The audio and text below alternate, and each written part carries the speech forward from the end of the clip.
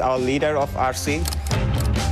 Estamos aquí en el Media Day, en la sesión de fotos. Bueno, la estamos pasando súper bien. Hola gente, sigan apoyando a Latam y vamos por esta copa.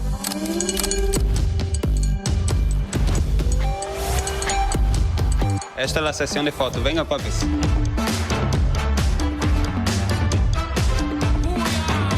Boa sorte a todos os adversários, a gente está preparado, a gente está forte, está vindo para conquistar mais um título, se Deus quiser. Boa sorte também para geral e como precisar. I love Indonesia. I love Indonesia.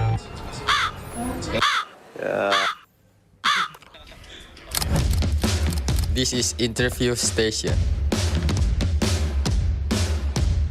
Welcome to FFWS. We hope you will enjoy this event. معكم تشيم ديال كلير فيجن. حنا حاليا دابا كنعملوا في الانترفيو ديال التيم ديالنا. كل بلاير شنو كيقول. داز عندنا اللاعب الدولي الكبير، لاعب بروباي اللي تبارك الله راه ما كيعرف حتى شي واحد من غير نفسه. اندريتد يونس دابا غادي يدوز. خليكم تعيشوا معنا هاد اللحظات هادو ومرحبا بكم معنا. Semangat terus buat musuh-musuh gua. Semangat juga buat musuhnya. Buat musuh gua kasih yang keras-keras lah. I hope they qualify to grand final. Buat tim Indo ya dulu, semoga dua tim Indo lolos lah ke grand final biar di grand finalnya dua tim Indo bisa kasih hasil terbaik lah. Pesan-pesan buat tim lain, terutama buat tim Vietnam, jangan macem-macem lah datangin di terusan kita. Soalnya kan di Asia kemarin lo udah macem-macem nih, beberapa kali di terusan kita. Mungkin kita balas di turnamen ini lah.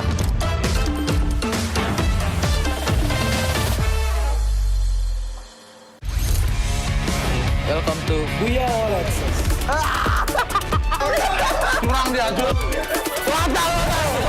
Welcome to This or That, where your choices decide how ridiculous your game gets. All right, players, here's how it works. You'll make a blind choice, left or right. Each side hides a mystery, and once you've chosen, we'll reveal what you've chosen. Oke, 1, 2, 3.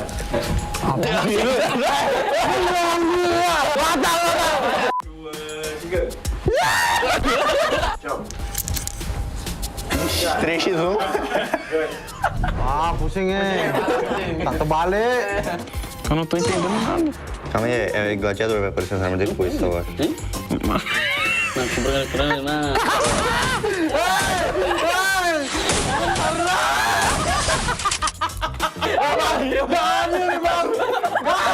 Meu Deus, meu Deus.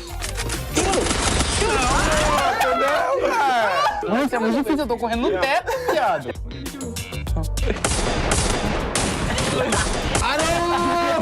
Ah, gimana ini? Kameranya ngeliat tanah. Kita sama-sama kebalik aja. Sama-sama kebalik, oke. Vem, Lopes, vem. Muito difícil, cara. Vira, agora vira ao contrário. É, agora é ao contrário, todo mundo. Calma, tá recarregando. Acerta. Gue gak bisa cara naiknya, Mal. Di mode. Itu depan-depan. Mana? Tiba-tiba bisa didong ya? Dia mbak. Ayo, tá fácil, ele tá aqui. Erga, velho. Mano, é muito difícil. Mas é muito difícil. Desce capa Ele tá roubando dando carga extra, não vale carga extra, não. Curang dia, curang.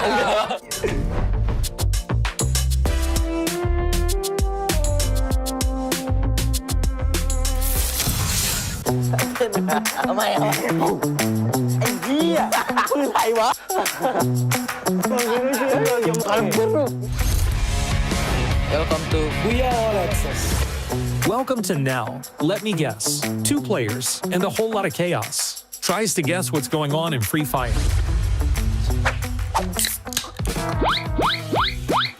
I know. Maxim.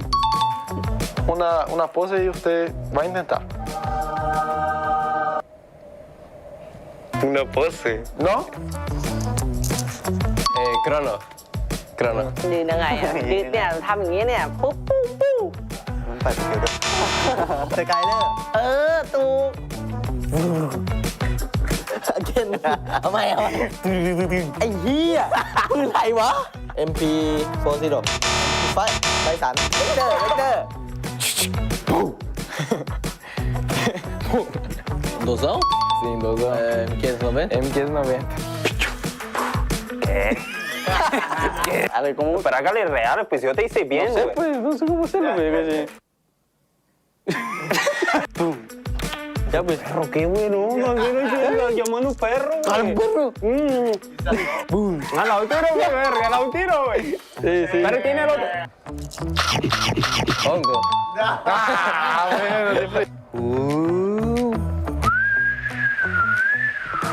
Professor. Sí, professor. Kidas? Command slash. Open. Globo. Yes. Ahí. Qué verga. Ah, sí, cierto. ¿Se supone que qué es? Un objeto, güey. Mejor en el dialecto. ¿Tienda? Abrir una tienda, ¿no? Pero abrir una tienda, verga. ¿Para qué se agacha, güey? ¿Para qué se agacha? Porque así lo hace todo el mundo, pues, para que entendiera. Some guessed it right, some guessed it wrong, but all of them sounded absolutely ridiculous. ก็พวกเราทีมบุรีรัมย์อีสปอร์ตครับ Movistar R7. Aí, espero que vocês tenham gostado. Acompanha nós aí, torce por nós, tamo junto. Valeu. และนี่คือทั้งหมดนะครับ เพราะว่าผมชนะครับ ครับผม บ๊ายบาย No valeu, nos vemos, saludos.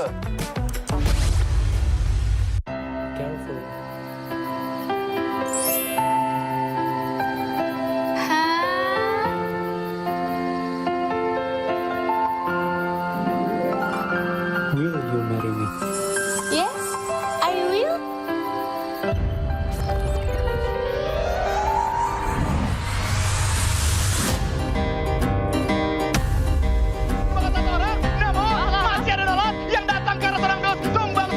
And that's it. Falcon eliminates our argument.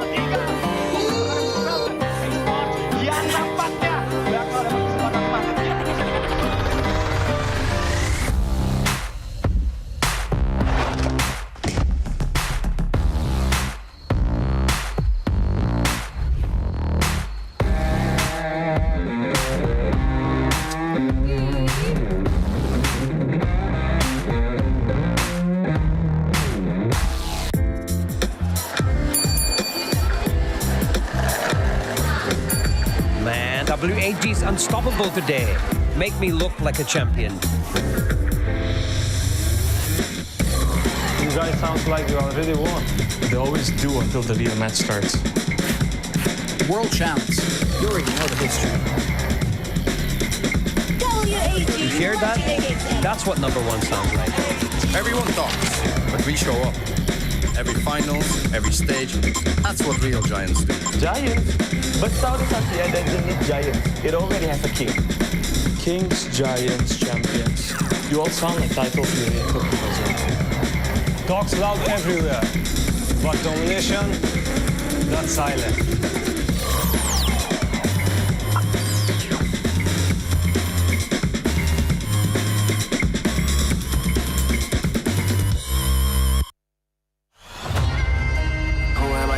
Now. Burn bright, I don't burn out. Crush styles, look at me now. I can never go reverse now. But I'ma spin it back, A-jump. Went from nada to the crowd, throw in their hands, base jump. I'ma hit the finish line no matter what. They front, first place, you a runner-up, dominant, but the red and the blues going ruthless. 10 out of 10, 11, I don't snooze. I pursue, don't push it, put me in game that I don't lose. I stay cool, depending on my pen and pennants I choose. Ayy, I'ma show you how it work. Got it, now that is Wu-Tang, I'm a bird, love the competition. Told you only way is up, I don't go reverse. I can't entertain. Will you do the same? Cause I've been ready my whole life. Only see my back, I ain't turning back on them. Wings on me, I'm higher.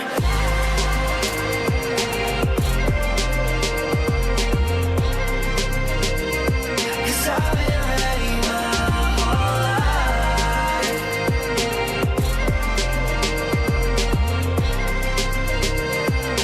Wings on me, I'm higher. Who am I gon' verse now? Who am I gon' verse now? Show me what it's worth now. I pull up in the can't imagine all these people wanna follow, missing in that fashion. Paper planes on my condos, made it from rapping. And I met role models. Thinking I'ma pass all the monogram on my body. This shit, shout out to Virgil. Know that I'm gon' beat them like this shit that I put words to. Mama and the internet, two things that I just learned through. Hit it out of the park, so there's nothing to reverse to. I can't entertain. Will you do the same? 'Cause I've been ready my whole life. Only see my back, I ain't turned it back on them. Wings on me, I'm higher.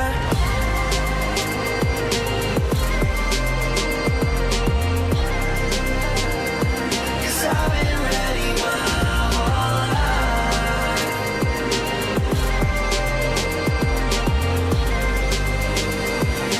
Wings on me, I'm higher.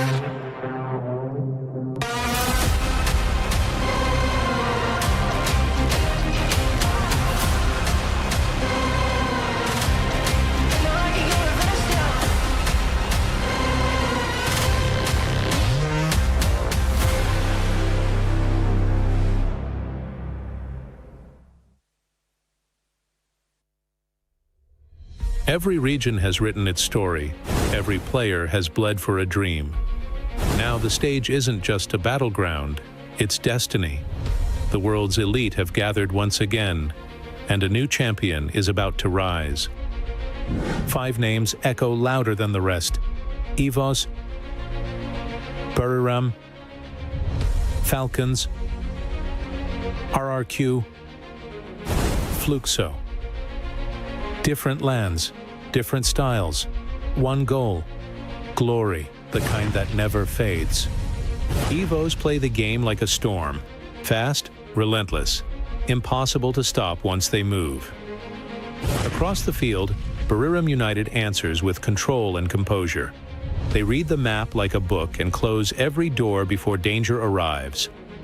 Falcons, quiet until it matters. They plan, they wait, then strike with the accuracy of a heartbeat. RQ, meanwhile, thrives in chaos. Fearless, ruthless, beautiful to watch when they go all in. And there's Fluxo, Brazil's beating heart. A team built on passion, raised by a region that lives for free fire. Every fight they win feels personal. Every drop they take shakes the arena. History follows them, and they're ready to add one more chapter. Beyond the spotlight, dark horses sharpen their blades. From the Middle East and Africa, teams that never back down, even when outnumbered. From Bangladesh, creativity and chaos rolled into one unpredictable style. Vietnam, talented, disciplined, still chasing that perfect plan to reach the final. And LATAM, the land of raw talent.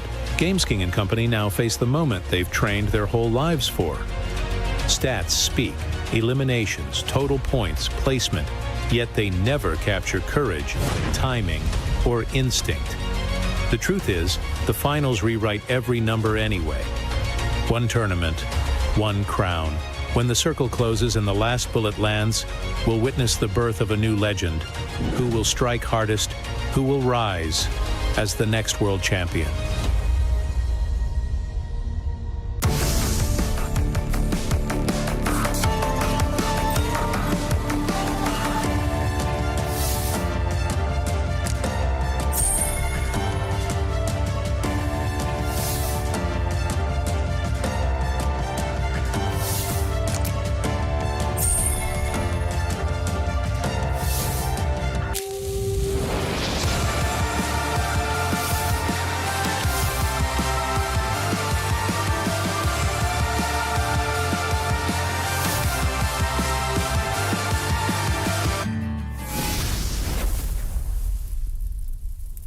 The battlefield of Free Fire is evolving once again. OB521 isn't just another update, it's a full-on meta shift. Loadouts redefined, arsenals upgraded, and the rules of revival rewritten. This is the new landscape every FFWS finalist must adapt to, or be left behind.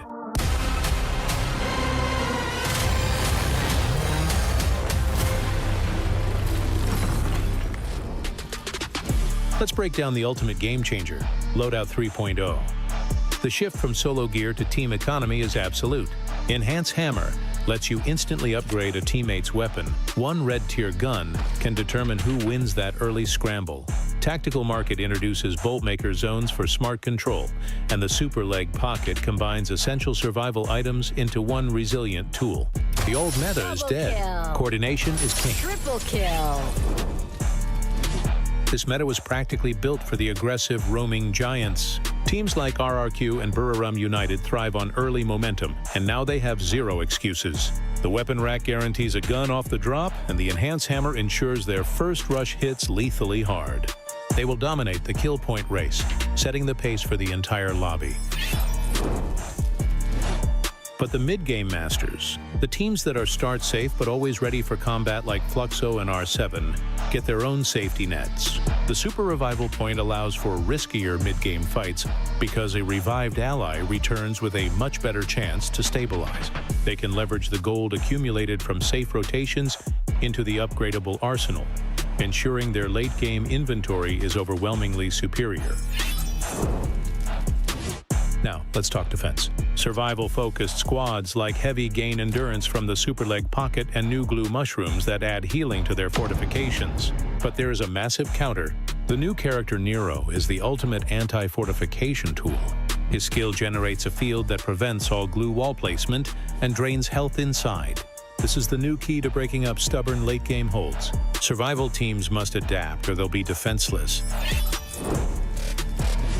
In Loadout 3.0, the Team Booster stands out as the most strategic upgrade. It will be a must-have item for all teams. Each Team Booster user can choose up to 3 of 6 buffs, with the first slot being free and the next 2 being unlocked with coins. These buffs can increase healing, movement, or team coordination, making the team economy a key part of mid-game planning and opening up a myriad of new gameplay combinations. Commanding concluding. So who benefits most? While every playstyle gains a new tool, the pure early game consistency provided by the weapon rack and the Enhance Hammer turbocharges the aggressive approach. Our final take? RRQ and Buriram United are best poised to ride this acceleration to the top. They'll dominate early kills, and the new resilience tools will secure their late game push. Get ready for an FFWS Grand Finals where the early birds definitely catch the win. What's your prediction for the FFWS Grand Finals? Let us know in the comments below, and don't miss the action.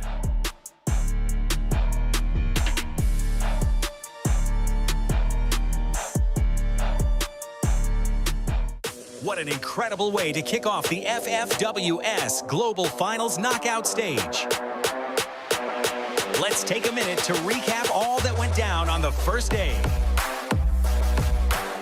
Hop on in there, pulling out a double glue wall to block off the windows once again, but a mistake by PE Sport. But they still do manage to block off the access by Fluxo Geo really low. But E-Time Turner pulled out in the nick of time. It's not just the first Booyah Neptune, a freaking mad defending champions, Fluxo, crushes all doubts against them on the world stage with the FFWS 2025's first Booyah. Muito bom começar o Mundial de Free Fire com Booyah. Some spicy duels in Game 2 as Red Hawks trade shots to eliminate one of their doubters, Buriram United Esports. However, the Booyah is claimed yet again by another Brazilian team, Team Solid. A big comeback from the FFWS Seafall champions. Team Falcon ends Game 3 with a Booyah, rising above from their 11th place finish in the second game. Today's action continues with 3 back-to-back Booyahs from Vietnamese teams. GOW taking Game 4 in clutch fashion. Heavy with a clean rotation through the safe zone to win Game 5, and PE Sports secure the last Booyah of the day. Vietnam are strong contender in FIFA World Series. Here's how things stand after our first day of action. Despite not getting a single Booyah, Thailand's All Gamers Global tops the leaderboard with 79 points. Not a single team was able to get the Booyah twice today. Will anyone break that streak? Get ready for more Booyahs on Day 2 of the Free Fire World Series Global Finals knockout stage.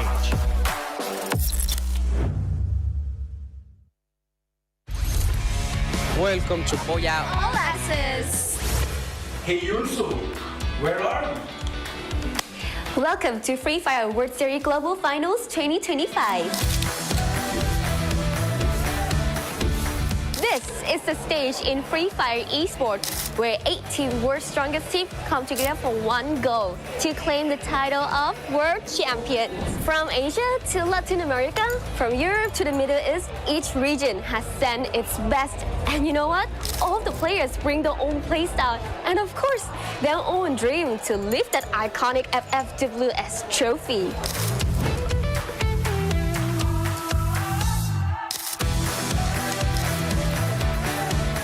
The pressure is here.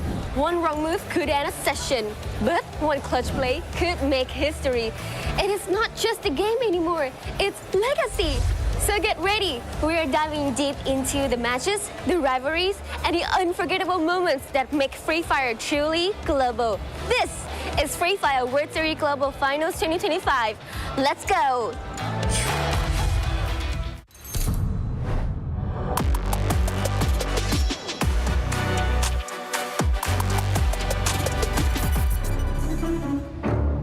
ก็ถ้าคุณจะลุ้นแชมป์ก็ถ้ามีผมอยู่ก็คุณก็ไม่ได้แชมป์หรอกครับ Pasti kan songong banget. Gimana, Mal? Falcon on fire. Apa itu on fire? Emang sesuai sama nama dia? ก็รู้เรื่องครับ เดี๋ยวมาจับก็ไม่อะไรมากหรอกก็รอดูในเกมดีกว่า Apa lah wasananya? Ya, buat wasana fokus aja lah ke gameplay sendiri. Ini di Indonesia, hati-hati aja. เดินเข้าวงดีๆนะครับระวังเจอพวกผมดักตีหน้าวงนะครับ Dia mau apa? Hajar kita kan nanti di step map-nya.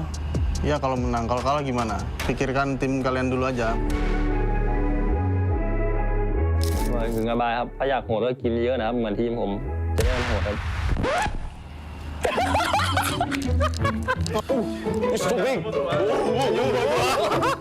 ขอปลดล็อกแล้วแบบบูย่าเลยได้ไหมผมไม่อยากเห็นทุกคนต้องร้องไห้แล้ว Can you shut up ทีมที่พูดเยอะมัวแต่พูดเยอะที่สุดก็คือ RQ ครับก็พูดไม่หยุดครับแต่ก็ไม่เคยจะได้แชมป์สักทีครับ Boy, kalian, ini rumah kita Indonesia, jangan macam-macam lah ke orang tuh. Hati-hati, kita tembak nanti kalian, pecah kepala kalian. Buat semua tim, sampai jumpa di Grand Final. Good luck, brother.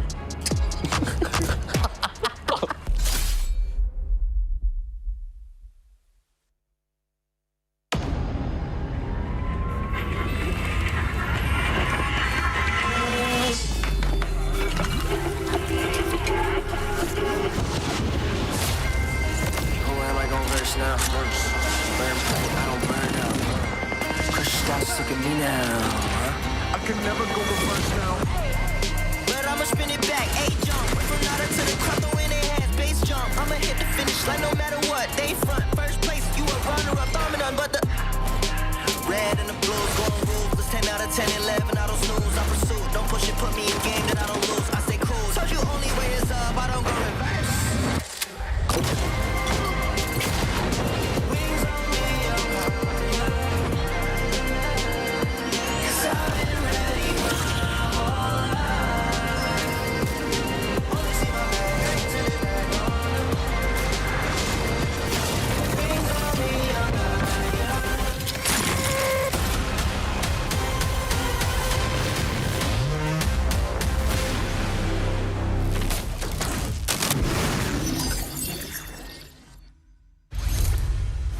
Welcome to Booyah All Access. Booyah All Access! Booyah All Access! Booyah All Access! Booyah All Access!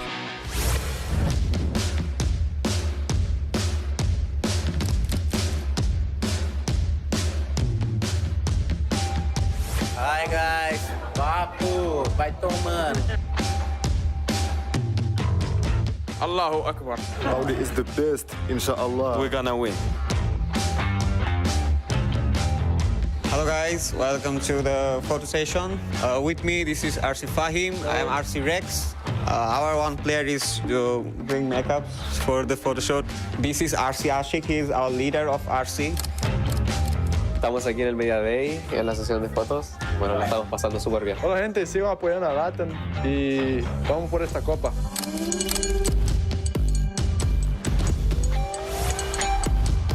Esta es la sesión de fotos. Venga, papis.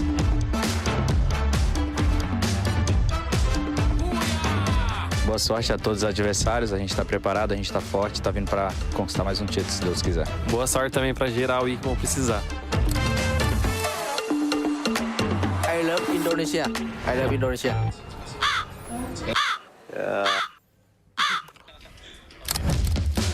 This is interview station. Welcome to FFWS. We hope you will enjoy this event. معكم التيم ديال كلير فيجن. حنا حاليا دابا كنعملوا في الانترفيو ديال التيم ديالنا. كل بلاير شنو كيقول. داز عندنا اللاعب الدولي الكبير، لاعب بروبا اللي تبارك الله راه ما كيعرفش حتى شي واحد من غير نفسه. اندريتد يونس دابا غادي يدوز. خليكم تعيشوا معنا هاد اللحظات هادو ومرحبا بكم معنا. Semangat terus buat musuh-musuh gua. Semangat juga buat musuhnya. Buat musuh gua kasih yang keras-keras lah. I hope they qualify to grand final.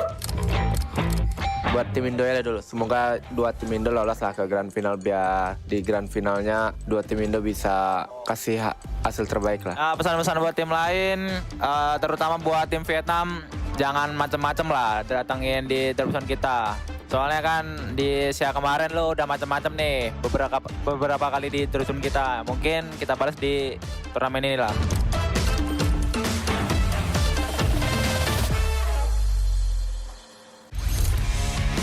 Welcome to Booyah all access.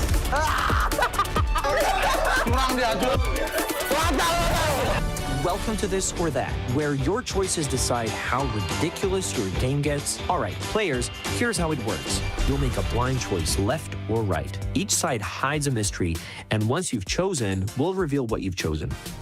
Oke, 1, 2, 3.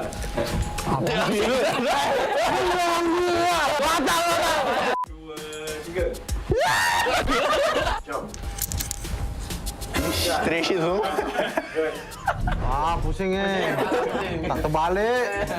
Eu não tô entendendo nada. Calma aí, é gladiador, vai aparecer na arma depois, tá agora. Nah, kebenaran, nah.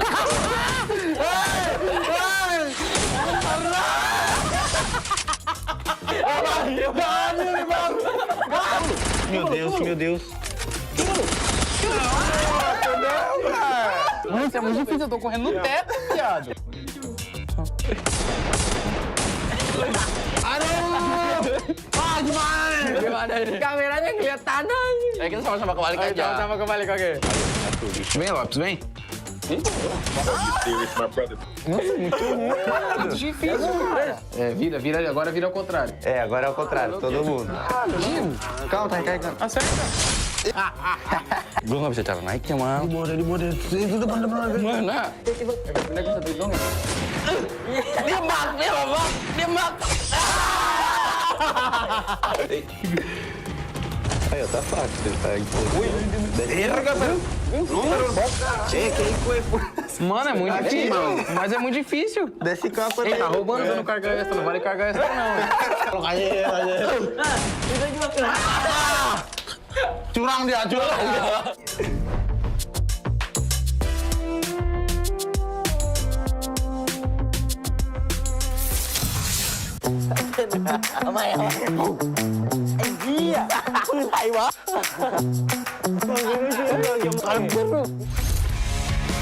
Welcome to Booyah all access. Welcome to Now. Let me guess. 2 players and a whole lot of chaos. Tries to guess what's going on in Free Fire.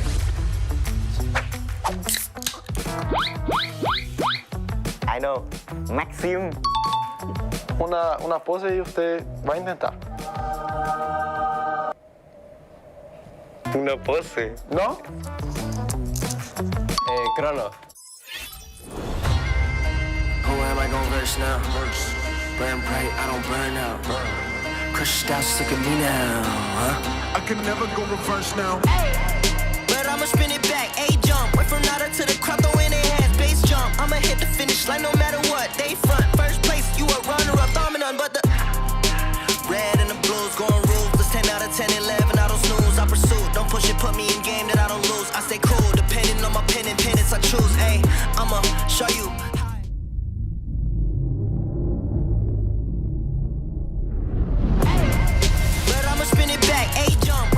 To the crowd, throw in their hands, base jump. I'ma hit the finish line no matter what. They front, first place, you a runner-up, dominant, but the red lose. Going ruthless, 10 out of 10, 11, I don't snooze. I pursue, don't push it, put me in game that I don't lose. I stay cool, depending on my pen and pennants I choose. Ayy, I'ma show you how. Got it, loudest. Wu-Tang, I'm a bird, love the competition. Hit it out of the park, so there's nothing to reverse. I can't entertain. Will you do the same? 'Cause I've been ready my whole life. Obviously my back, I ain't turned it back on. Wings on me, I'm higher.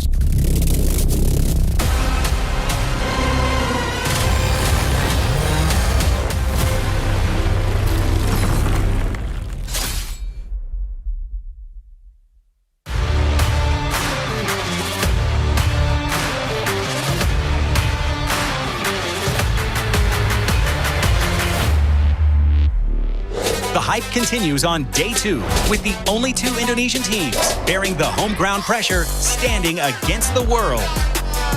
Players at RRQ, backstab. Indonesia just messed up the play for one of their own. RRQ Kazoo crushes all doubts against them as the uncrowned kings of Indonesia claim the first Booyah. Selamat datang ke Indonesia. That is it. EVOS is out of the lobby. Hit the floor. Fluxo. Delete RRQ.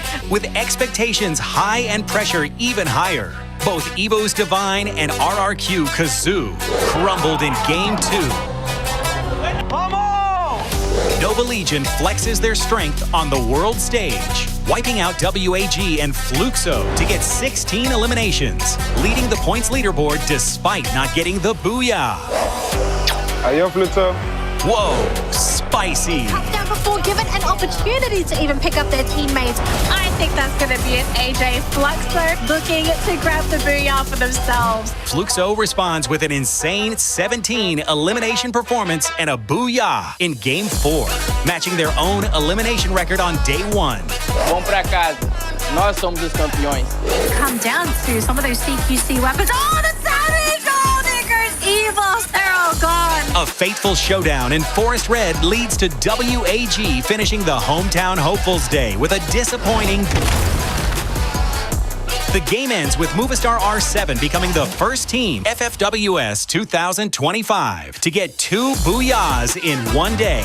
Latam came here to play. Here's how things stand after a day 2 packed with non-stop action.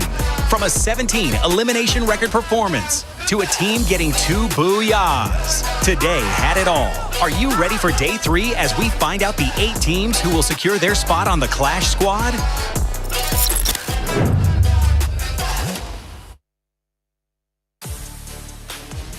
Selamat datang kembali semuanya. Welcome back to Jakarta and welcome back to Free Fire World Series Global Finals 2025. It is day 3 of the knockout stage and the battlefield is heating up so fast. We have now seen all 18 teams in action, and today, Group A and B will return to the spotlight. And this is such a pivotal day where dreams can rise or fade. Every point earned today can mean survival or elimination. For the underdogs like Red Hawks of Bangladesh or Hashwat Esport from Pakistan, this is redemption day. They have been fighting from the shadows and ready to make some noise when it matters the most. And for the underperformed, it's about proving that they're not done yet. We have EVOS Divine, the reigning EWC champions, and Thailand's powerhouse, Buriram United Esports, still searching for that spark to reignite their fire. Meanwhile, the frontrunner like the Team Solid of Brazil, hometown Team RRQ Kazoo, and FFWS CFO's dual mode champions, Team Falcons. They cannot afford to slow down. Every game, every fight, they need to keep burning bright. And of course, there are the teams who've already turned heads, like Latam's representative, Nova Legion, and Vietnam's Gao. They came in with doubts hanging over their head, but now they're here to prove that they do belong in the conversation. Only the top 18s in the overstanding can secure the tickets to our Clash Squad mode next week. But the line between glory and heartbreak definitely is razor thin. Every battle counts, every eliminate matters, every decision could change the life. Now, the stage is set. The fire is lit. Who will rise? who will fall, and who will shine the brightest under the pressure. This is Day 3 of Free Fire World Series Global Finals 2025, the knockout stage. Casters, the stage is yours. Take it away and good luck!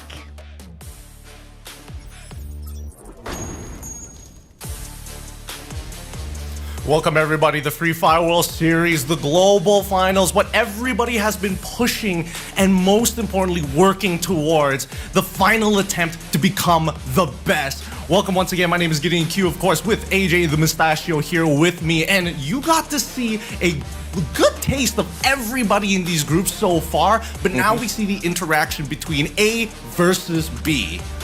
Yeah, I can't wait for that, man. I mean, on the first day where we did get to see Group A in performance, it was quite devastating for some of the other squads because it was such an even playing field, right? Teams could barely continuously rip away points.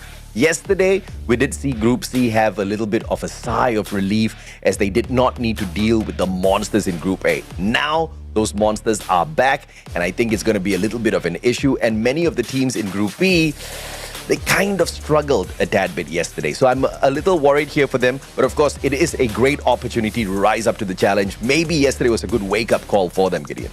Yeah, no, I think that's what we're looking to see here today, right? Because again, everybody had a little bit of a taste of each other, but adjustments need to be made sooner rather than later. So hopefully, as we get into this, we're going to see that actually happen because we've already played through the first 2 days here. And now here on November the 2nd, this is going to be just one more attempt. And even so, for those who've been looking to make it into Clash Squad, this will be their final day to try and attain it. Absolutely, sir. So today, at the end of the day, the top 8 teams from the overall leaderboard, like you said, qualifies to Clash Squad. But for the tournament format of our Battle Royale itself, these teams have been split into 3 different groups of 6, and they play a total of 24 games across 6 play days. And of course, the top 12 teams will qualify to the Grand Finals.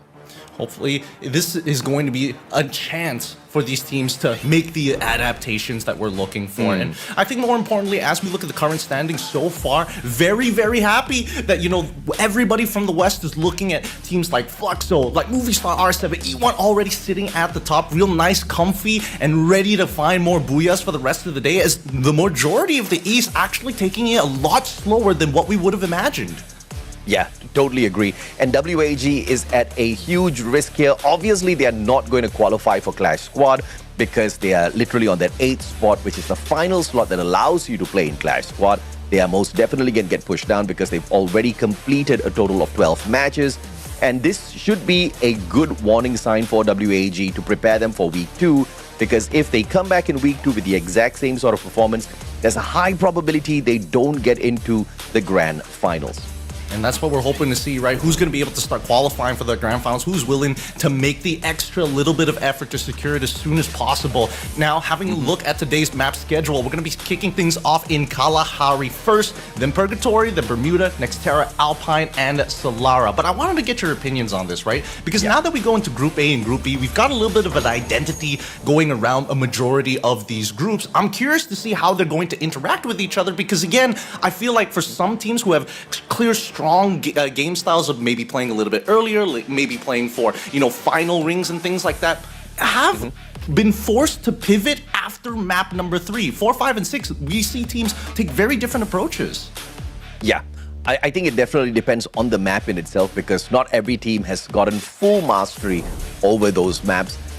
Today, at the very least, we do have Solara for the later part of the competition. Fingers crossed, you know, not too much of chaos there. Even Nextera has brought in quite a little bit of confusion as to, you know, those rotations, etc. But let's take a look at the team list here before we continue on the conversation as well. We welcome back the teams from Group A who were resting yesterday. And basically, you've got giants like Falcons, GOW, as well as Team Solid out of this group. You also have PE Sports that did phenomenally well on the side of Vietnam out of Group A. And we're hoping to see whether or not they actually find that momentum right at the very beginning of the day, because we see that at least when you are looking for that adjustment period, you're losing out on a majority of those big points. And we saw that even Falcons can be taken out by basically anybody here at FFWS. We haven't seen their super dominating run like we were expecting to. Big standouts for me, Team Solid, really huge. I thought they would would have a little bit of a slower start in the past couple of days, but honestly, they've been quite the standout. Yeah, for me, it's all about the underdog story today here. Mainly, if you look at teams like Red Hawks, you look at teams like Red Cliff, Hot Shots, these guys really need to wake up in the competition, right? And if you take a look at Clear Vision from MEA, this is the one squad that has been showing a 50-50 performance out there at the moment. Not really an underdog, not really a mid-card performer. They need to figure out exactly what their identity is today before we continue or before we move into week 2. Admittedly, I would say that they got a little unlucky in a couple of those maps, but then I can't say the same for teams like BRU, for EVOS, right? For like teams, I would hope that does especially well today, like RRQ or even Nova Legion, to make sure that they can stand above the rest. Because at this point, right, even if they are looking to try and make it into the top 12, that's still very possible for everybody here. But I think now it's also how much extra bonus do you want to get by even qualifying for the Clash Squad? Yeah, absolutely, man. And Nova Legion, my goodness me, this squad from Peru is so explosive, so impressive. I did not expect to see that sort of performance from them yesterday. Today, with the matchup up against Group A, I want to see if or not they can maintain that consistency, because once again, we've got a lot of heavy hitters in this group combination, and the bottom feeders from Group B are not going to be having fun here at all. That I can definitely say. Surprisingly, when you look at the bottom 6, you've got 2 super giants. You've got Buriram and EVOS there as well.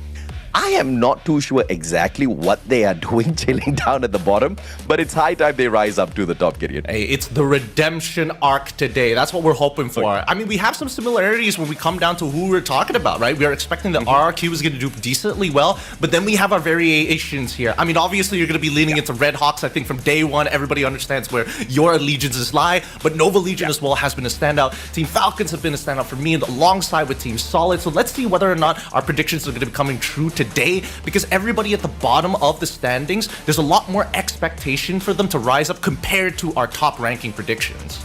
Yeah, I totally see where your top 3 predictions are coming from, man. I just had to throw Red Hawks into the list as well, because I think they need a little bit of extra confidence booster out of the Mustachio. I'm cheering for them. I hope and pray today they get into the mid part of the circle, decent number of engagements, and if at all possible, all the way into the top 3. And I'm not looking for much. I'm not looking for 20 eliminations per game, right? Just get in there. If you're going to play pure survival, at least show us that your rotations are going to be solid. If you get into a couple of engagements, I do expect to see 1 or 2 points through eliminations going into the hands of Red Hawks, or I'm going to be a tad bit disappointed. But of course, speaking of disappointed, let's see if or not anybody from the room of pressure wants to go easy on their opponents through their words. We'll be back with you guys in a little bit.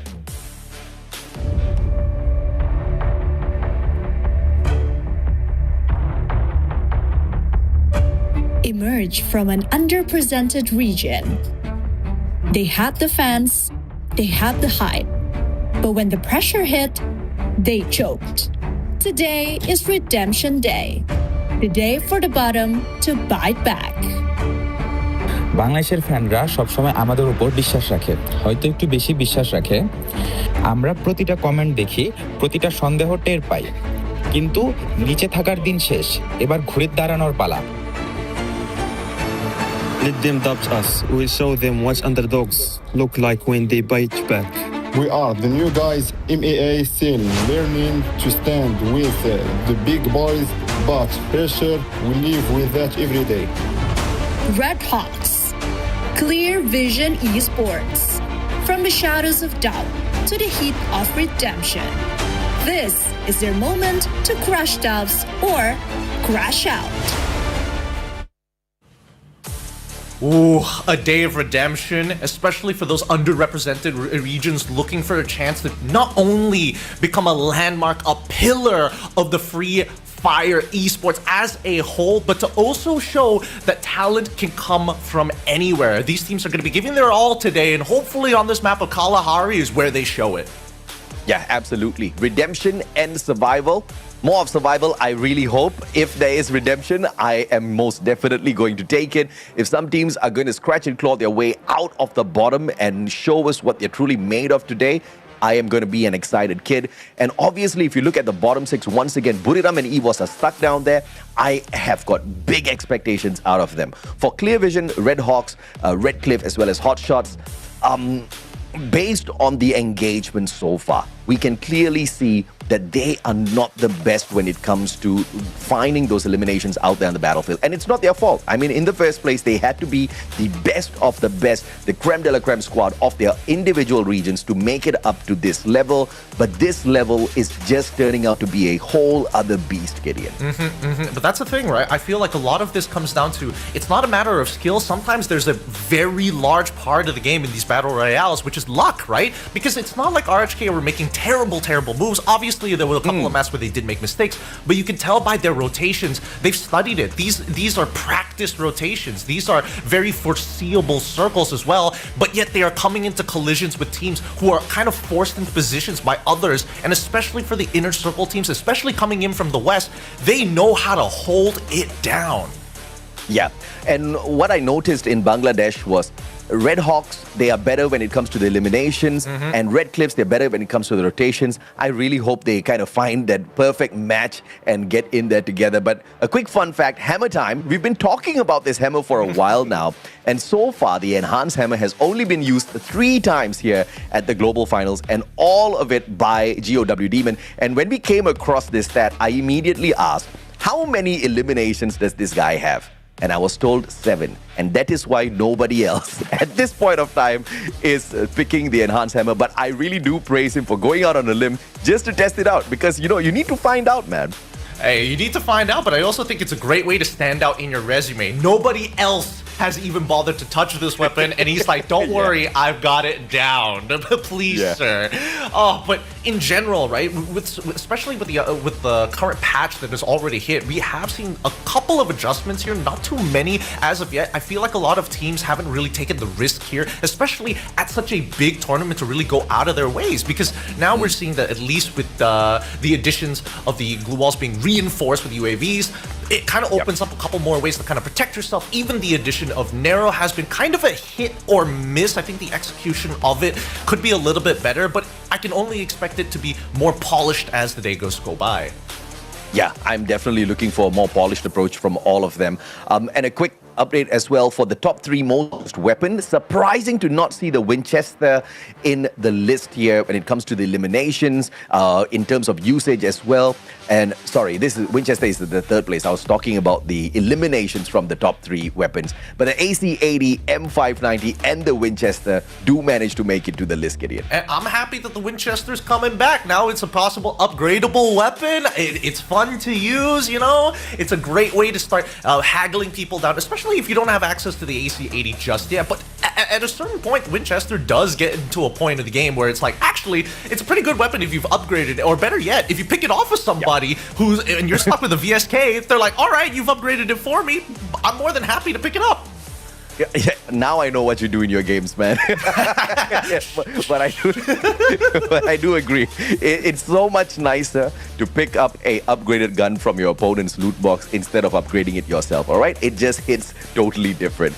And of course, if you get in there and you want to annihilate your opponents without the M590, it's going to be impossible. The AC-80, obviously, after the buff in the previous update, it hasn't been debuffed yet, so it's a super favorite for everybody out there. Mid to long range, you still get to use it to find your engagements. You see a lot of those jump pads being used these days, and the AC-80 instantaneously makes its showing there. Yeah, you know, speaking of which, let's talk about shotguns for a moment, because are you Team Trogon or are you Team M8? Because we're seeing a huge variation. Some players who are like, I've spent pretty much the entirety of half of this year playing that M8, and now for those of the legacy players who are like, no, I've been using Trogon my entire life, there's no way I'm going to give up on it now. Where do you sit on these two sides? You know what, man? I'm definitely a Trogon guy because I cannot aim to save my life. The 3 shots out of the Trogon, I don't know. It just hits so much better for me. It's so much easier to get those knocks. The M590,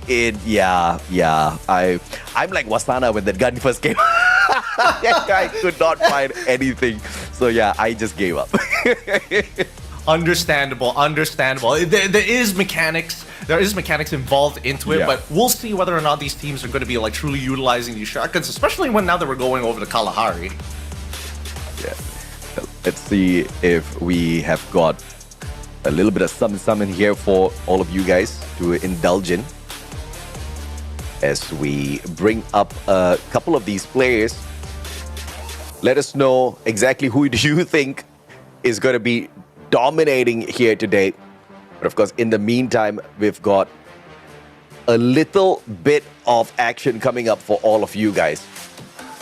The battlefield of Free Fire is evolving once again. OB521 isn't just another update, it's a full-on meta shift. Loadouts redefined, arsenals upgraded, and the rules of revival rewritten. This is the new landscape every FFWS finalist must adapt to, or be left behind.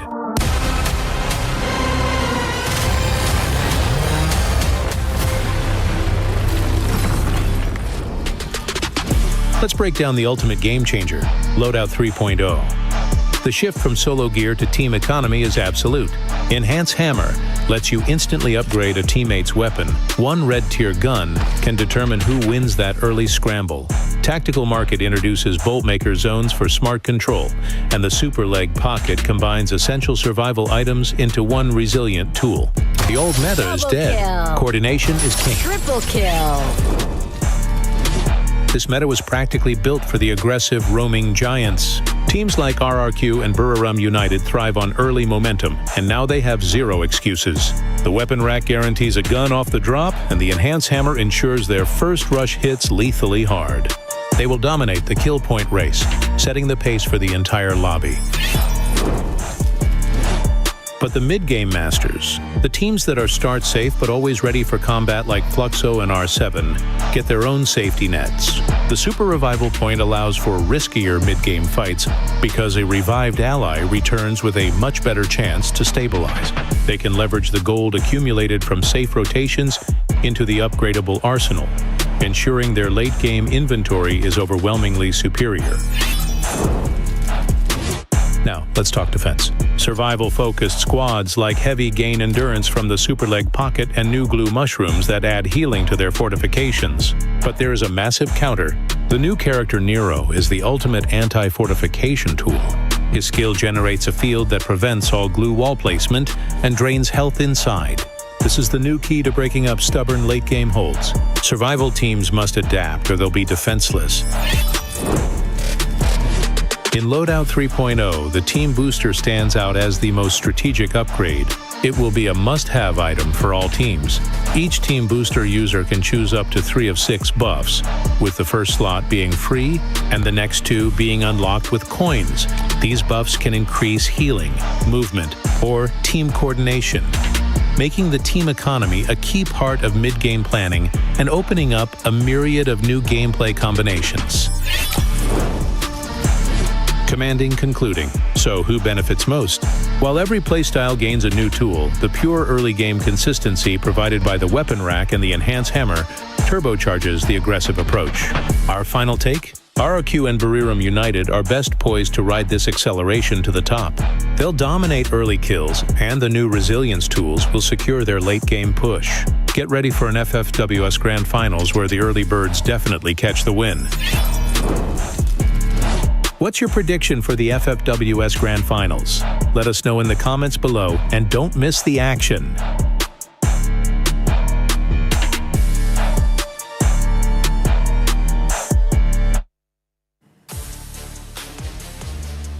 I totally am digging the latest update. 2 very specific items that I'm absolutely in love with is the Team Booster, which allows so much more aggression up front, as well as Nero. In the past, we had Skylar. The way his utility works is fairly different. He could break down glue walls in an instant, and now Nero prevents you from erecting glue walls in that little sphere once you throw that plushie out. Of course, granted, if they don't smash your plushie.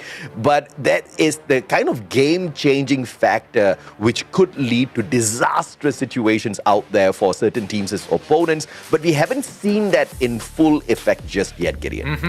It's hard to catch it with so much action happening, and still, the Riptide Rhythm is still a very faithful tool for those who are looking to not only third their opponents, but generally kind of I don't want to be in deep in the mix of the combat. I just want to influence the outcome of it. But I'm on the opposing side. I actually, with this update, I feel like I'm so out of the loop because there are times in these early fights, and don't get me wrong, I love myself an early fight, but some of these thirds, people who are faster than you, pick up more coins than you in more hot drop areas, they're able to get a lot more buffs coming into their thirds, meaning they can hit twice as hard when you're expecting them to just be roughly at the same level as you are. So there's a level of RNG that has been taken away from the early game and really rewards those who execute well.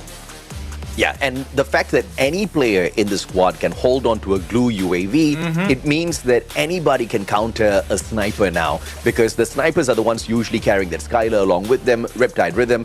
Dude, now a Riptide Rhythm cannot break down glue walls just like that on a snap of a finger if they have a glue UAV, and that's like instant deployment, instant buffing of those glue walls. So now squads need to kind of figure out a different way as to how to access their opponents behind those defenses. So it's just kind of heightened the environment in terms of competitiveness quite a little bit. And this is the graphic that got me confused. I honestly thought we were talking about the eliminations. And here is where we don't see the Winchester, although it's used quite a lot, Kitty. Hey man, people have been picking them up, right? They're trying to take advantage of it, but the most eliminations, people still fall back to the good old reliable M5 AC80s. But surprisingly enough, the VSK is pretty high up on this list as well, right? 100 times that we're seeing that it's getting plenty of eliminations early on, mainly used by the West based on what we've seen so far. But even from the Eastern sides, right? If you don't have an AC80 just yet, a VSK is probably going to be your next best bet, other than the Woodpecker, depending on what the map is going to look like. But in general, right, I think that we have to think about these glue UAVs a little bit differently. As much as it's a powerful defensive tool, it also really forces players to, especially mechanical players, to not carelessly throw down their glue walls, because if they reinforce it, sometimes, especially with the blue closing in or you're stuck in a chokehold, you're not able to break your own glue walls down as quickly, and you're forced to kind of eliminate the area. Worse yet, it can be used as an offensive tool to lock players from certain angles. Yeah, can you imagine the disaster, right? You kind of block off your opponents and then you throw out a glue UAV and the guy can't get out of that sticky situation.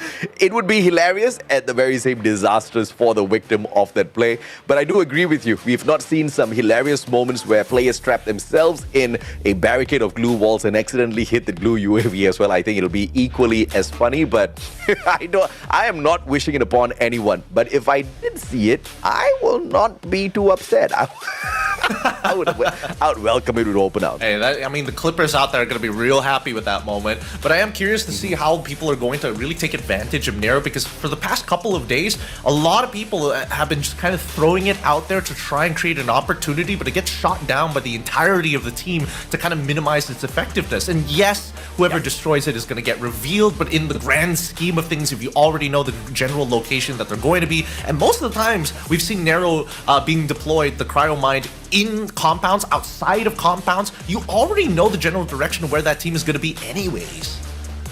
And we do apologize, though, survivors. We know you cannot wait to watch the matches. We know you cannot wait for the start of our competitive fights. But unfortunately, there's a little bit of a technical issue that we're trying to sort out. Obviously, we do not want any one of these players to face any disruptions in the game once they're in the lobby already, because I know you guys rather wait a little longer rather than remake these lobbies, right? Because you're definitely going to have some upset fans saying, hey, we already had a few eliminations. Why are you remaking that lobby? So we're trying to avoid all of those situations. Bear with us. We will get the show up and running in a little bit. You see, even Rasia is having a good time. Yep. I think the vibes are being pretty immaculate here in the arena. I'm not going to lie. You know, teams are either, cool, calm, and collected, or they're just trying to make sure this is the very first game. We want to start off as hot as possible, because that momentum really carries on, especially with the new patch update. And we saw that in both days 1 as well as days 2. Teams that, again, have been hyper-aggressive or successfully being able to find those early eliminations really carry it quite far into the game. Yeah, absolutely. And of course, now we have seen tighter rotations coming through from the squads as well. And I'm pretty sure that is all because of the brand new update. The waypoint pings are so much cleaner. You get to very specifically guide your squad in terms of rotations. You don't have to purely depend on your communication skills as well as their listening skills, which clearly some teams, even though at such a high level, have been seen struggling at times out there. Yeah, no, I personally love it, especially if you're not going to be on comms with your teammates, whether it's pubs, whether it's with your own team sometimes, that you just have a way to kind of explicitly tell them exactly what you want to do. But speaking of these rotations, right, so far, I think the West has had it like down to a T. Their rotations have been absolutely immaculate. The way that they've been taking fights as well, especially in the early stages of the game, like Team Solid, for an example, has really kind of set themselves apart. But I do want to see whether or not more teams are going to get on to that bandwagon of like, we fight early, we show them who's boss. Oh yeah, I mean, the West has been whooping some. Yeah, I know, it rhymes, but I can't say the word. They have been so immaculate, right? The rotations, the gunfights, everything about the West has been so impressive. Obviously, Brazil has been taking the cake here, Fluxo, E1 Sports, and from LATAM, you've got Movistar R7. The way they engage out there, the Mexicans, my goodness, it's unbelievably good. They have sharpened up their capabilities so much since the last time we saw them, and this is what we love, right? I think it's going to be really tough for the East to pull the trophy back in towards the region. The West is probably going to be dominating a little bit longer, but of course we'll have to wait for the grand finals to see that. For now, we've got another video for you guys, so enjoy. Gideon and I will be right back.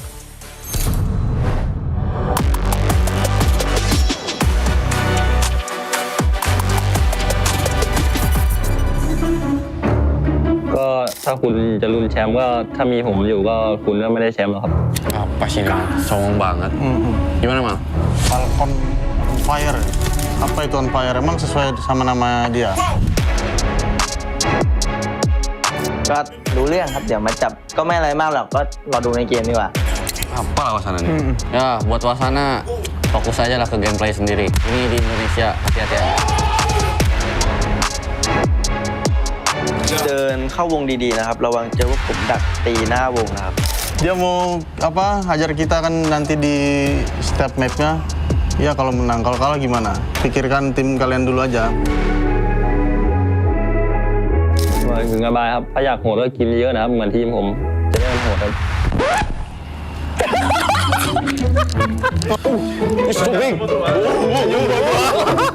ขอปลดล็อกแล้วแบบบูย่าเลยได้ไหมผมไม่อยากเห็นทุกคนต้องร้องไห้เลย Can you shut up ทีมที่พูดเยอะมัวแต่พูดเยอะที่สุดก็คือ RQ ครับก็พูดไม่หยุดครับแต่ก็ไม่เคยจะได้แชมป์สักทีครับ Oi kalian, ini rumah kita Indonesia, jangan macam-macam lah ke orang tuh. Hati-hati, kita tembak nanti kalian, pecah kepala kalian. Buat semua tim, sampai jumpa di grand final. Good luck, brother.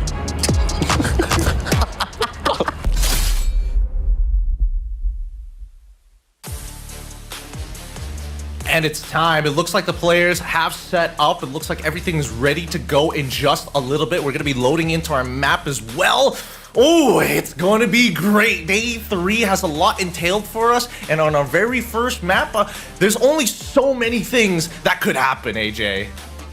We hope you guys are ready, Gideon. I know you are excited. I am super excited. Ladies and gentlemen, boys and girls, survivors of all ages, sorry for the delay, but we are about to rock it, baby. This is game 1, day 3. Let's see what these boys have got for us on this hot map of Kalahari. The stands are gonna be rough. The grapple hooks are gonna let you chase, but Kalahari has one thing for certain, and that is hot free fire action. The planes have been deployed, and now let's have a look to see whether or not some of these teams have actually decided to kind of switch up the play style coming into day number 3, or are they still rocking their strategy, truly believing that their way is the only way to find that path to victory? No doubt at all, it is not going to be an easy fight in here for these squads. We've got some super heavy hitters. We've got heavy hitters and super heavy hitters, and we've got the underdogs. The underdogs are going to be tortured unless we see some sort of a miracle out there. And look at this cliff. They've already been struggling, but now caught between 2 Vietnamese squad and 1 Thai giant here at Stone Ridge. They can't go to any compound to loot up. Not yet. It looks like Refinery was completely taken over by RRQ, and they even get a little bit of an extension, realizing that a majority of these teams have not landed towards the northwest quadrant of the map. Now, as we see, again, the early game was a big question mark for me, whether or not these teams are really going to take the fight and really risk everything to get just a couple extra more coins, a couple extra more points early on in the game, or if they're going to take a slower approach this time around, knowing that there are higher stakes coming into this very final day. Absolutely, man. And EVOS clearly sticking together, preferring to drop here at Shrines, a spot that allows for a quick reset if in any case there is a hot drop or you do have anyone visiting the area, a spot that's great for a easy exit out as well.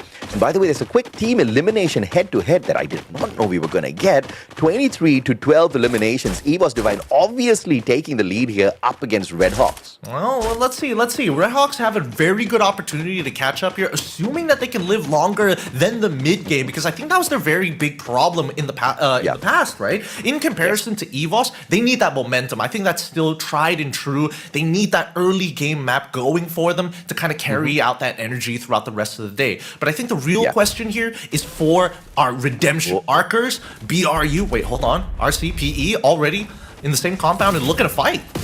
Well, first blood is going to be courtesy of Anas from Hotshots as he takes down a player from the side of EVOS. PE Sports up against the players of Redcliffe on the other hand. Darrow with a monster nade onto Rex, taking him out of the equation with the assistance of LBT. Sprays down Hope and Liku as well. Fahim, the last player, trying to get away, a sliver of health, and that's it for Redcliffe, the first team to get eliminated here out in 12th. A fast execution here by Santa Catarina. PE Sports have done well. Rasha finds a clean headshot onto Hasu. And now they have to make sure that they can kind of completely disengage from this fight, or at the very least start pushing out the last remaining members of the Hotshots to ensure that their backs are clear. Yeah, and I'm actually quite surprised because, you know, many people have been talking down Redhawks for a little bit, and I'm so sorry to see you go as well, Hotshots. This is a super quick lobby, isn't it? 2 squads out just at the 3rd minute. But continuing what I was saying, although many say Redhawks have not performed well at all, EVOS is not too far ahead of them. You know, they're barely 20 points away, and that shows how difficult this lobby is on the grand scheme of things, right? You talk about Redhawks not able to survive in many of those engagements, but you look at Buriram and EVOS, it's the exact same story. It's just a different level here. Yeah, but that's the thing, depending on where you are from, and especially considering that the veterans of these types of tournaments on an international stage, day ones, if it goes really well for them, they can carry it out throughout the entire tournament. If day 1 and 2 doesn't go well, at least they have time to start analyzing and consuming information, right? Where can we start preying on these targets? Where can we start taking full advantage? Because I think from RRQ's position, they realize that not a lot of people have been contesting them unless it is Group C for the Refinery and the northwestern side of the compound. I mean, not to mention that obviously the plane and the drop zones are going to be a big factor of it all, but I would say at least 75% of the time, especially against Group B, it's very clear what they want to do. And EVOS, I love the update here. We now get to see on the free cam the teams that are nearby, so at least I don't need to be lost wondering who's in the area. So Falcons up against EVOS in this scenario. Falcons with the high ground. Peanut choosing to not go crazy just yet, to stick his head out at the very edge of this cliff here because he knows better than anybody else. The headshots from down bottom, way too easy. He doesn't know that it's EVOS.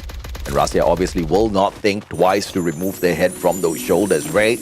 Deep freeze tossed in. No tags onto Pina, who quickly repositions. Pina trying to pull as much attention as possible. His limit is already in an off angle. Same goes for Karoro. But now that Karoro sticks his head out, they're getting a rough idea of what exactly the spread is starting to look like. Aim God's got to be careful. If he can buy some time, they can start pushing Karoro on the left.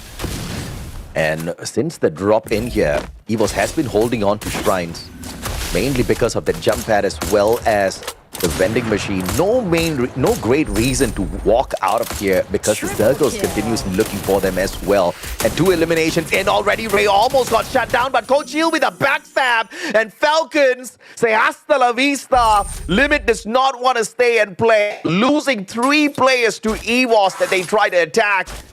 They very quickly back away. Only one revival possible here for Limit as he finds another coin machine, making it possible to bring back two of his buddies. And it looks like EVOS is not coming in for the pursuit, although Nova Legion will not think twice to take Limit back to the lobby. And Nova Legion, they're going, if they look up right now, they're going to see two of the Falcon members actually flying back down from Council Hill. Great decisions being made by EVOS. They cleared their backs, they see Falcon, they said, yes, we can take this engagement. And now Limit just has to buy as much time as he possibly can. If he dies but still takes 2 elimination points, that's going to be good enough, but he doesn't find any.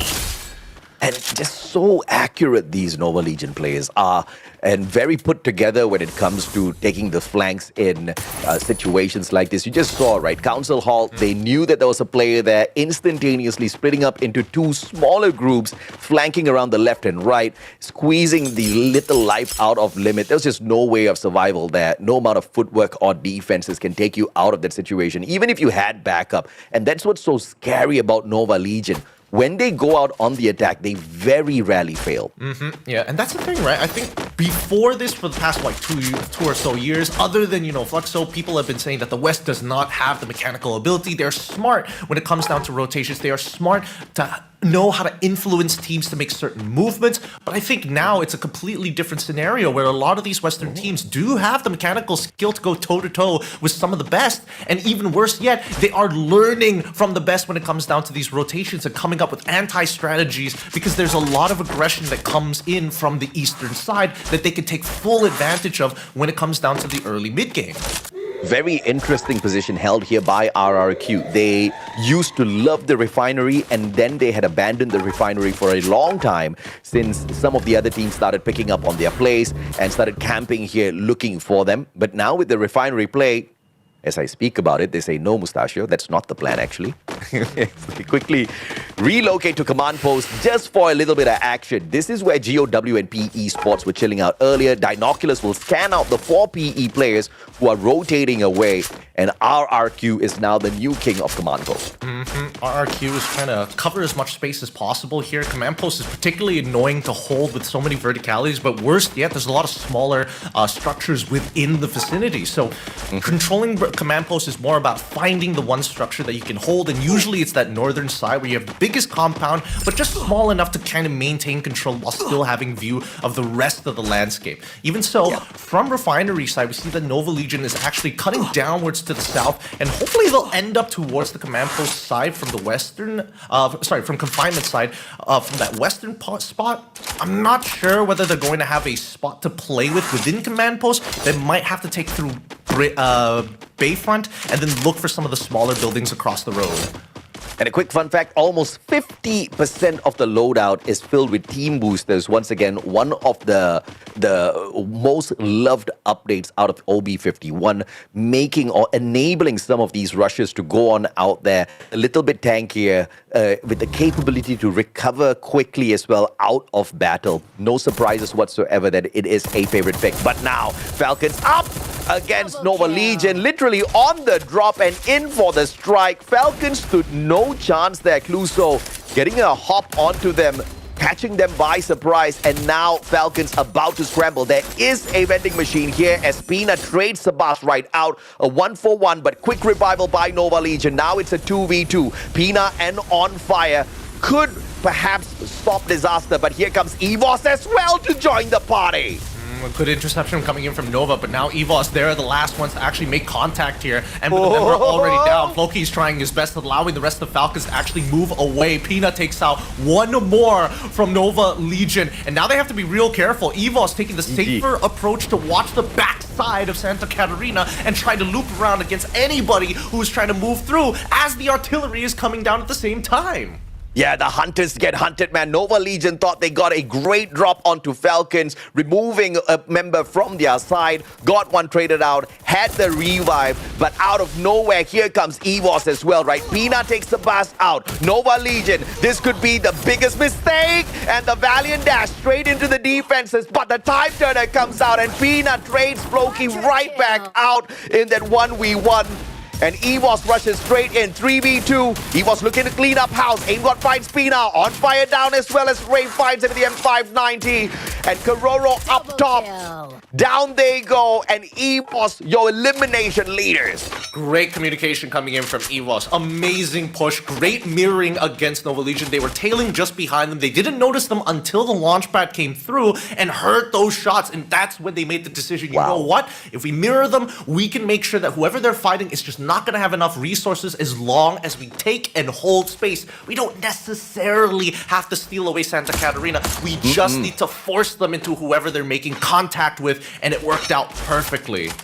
So this map is now all for the taking, because when you compare every single team within the group A and B, the only team that has got a Booyah here on Kalahari, the only team that has got massive points, close to 30, was Falcons. With them out of the equation, anybody can go in there and rip this one away. Red Hawks now in yet another engagement, this time up against Clear Vision. This is a fair fight for Red Hawks, which I do expect them to take something out of.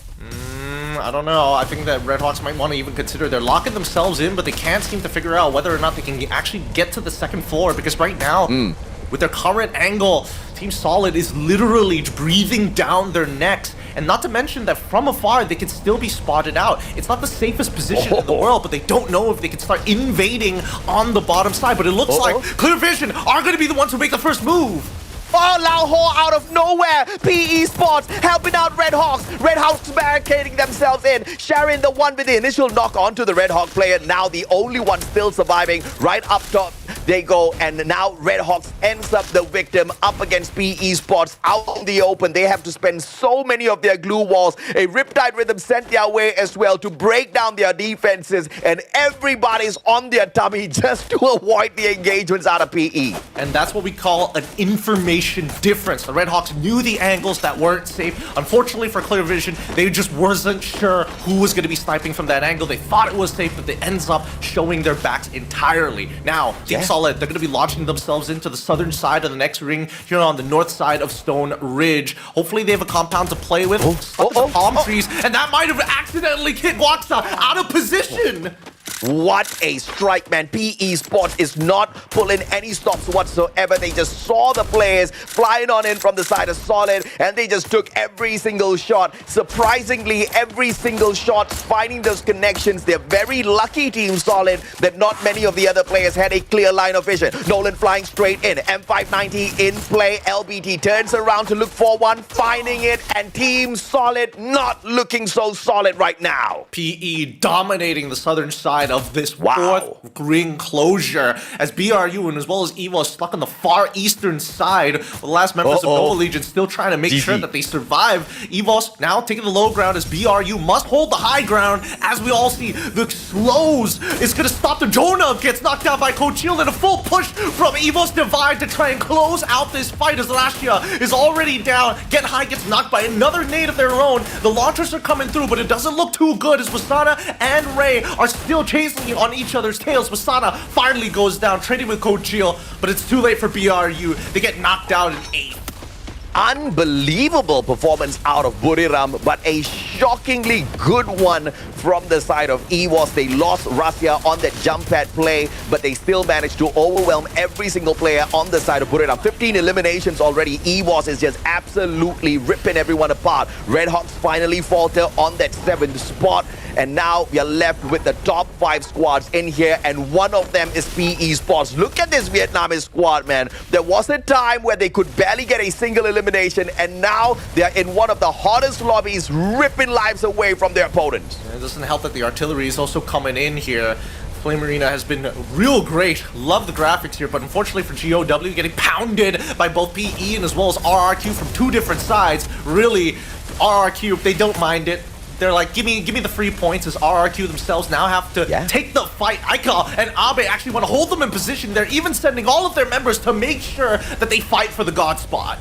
And these were the monsters who were so pissed yesterday. What do you mean the West is dominating? Wait till we come back into the fray and we show you what we are capable of. Now 3 teams, all from the East. PE Sports have got a great spot. Problem is, EVOS has already started working on them. Grenades, Riptide Rhythm now from Ma'al as well, breaking down those defenses. They send the plushie out from Nero as well. No more glue walls for PE. EVOS striking from the other side. The 2 Indonesian squads working together, annihilating PE. And now, EVOS, it's a 3v4 scenario, and RRQ are poised to take this game all the way to the end. The Booyah at stake here as they're throwing out their own UAVs to make sure that the glue walls on that right side can push through as Abe takes first contact, finds Ray exactly how they wanted to with the help of Aim God, cutting through them only in half, but Malphine finds the headshot anyways. Kochil, the last one is left, and this should be the win here for the Booyah as they cut down the last few. Booyah achieved by RRQ here on map 1 in Kalahari. Indonesia is here to make a statement. RRQ, EVOS, both of them monstrous round this time as we open up Kalahari. Now we've been talking about the point where Kalahari no longer belongs to RRQ and EVOS no longer belongs to Indonesia in terms of dominance, but they just flipped the script. They are back in here, and my oh my, what a massive game that was. And I do believe that EVOS has a potential of overtaking RRQ as well, because RRQ played a very slow and steady game, barely engaging with anyone as they got to this final circle.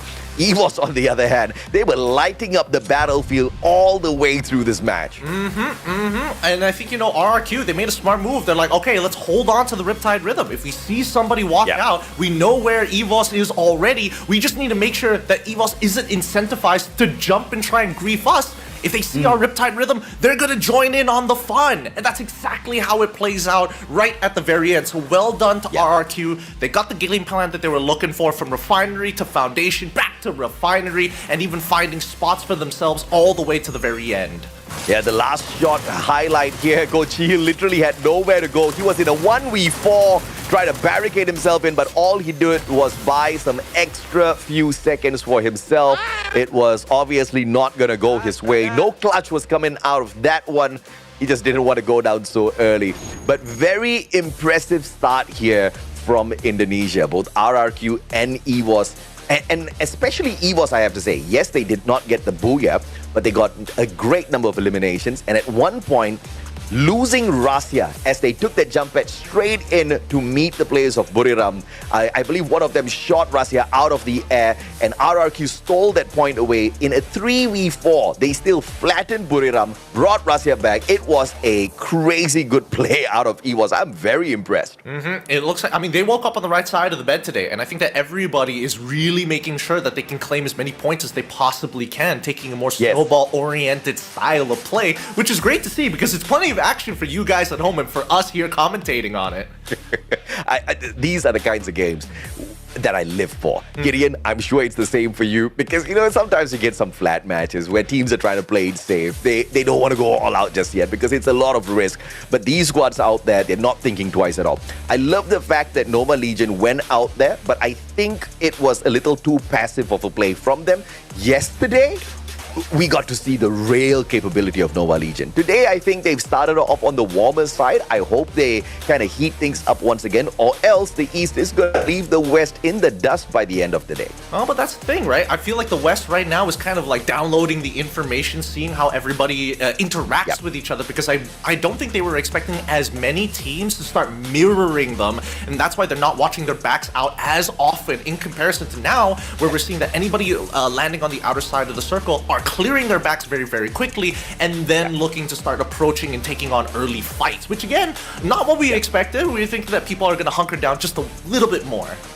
Yeah, and I think, Nova Legion, they were ultimately unlucky. because they had a great drop onto Falcons. They started off that engagement, pulling away a couple of lives from the Falcon players, and then EVOS came to third party, both of them out of nowhere. And I think this was that moment. This was the time where they kind of came crashing down. Initially, Falcons sorting out that Nova Legion player. One final survivor was still on the side of Nova Legion, managing to get away as EVOS continued to cripple Falcons. But later on down that very same moment, we saw those revivals come through from the side of Nova Legion as well. But how many eliminations were they able to pull? Not as many as yesterday because of those forced revives out of them. Big shout outs to Coach Hio's nades though. Again, in a 3v4 situation, he shouldn't be getting away with this because it's such a big deal when you're a man down. But even so, the nades make all the difference here, especially because Time Turners doesn't prevent grenades from slipping through. It just goes right through the shield anyways. But even so, as we get into our second map, I think a lot of teams are probably thinking, all right, that's just game number one. We now see that EVOS Divine have that momentum. We got to shut it down. And for the first time, and I literally just mentioned this as we opened up the show today, Gideon, that I had not seen the usage of that Nero. I had not seen that plushie in perfect use till, well, this game. We saw a phenomenal Riptide rhythm coming out from Ma'al. They threw the plushie over, so they broke down their defenses, and then they stopped them from putting up any more glue walls in that space. And what PE was doing was taking cover behind a boulder. That was their only refuge. Unfortunate for them, EVOS was on that left-hand side, perfect to flank them out. So no glue walls, only a boulder. PE lost that. A little unlucky, I would say, because up till that point, PE was doing very well. Oh, for sure. Because for all intents and purposes, like, EVOS could have easily just looked towards RRQ's side, and then the resources would have been rethought of, right? You have to kind of sit back. You might even have to, like, use at least a UAV for your glue walls to protect them as soon as you possibly can, because you don't know what types of resources have been thrown out. You see PE, but you don't know about that third factor. Yeah, I totally agree with you, man. If PE Esports had a glue UAV, if they had used it in a timely manner, they could have countered that Riptide rhythm, and then the plushie out of Nero. I mean, it could have still done a little bit of damage, but that's something that you can quickly recover out of those medkits. But of course, a pause on that statement. EVOS Divine, 25 points. They do overtake RRQ Kazu, but RRQ 22 points right behind them. They're not going to be too flustered at all. In the grand scheme of things, they're still much ahead of EVOS on that overall leaderboard. PE Sports picking up a total of 21 and everybody else on single digits. This is insane. Now, notice that the top three, 20 points and above everybody else. This is not like a balanced side of the standings. This is just top side heavy amongst the top three, all of which had free ways to actually walk into the ring. And that's the important part. RRQ decided to go through the northwestern side to get in towards Command Post, hold that position before moving outside of Storm Ridge. And I think with the lineup that they have right now, it's not about looking for information. Obviously that they have their pets to help them do that for them, but they also have to take a slower approach because they have to survey the battlefield first because they don't have the util to actually do so. But once they commence the bulldozing effect, they know how to play those sieges. They know how to cripple you right at the ankles. And this is one of those squads that runs the double Olivia. She's got the healing touch, which increases your healing effects by 30% and spreads it amongst the users as well. So this is exactly what you want out there in such a heated battle in a lobby where you're going to be probably shot at from multiple angles, right? And RRQ really just focusing on that recovery, but it's a very passive version of RRQ in the grand scheme of things. Even if you can see the damage out of Ikal and Abe, not anything to shout about at this point. Yeah, they're looking to play to influence the map rather than to completely dominate it, right? I mean, that's the thing. Right now, especially with the inclusion of Nero, you kind of need to pair Nero with somebody else to make sure that the plushie is either quote-unquote safe, or you can open up that angle wide and well rather than, oh, as soon as you throw it down, they shoot the plushie, you reveal one person, and you get zero value from it. So again, we've seen teams try and run Cassie. We've seen other teams kind of give up on the Cassie and maybe look, maybe even Coda sometimes. But even so, breaking through glue wall seems to be extremely important right now, especially where you're in that last circle scenario. A lot of teams are going to be backed up against the wall, and that's when the Riptide Rhythm plus the Cryo Mine becomes such a powerful tool. Yeah, and this is exactly why I'm in love with Free Fire, right? Season after season, update after update, we've got those adjustments coming on through to make everything balanced out there. And this was the criminal, Mr. Dutz, that tossed out that plushie. He's the one bringing in the Nero, has got the combination of Moko Joseph as well as Alvaro. Alvaro and Beaston combo obviously allows him to lob those grenades much further. The split blitz is a possibility if he wants to come in here with the Awaken one, but that's not his intention. He just wants raw damage, and he rocks that Winchester as well. We need to see more eliminations out of that one though. Steal away as many of those eliminations as you can. Tenderize your opponents and start prepping to start sending in Aikal into the mix, right? That's what they've been looking to do all game, and they got to rinse and repeat this multiple times throughout the map. Hopefully teams start to pick up on this, right? They can't be allowed to walk away from these engagements without some kind of brass tacks. Yeah, I mean, no doubt at all.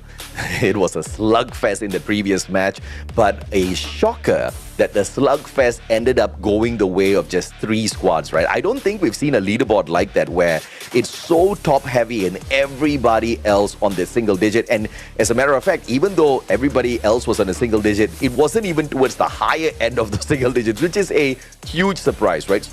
A majority of those eliminations is really absorbed by 3 Titans, and not the Titans that I expected to see out of the gates dominating these matches out there. But I guess it does make sense since teams like Fluxo as well as Movistar, E1 are not playing in here today. Nobody to really kind of, test their mettle, right? Intercept them in the middle of their rotations, to have really solid defenses overall. A lot of these teams that we have in our lobby right now know how to start rushing, know how to start getting in your faces. So that's why teams who play just a little bit slower and have a better idea of surveying the battlefield are coming up on top. Now we go into map number 2. It's going to be Purgatory, and I think this is, similarly to Kalahari, there's going to be a lot of long angles to start playing with, but more importantly so, the rotations are a lot more obvious, a lot clearer in terms of contestants.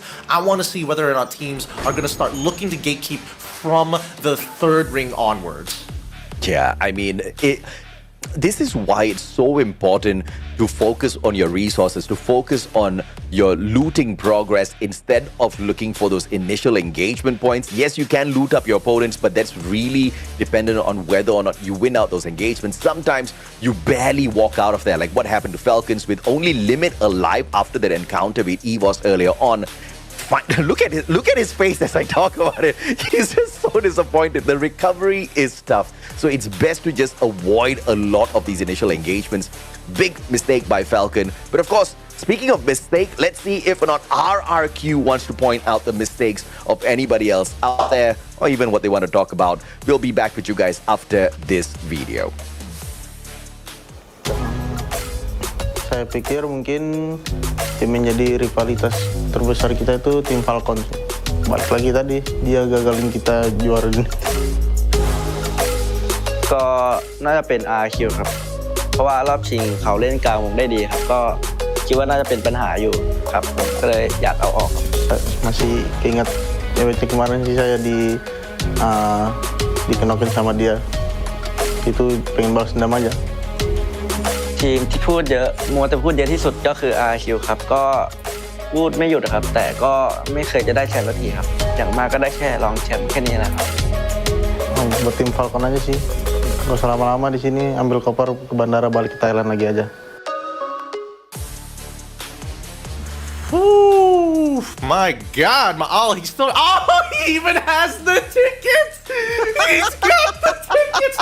It was heartbreaking to see him cry in EWC, but he's back up to 120% on home soil with tickets ready to hand on over to that Thai squad. This rivalry is going to be interesting if they start making it to the grand finals, or at the bare minimum, Clash Squad. Maal. You better not laugh too much too early, Maal. You know what happens when you do that. Sometimes you just end up crying. And obviously, we saw some tears of misery out of Maal. The engagement on the stage, on EWC, it was heartbreaking. But, I was disappointed when I saw that play out of Maal initially. And then I really understood later on what he was trying to do, right? Because Maal has been trying to break out of the just pure sniper mold and tried some of these mid to short range engagements as well. because there have been times where he's just been forced to go clutch for the squad and he has failed. He's trying to sharpen up his capabilities up close and personal as well, and I really respect that out of Ma'al. It's a game that's still in progress for the guy, but the moment he gets there, I think the squad as a whole is going to annihilate the competition, and I won't be surprised if that time is now here at the Global Finals, Gideon. Welcome to Purgatory, where only the bold are going to be able to decide their fates in this game here at the Free Fire World Series Global Finals 2025. Let's see what that flight path is going to start looking like, because again, everybody needs to break out of that mold. Teams with a strong identity get punished the longer they keep up with a certain play style. That means they're readable. That means that they are predictable. And now that we see the flight path very even, not moving away from standard deviation, right in smack in the middle, we're going to see a pretty standard game overall. Or I hope so, because RRQ and Falcons on the same island. Yeah, First Blood is about to be Red Cliff, because the drop spot is just not looking good. I believe GOW is the one that dropped right beside them, and one of the Red Cliff players is way too far away from the rest of his team members. No First Blood just yet. It's the first minute. They're As we take a closer look, it seems like things are still pretty much fairly under control here. Hope, MP5 in hand, Demon circling around, still playing the game of patience. Well, that's the thing, right? Because a lot of these teams have been dropping his 3, sending 1 out to start scouting and maybe disrupting the overall flow of battle early on and prepping them for the inevitable assault that happens on the compounds. But for now, I think that Redcliffe has taken a very different approach to this particular map style. I think they thought they were going to be a lot less contested, but GOW, again, like to start preying on these teams early on, especially with a map of this size. The likelihood of a third when you have a standard drop zone, flight path, sorry. Is he going to be okay? Is Katush going to be all right? He knows that there are Clear Vision members all around him at this point, and he's expected to go down and then eventually get revived by the rest of his players. If he can find at least one elimination point, he's got a gun. It's very possible and very likely for him to find it. Yeah, there's a possibility here that Katush is just the distraction, trying to bait out the Clear Vision players. But the rest of them are distracted though. Hotshots finding the rest of the members out of Red Hawks. And Leo, Hasu both pushing on forth, looking for them inside these little trailers. They just spray down, actions get straightened out, but the game of numbers playing against the rest of the Red Hawk squad players. And down they go. Kutush might just be their hope for a revival, but instead Flicker was at a vending machine, so bringing them back in instantaneously. But Red Hawks kind of split apart too early on this map. I'm not liking it. Yeah, might not have been the play that they were looking for, but our fun fact here, I mean, if we're talking about age, Russia being the youngest, Hazu at 25 years old, and out of the average age of all 90 players here at FFWS Grand Finals 2025, it's 20.5, so meaning a majority of these players are below their 20s. Yeah, I mean, that's a shocker. And Hasu, you're too old for Free Fire at a level like this. I don't know how these guys' fingers are still moving. The kids, man, those flexible fingers, the speed in reaction, I think they just geared for mobile games. The older you get, the slower you get. So Hasu, I admire this guy. I don't know how he's doing it, but good luck to him. Obviously, Hotshots looking for more points out there, but Flicker, the one that brought those players from the side of Red Hawks back into the game through those revives, now shut down as well. Clear Vision did not strike Kutush down, but Flicker not as lucky. Now we're already getting through at least the first early engagement of the game, and now for teams like Clear Vision, they're going to be able to kind of find their spots and start to look for loot here by the moat house. What they don't know is the rest of RHK is waiting in the midst. Now we look on over to Evos and as well as RRQ, both scaling the exact same mountain in a very similar fashion. They have a bit of a line spread, and the line of scrimmage now begins as first contact being made by Dudes on the low, and Kochiel immediately picked off. Yeah. Oh, beautiful. Valiant dash through the glue wall and finds one for himself in the assistance of Abe. Ekal M590 needs one more shot, and Dudes is... Ekal's not getting anything. The guy's doing so much of work. Everybody else with the final bullet, at least he gets a double assist here. EVOS, after a phenomenal round, about to be annihilated by their brothers RRQ. Ma'al VSK in hand, first shot onto Russia, forced to pull out the glue wall. and has got no choice but to go down. And the first team out is the best team on the last map. And that's another banner that's going to be burnt up in the sky. RRQ dominate this side of the map, just the east side of Brasilia. And at this point, it's going to be a slow roll for them, right? Because again, this is very early on. We do not know where the next ring is going to start leading into. And RRQ, as you heard it from some of these interviews, right? Especially from the Falcons, they're great when it comes down to those mid-game decisions. Now, we look towards the northern side, right? Nova Legion as well as the Red Hawks in close vicinity, about to make contact as the artillery is already starting to rain upon them. And let's see what they pull away from this one. Red Hawks are in a lot of trouble, if I can say the least. Nova Legion now hunting them down. Sabas cooking up that nade alongside Floki. First toss towards Flicker. The medkit's coming out. FGL double, triple shot. Yet another nade. And Flick is still alive. Man, super lucky there that Nova Legion just didn't get those on point. Lopez moves on in with the VSK for the shutdown. Floki finding Nejad. Blade shutdown as well. Flicker taken out of the equation. And Red Hawks are still alive, all thanks to Kutus this time round. Looks like the strategy of Red Hawks is split up, revive, don't give up.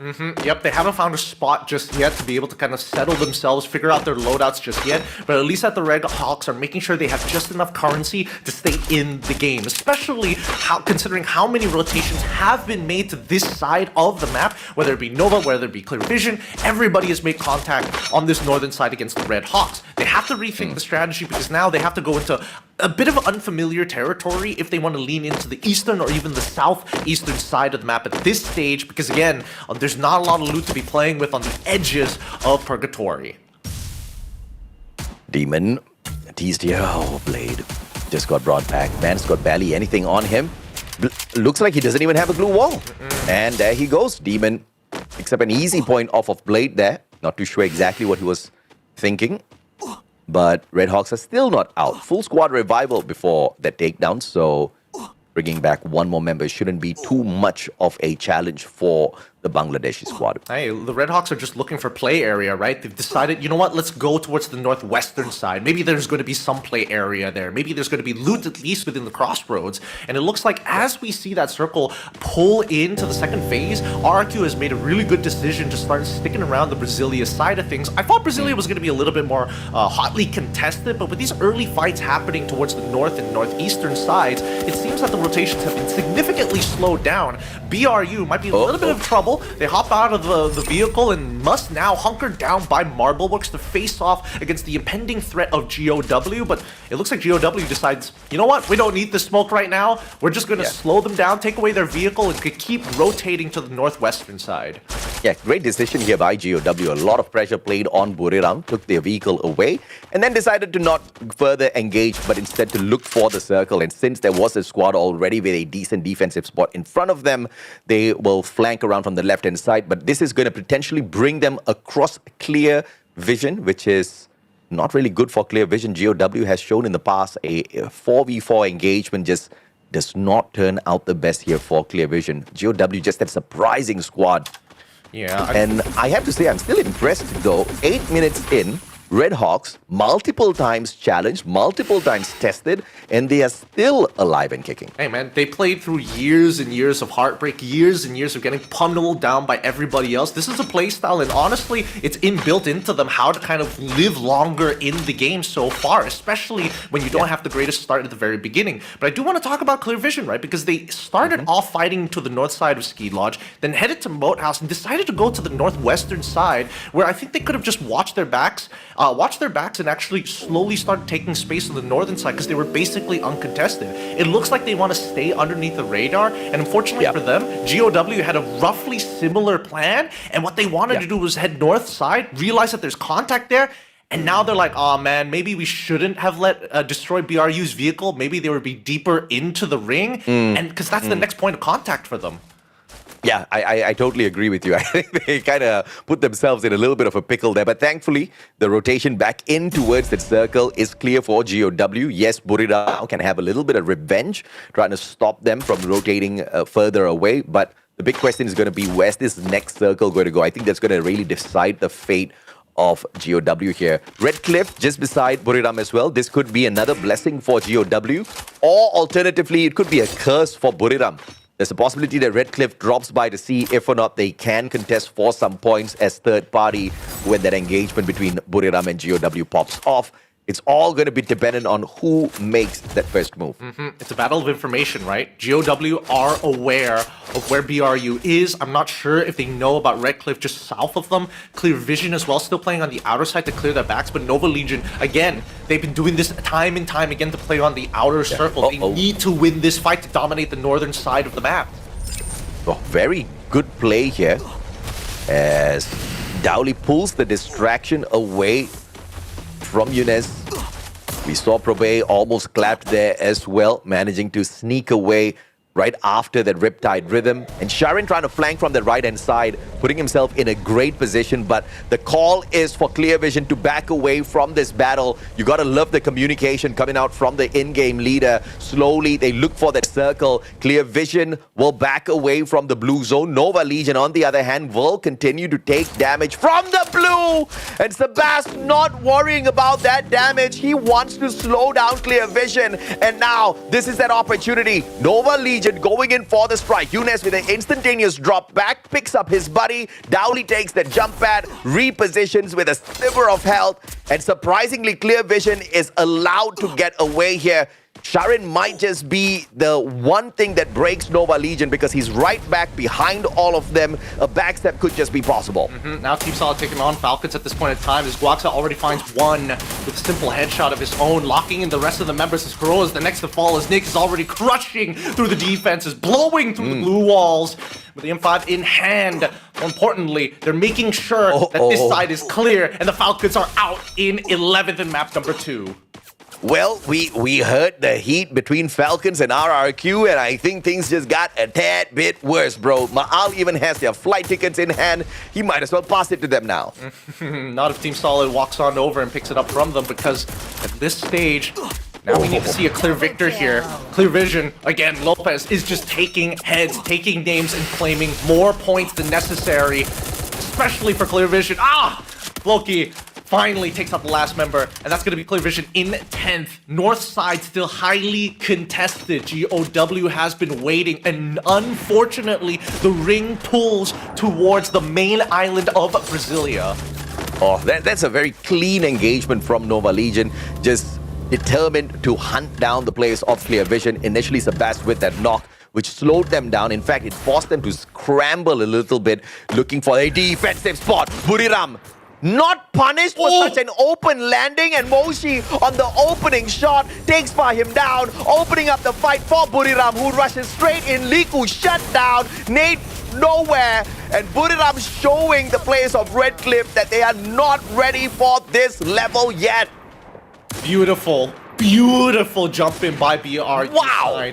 Make sure whoever's utilizing Chrono is the first one to jump to ensure that the landing spot is safe. Make sure that you keep towards the left side of the building, knowing that you can cover your left, and the right, deep right, is covered by Moshi. Finds a beautiful headshot. All of this planned from the beginning, and a fast execution. But wait! They collapse right in front of GOW! GOW is not going to miss this opportunity, and now Buriram being shot from the top as well. PE Sports going to take advantage of this. They want some extra points. Get high struck down. Wasana with a sliver of health has got the inhaler in hand, pulls up the barricade of blue wall, sneaking into the circle at the very final moment. And now Jonah could make the biggest of difference here. Has got the M79 in hand. The grenade launcher could take the players of PE Sports apart, but he gets shut down. Jonah can't do much with the grenade launcher. Moshi with a sliver of health. On the opposite side of the battlefield, RRQ crushing the players of Red Hawks as well. Too many squads in this tiny circle. Some have to fall, Gideon. BRU have been holding on for a little too long, but GOW and as well as PE have taken casualties because of it, allowing teams like Team Solid to sneak on through for the time being. Now, resources have been utilized, but PE decide to back up. They see that GOW is getting the upper hand here as they finally eliminate BRU in 5th spot. Now, between PE and GOW, this is where you call it quits, right? Go your separate ways. You can play low ground, I play high ground. We've got Hot Shots on the northern side, we've got RRQ on the northwestern side of this circle, and let's just deal with our own problems, right? And again, It's all about the East. It's all about the underdogs. Look at who's in here in the final circle, or at least close enough to the final circle, as the next zone does favor the Pakistani squad of Hotshot. But as I say that, Anas, Leo, both down on the ground. One final survivor on their side, looking to survive, but denied by GOW. And now it's all about Southeast Asia in the top 3, looking for the entry into the next zone. RRQ could have taken the arsenal for themselves, but I don't know if their loadout is running anything that can find them information other than just the binoculars. PE have now taken the God spot so far, as right now GOW playing from the low ground can only see RRQ side. So if PE just holds out, they will win this war of attrition. Well, let's see if or not they can get this one. RRQ, on the other hand, this time, a taste of their own medicine as they get... Earlier, we saw 2 Indonesian squads gang up on one Vietnamese team, and now 2 Vietnamese squads gang up against one Indonesian team, and PE Sports still not getting the better end of either equation. GOW snuffs them and secures Booyah at this map, Purgatory. Oh my goodness, GOW, well played. There was a couple of things that weren't in their control, but they made the best of it, and things panned out so good for them at the end of the day. Oh, yeah. It could have been them or BRU when they hit the beaches of Normandy. World War II starts breaking out between these squads, and PE is shooting both of them in the back. Yeah, I think that one was a huge misplay from Buriram. They bought too much of time outside the circle, and they ran out of time, had to play a scramble reposition, took the jump pad, landed right beside GOW. To make matters worse, they had PE Sports on that higher ground, and they tried to rush towards PE, losing a lot of their HP in the process, and Jonah could not deliver with the grenade launcher. If he could get a couple of knocks, the story would have been very different, but of course that would have required a big teamwork between Moshi as well as Jonah with the Riptide Rhythm as well as the grenade launcher. But of course that was in a best case scenario. That didn't go their way. GOW stayed silent, moved all the way in towards the end to rip away a Booyah. This was a solid game for this squad as well as Southeast Asia. The decisions are all based on line of sight, and GOW understood, hey, from up on that hill, there's actually a tree line that works in our favor if we just take a couple of steps backwards and make sure that BRU, we gotta sell this fight. We gotta make sure it looks like we're committing hard, and that's why you saw a couple of their members decided to take space, even though it was a pretty dangerous position to do so, but they needed to make sure that all 4 people are alive, and that's why we're seeing so many more squads not going on their 2-on-2 fights. Like PE Sports, they're taking fights as 4 and only as 4. Yeah, absolutely. And of course, unfortunate for RRQ because they just got annihilated in a tight little corner. They tried to play the defense of PE Sports, but they didn't have a boulder. All they had was a monster truck to hide behind. And with 2 teams with a great position in terms of line of sight, the Indonesian team just could not survive for any longer. But it is impressive though. RRQ, 2 games in a row now, they've got into that final circle, and this definitely means trouble for the other team. It does. I am curious about the standings. We'll see how many points they're going to have at the end of it, whether it's going to be lopsided to the top 3 or whether it's a little bit more distributed considering how many smaller skirmishes happen throughout the map. But I think just in general, this particular map is probably going to be a little bit on the low side of overall elimination points because these squads were not getting as many revives other than RHK, but everybody else were getting cleaned up quite fast. Yeah, I mean, if we had a medal for the most revives for that match specifically, I think obviously Red Hawks, they take the cake, right? That was a great survival game for Red Hawks, but there was not a lot of engagements that were going their way. They were scrambled, they split up on the battlefield, continuously bringing in member after member.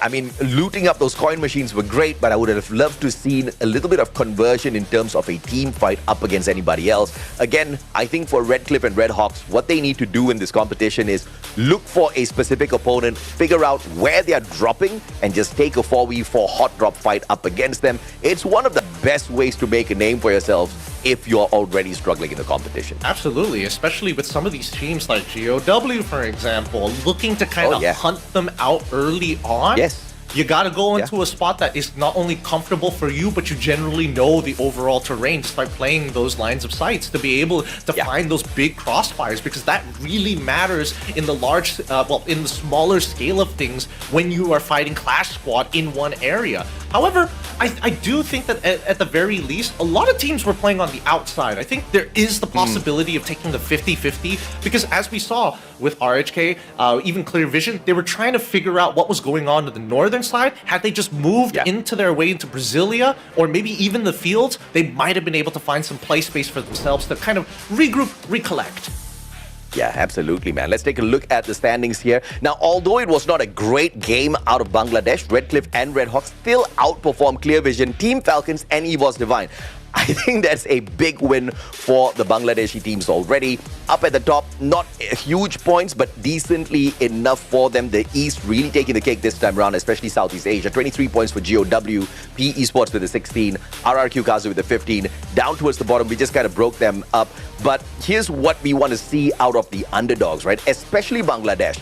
And I think, Gideon, both you and I have got a message for them. The message is a simple one. Amra give up Korbo na Bangladesh. You cannot give up now. You gotta keep hustling, man. You gotta keep moving forward and take every single chance you get. I don't know how long you've been practicing that, man.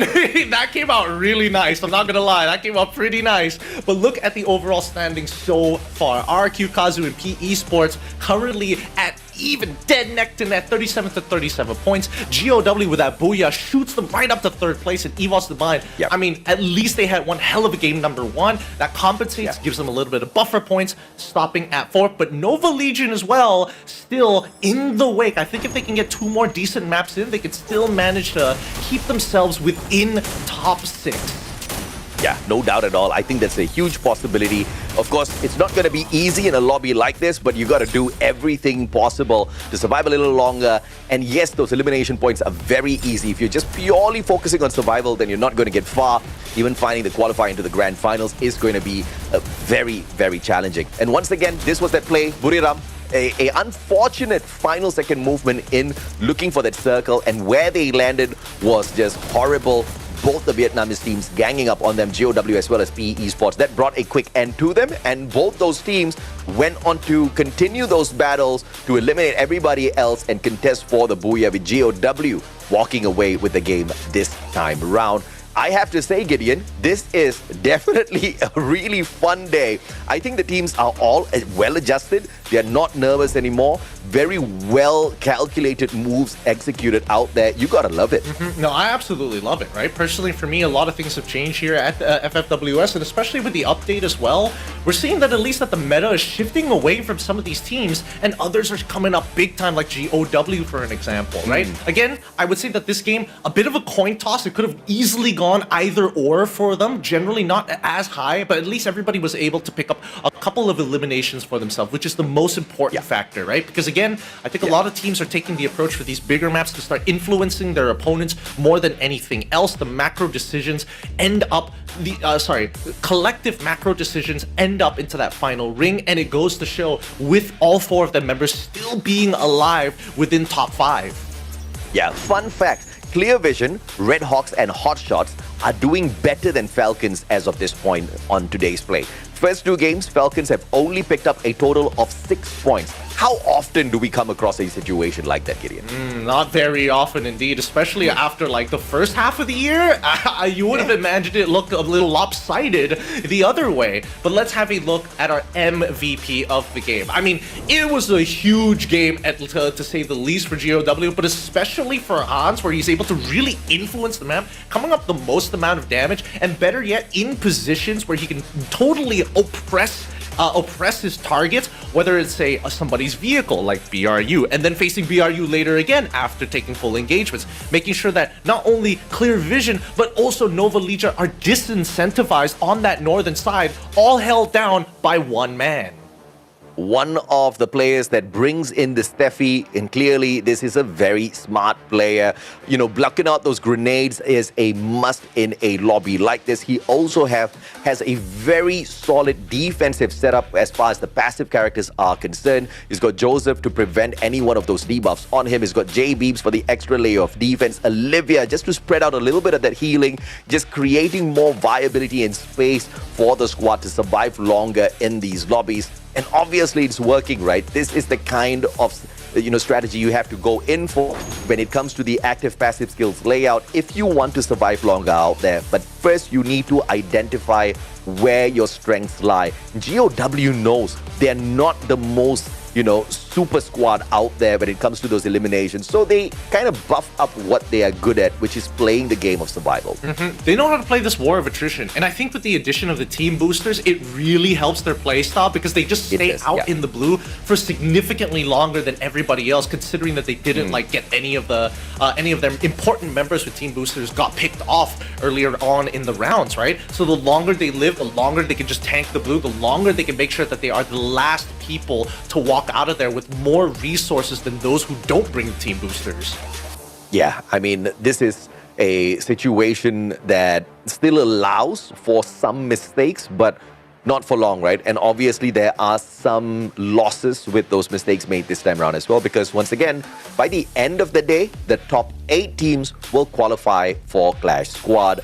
Well, the rest will still survive because we've got another week of play for Battle Royale knockout stage. But this is the overall standings, and as you can see, Team Solid is not really climbing up the leaderboard all that too much this time round. And I have to say, I'm a little surprised because I expected a lot from this Brazilian squad, and they are one of the teams that's doing worse than Clear Vision, Red Hawks, and Hot Shots. So if they want to wake up, now's a good time. I think, unfortunately, I think that Team Solid had a game plan in mind, but it doesn't seem like everybody is playing by that rule set, considering that the Red Hawks, Red Clips, and even Hotshot and Clear Vision are all trying their own ways to find play areas, affecting teams who actually want to prey upon them, well, sometimes amongst themselves, but teams like GOW and even Nova Legion are being more cautious and more aware of Clear Vision and Red Hawks drop sites to make sure that they can find those early frags in the game rather than just playing for the mid game. Yeah, true enough, man. I mean, you gotta see if or not you can maximize your chances, especially if you know you're not really faring too well towards the end part of the game, right? So you got to make best use of your time in each and every single match. But fingers crossed they do find more for themselves. Let's take a look at the game schedule highlight once again. So far, it's just been a story about the East. RRQ, Kazu getting the first Booyah, GOW just ripping the one away from Purgatory. And now we head on into good old Bermuda for game number 3.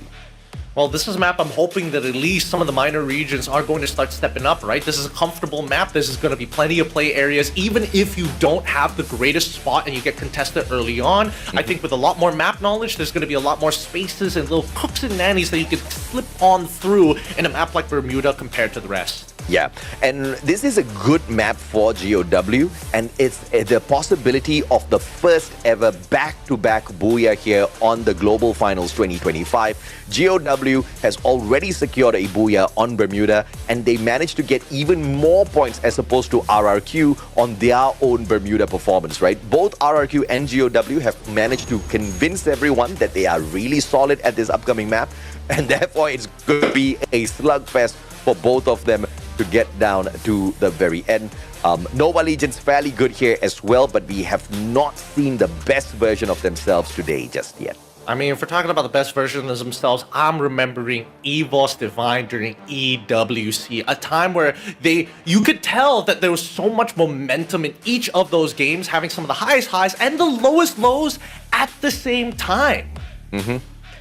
And of course, I think it is something that teams like even EVOS needs to figure out how to manage their way to the top, because at the moment, they're still in the bottom 6. And there's a quote here from Rasia: "From a young age, our coach taught us not to feel on top of the world just because we won the Esports World Cup. We have to stay humble. We have to stay hungry." Unfortunately, I don't see the hunger from EVOS as of this point.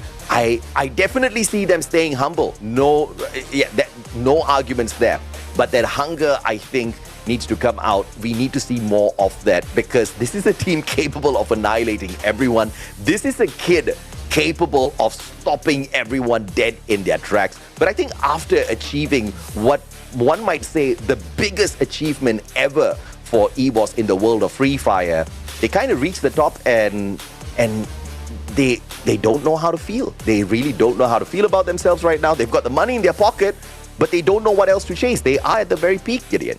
I don't know, do you think it's just lack of hunger or has the meta shifted away from them? Did the developers say, you know what, you've got $1 million in the bank? We need to start changing things up for everybody else to give them a shot, right? Because EVOS Divine's playstyle during EWC was very momentum-based, very snowball heavy, and once they start to smell blood in the water, they can really take advantage of those situations, whether it be early or later into the game. Now, it's a little bit harder because these fights are a lot more coin flippy than we used to imagine, right? If EVOS Divine goes a man down, what they used to be really good at was regrouping. Come together, regroup, clutch out the fight, and then spread out again. We don't see that as often. We're seeing that these fights are a lot more decisive amongst the East and amongst the West as well. I think for EVOS, it's a matter of, I want to pull an analogy that I figured out on my own garden here at home. So I've got banana trees, right?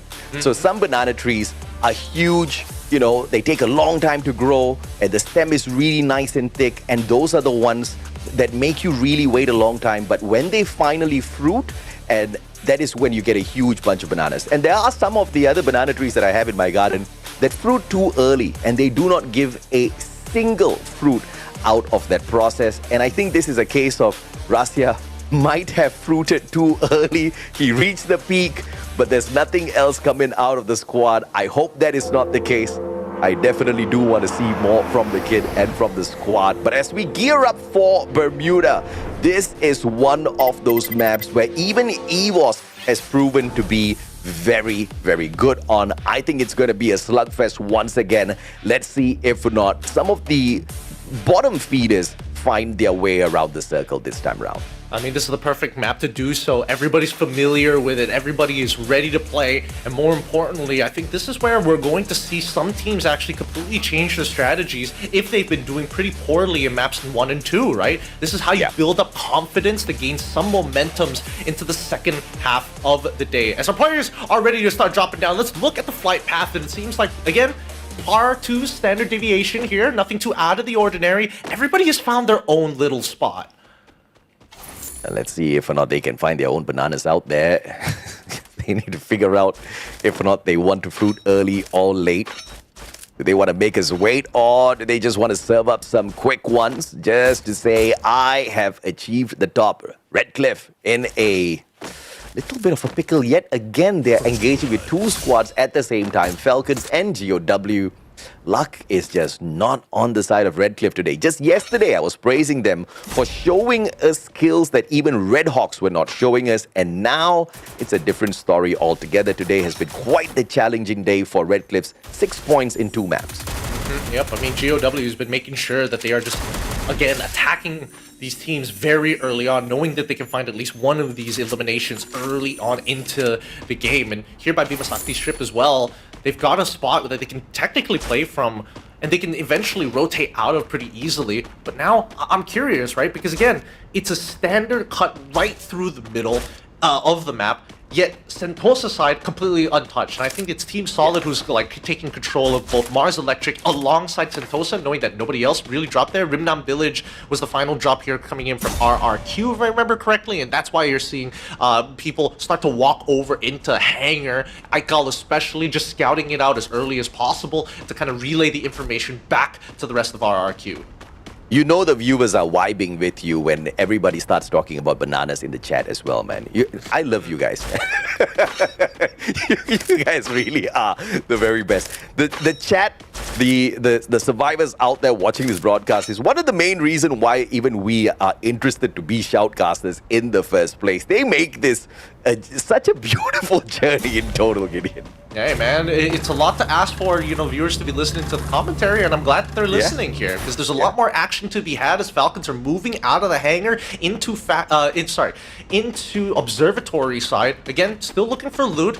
Currently, the bounty is on Rex so far for the kill contract, and I think this is going to be a much slower game than what people are going to expect, right? Especially for the teams who've been doing poorly in their positions. They would rather just play for the guaranteed placement points for now. A quick reposition here, moving into graveyard, but thankfully nobody's home here just yet. There is a squad trying to move away, and my god, Red Cliff just can't seem to catch a break. Bye, Rex. Double shot. Ooh, has a time turner. Buys himself 3 extra seconds. This is why they were rotating so quickly here, making these fast decisions from Falcons. They want to find this elimination bounty as soon as possible onto Rex, and they claim it just as easily, right? The extra coins is going to be so useful because there's so many more things to actually purchase now with this current patch. But now that they have this side on the north, again, they need to start scouting out, right? They need to make sure nobody is on their backs as another bounty has been unleashed onto GOW's side. Not entirely sure where they are currently, but it looks like they are by Plantation. Big shout out to Zipper zipping over to them as Hotshots now face off against GOW. Oh, RIP! Literally gets shut down as he tries to flank around the boys of Hotshots. This is an unbelievable turnaround. Hotshots sorting out GOW. Hans looking for the vending machine, finds a double revival, but will sacrifice himself for the greater good. Wait, man still surviving. How is it possible? Took 3 guys to shoot at Hans before they could take him out of the equation, but a well-played revival from Hans. And Hotshots just proving that they should not be counted out just yet. Nope, especially when they've got the drop on you. Again, there's a reason why they're called the Hotshots in the first place, right? Their first contact has always been decently good. It's usually a third party who gets into the way to kind of deny them that momentum as they break through into compounds. Now, BRU, on the other hand, has been taking it very slow as they start moving away from the peak and now heading towards the northern side of the map to maybe have like a rougher idea of what's going on, because a lot of action seems to be happening there as RRQ on the opposite side, on Rimnam, just the edge of Rimnam Village, and moving in towards the hangars, have taken a much slower approach. They're not immediately running in towards the center. They're actually going to be playing from the outside and waiting until Ring 2 before they decide to kind of hunker themselves down. Let's see what they can do with their position here at hangar. Ooh, this is going to be a big one. Red Hawks versus Red Cliff. I again do not understand why both these teams love the color red so much, but we will see exactly who is the better one this time around. Blade versus Rex. Ooh, Riptide Rhythm from the back. Time turn is not going to help him out. Blade rushes in there with the Bison, but the rest of the Red Cliff players undetected just yet. There is a Dinocular scan from Red Hawks trying to hunt down more points. And I love this version of Red Hawks. A little bit more aggressive, looking for those points. This is what I want to see. They got to take advantage of these smaller skirmishes as soon as possible, right? They do really need the points, and every single one of these eliminations on top of the placements that they're looking for, because they're, again, they play a very consistent game every single time, right? Survive as long as possible. Whenever you have the opportunities to actually third party, you go for it, but at the same time, don't put yourself in the line of fire, as Hotshots, currently the elimination leaders, now having to face off against Contact, EVOS, Coachil sees them. He knows what's going on. Even Aim God's starting to take the space, and I think now EVOS, they're going to start the breach. Let's see if the breach is going to be successful here for EVOS, or will Hotshots once again impress us with their counter-attack? And Defreeze will find absolutely no one. Second one does manage to find the connection. FGL down from the bottom floor as well. Very smart plays coming out here from EVOS just to take away a little bit of life off of Hotshots. They respond by throwing in their own Dragon Freeze towards the stats to try to minus a little bit of HP off of those EVOS players as they make their access towards the top. Now Hotshots up against EVOS. They get the double. This is Hotshots showing us exactly what Pakistan is capable of. Anas now on the hunt. And EVOS just picked on the wrong squad at the wrong time. But no! Here comes Buriram to ruin the party. Hotshots hasn't gotten enough time to play recovery just yet. Up back to the second floor, barricading the stairs, looking for those medkits to take action. And Buriram, the bullies are in here to spoil the party for Pakistan. Now they're jumping back in. The second floor is going to be taken over as BRU have already breached through. Hotshot still holding on strong as it's 1-for-1 trade so far, but Joanna is able to find out one more. Anna takes one, but it's too late. It's too late. They couldn't stop Jonah from cutting through all of the members. BRU take over the spot. A beautiful third coming in from BRU's side. Hotshots, they're going to be bowing out at 12, but they have 7 elimination points. A very valiant effort. I am so pissed at Buriram right now. I am so pissed, I tell you. What a play from Hotshots. Almost annihilating EVOS. And then Buriram just had to show up. I mean, sometimes luck's just not on your side. And Hotshots, I don't know what you did to piss Lady Luck off, but she is not smiling at you right now.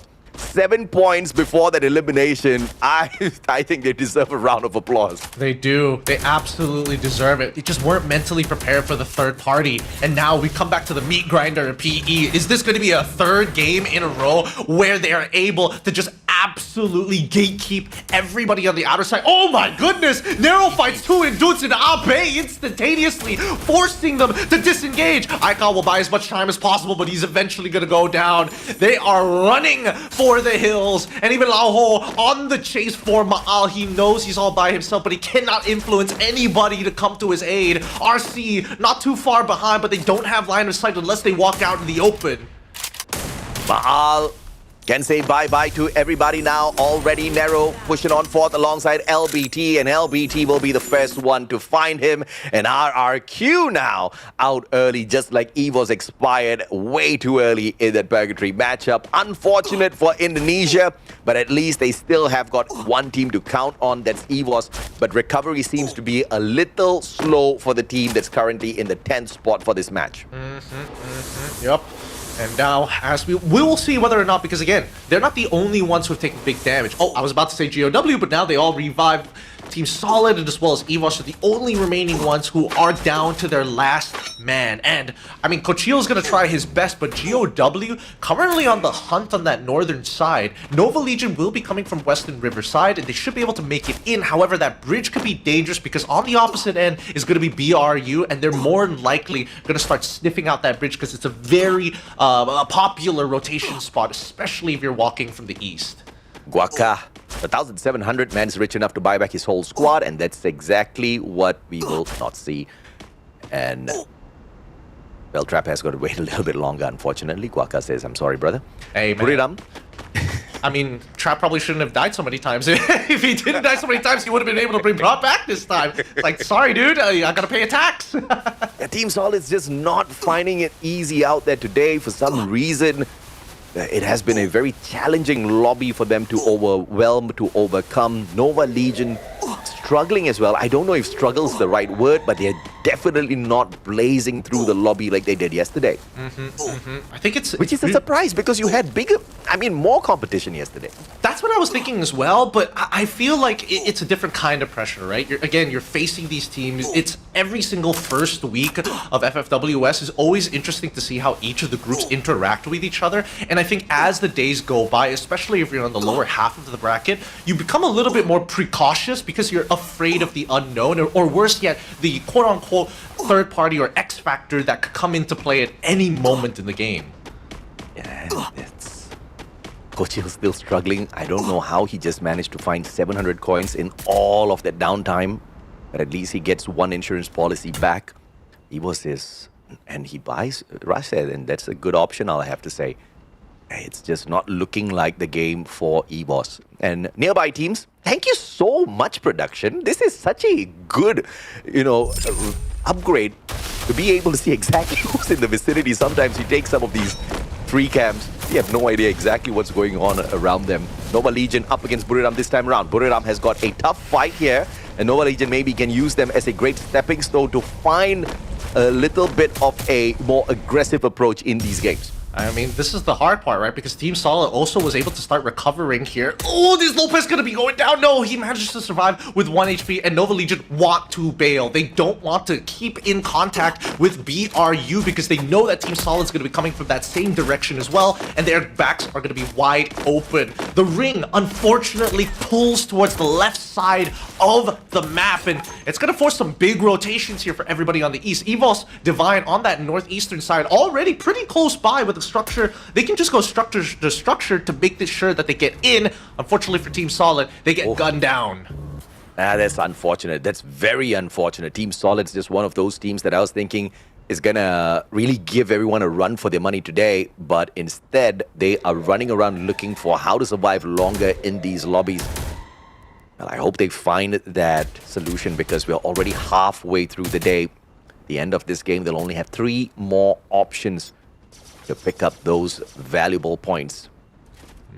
Based on the scenario so far, I think your team, Red Hawks, they're in a pretty decent position, right? They are the least likely to get jumped on, considering how many teams are on the eastern side. Nova Legion and EVOS Divine have not found a spot in the play area just yet, and I think that's PE Esports who threw out the UAV, so they're highly aware of the current scenario that's happening. Oh, this is getting up. This is starting to become a little too crowded here, Gideon. I think we need to remove some teams from the equation here. And EVOS is about to help us out with doing that right now. PE Sports looking at the opportunity, but Time Turner! A timely landing and a perfect one, I have to say, for EVOS to protect themselves. But right above them is Clear Vision. They got to clear up this house. Let's see how. It might end up just being somebody takes the top floor, somebody takes the bottom floor, right? Because again, there's just too many teams in close proximity to allow yourself to actually get into a deeper fight. Wait, hold on. RC, Red Cliff is actually getting involved in this. I think one of their members just got shot out of the sky by Clear Vision as Nova hops on towards the western side of the map to take on the Red Hawks in the middle of 3 POIs. I mean, GOW and Falcons are shooting at them as well, but in the middle of this fight, Nero is getting nade after nade after nade kills.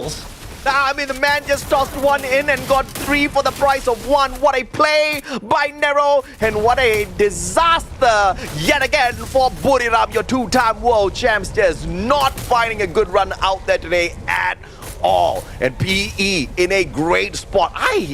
This is so impressive to see how much Vietnam has grown as a region, and it's not just one team that's getting that improvement shown out here.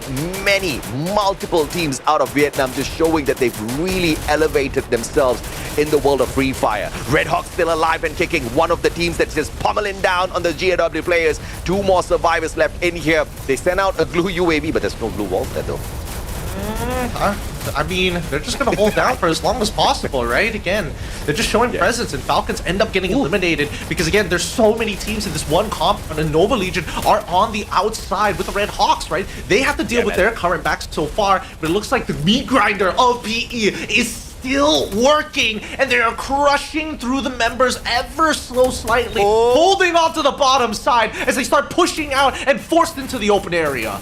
Maybe this is the moment where Red Hawks will build up all of that confidence in the competition. 7 eliminations already, and Nova Legion just a tad bit distracted, but Red Hawks has to play. Oh! Nero again! My God! The number of nades out of this man, the number of nades out of PE Sports, absolutely mind-blowing and shattering the confidence of the other players as well. Red Hawks now on that high ground. Kutush, Blade, dropping the PE players. Unbelievable performance out of Bangladesh all of a sudden. Oh my goodness, Neja, he might just have stopped Nova from actually walking out with the help of the glue wall UAV. Oh, wait, Riptide Rhythm, is it going to be thrown out just yet? No, they're going to hold on. They're just going to keep as long as possible. By that time, Neja holding on strong. They should have just locked them in, and that's what they're doing, keeping them on the inside, and Nova can't get out. They have to stick around in this little corner while PE and as well as Clear Vision are fighting tooth and nail as they've created a labyrinth of glue walls for themselves, but PE are making sure that their backs are clear. They've already taken out 3, and only Zach is left, and they get eliminated. Nova Legion finally get off, but the Red Hawks have been on their backs this entire time, taking out 2 of their members, and now finding a 3rd, and then getting potentially the 4th as PE. They have come through. Top 2 right now, and Red Hawks, that's as good as they get. The meat grinders of PE Sports come back at it again. PE Sports get the booyah, but can we hear some noise for Red Hawks? What a play that was for Bangladesh, and it is fresh off of our wish for them, Gideon. Amra give up Korbo, now Bangladesh. That was their best round so far. I'm sorry, it outshined PE, who have been pretty consistent with how good they are out there on the battlefield. I mean, we gotta praise them for sure. That was a beautiful fight, but we need to see the highlights, and this needs to be a Red Hawks highlight reel.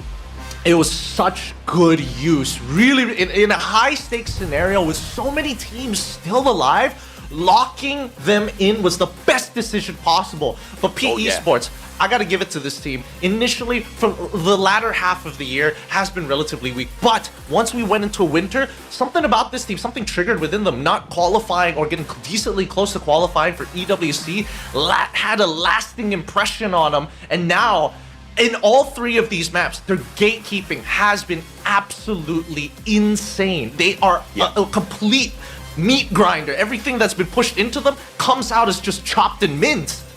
Yeah, at one point, PE was my Red Hawks, right? At one point, nobody believed in PE Sports.